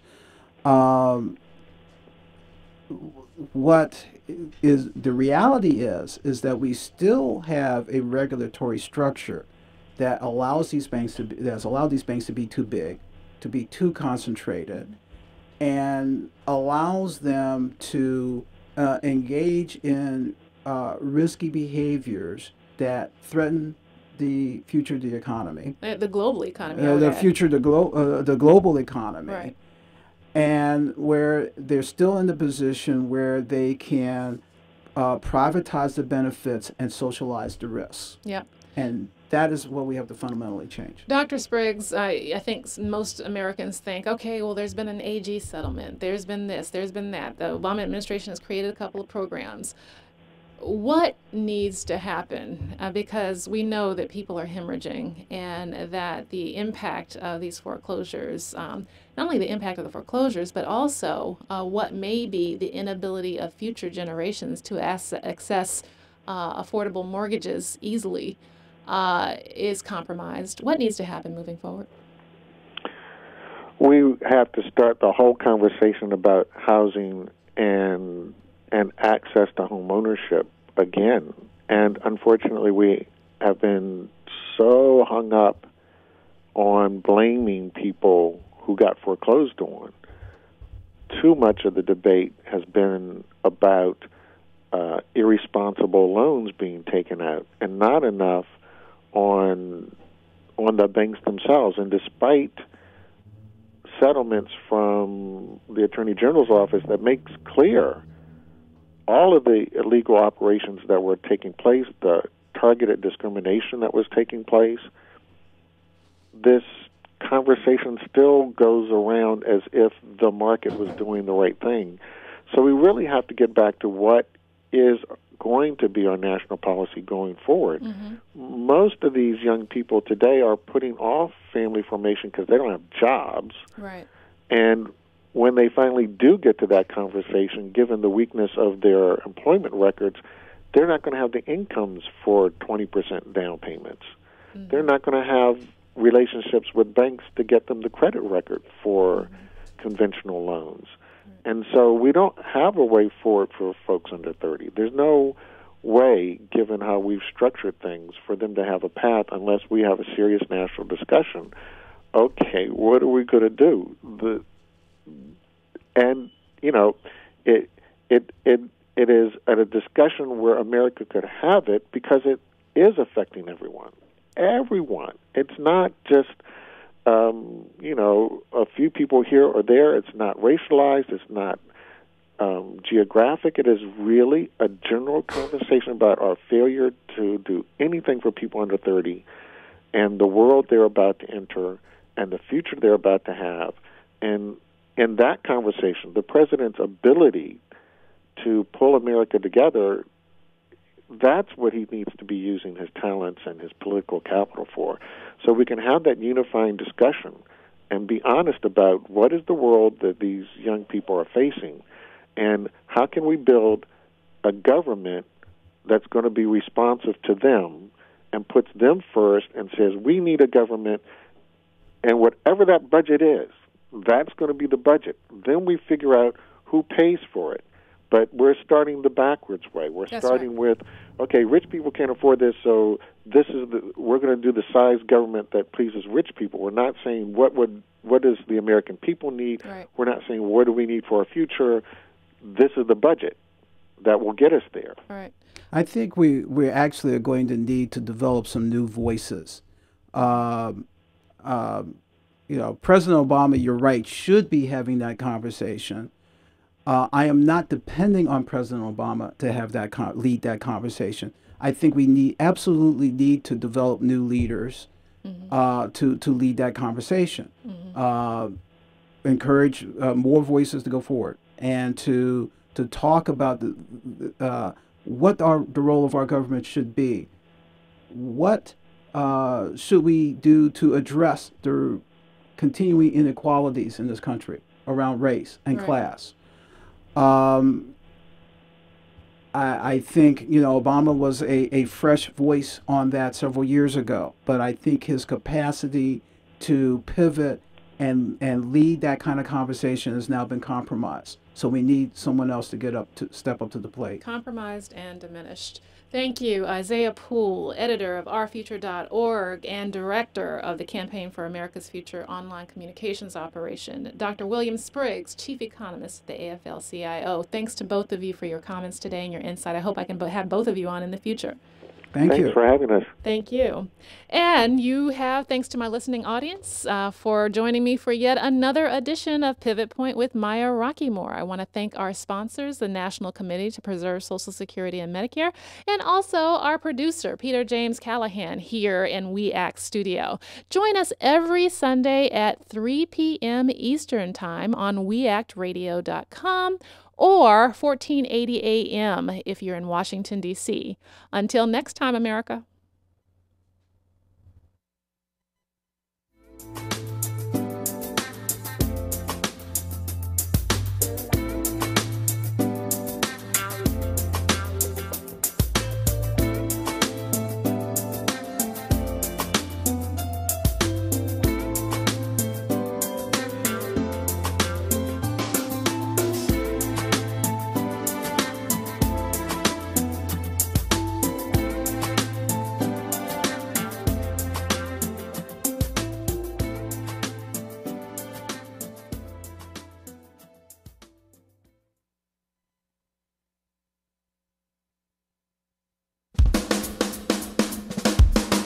You're listening to We Act Radio, WPWC 1480 AM.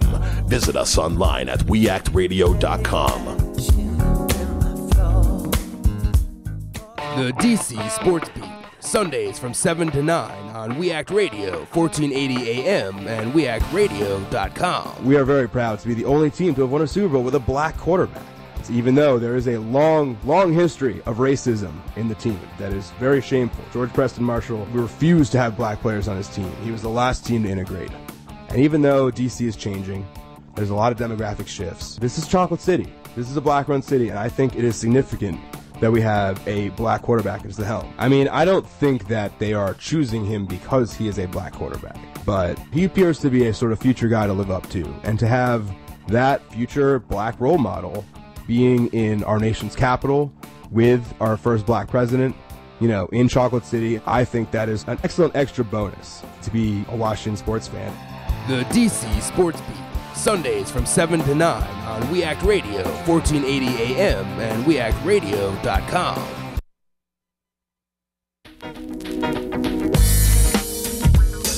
You're listening to We Act Radio, WPWC 1480 AM. Now get out there and do something. Well, here's the top 20 bills on the Hill from Congress and from our friends at popvox.com. That's popvox.com. The PopVox Weekly Bill Roundup for the week of February 1st through 7th. Well, it looks like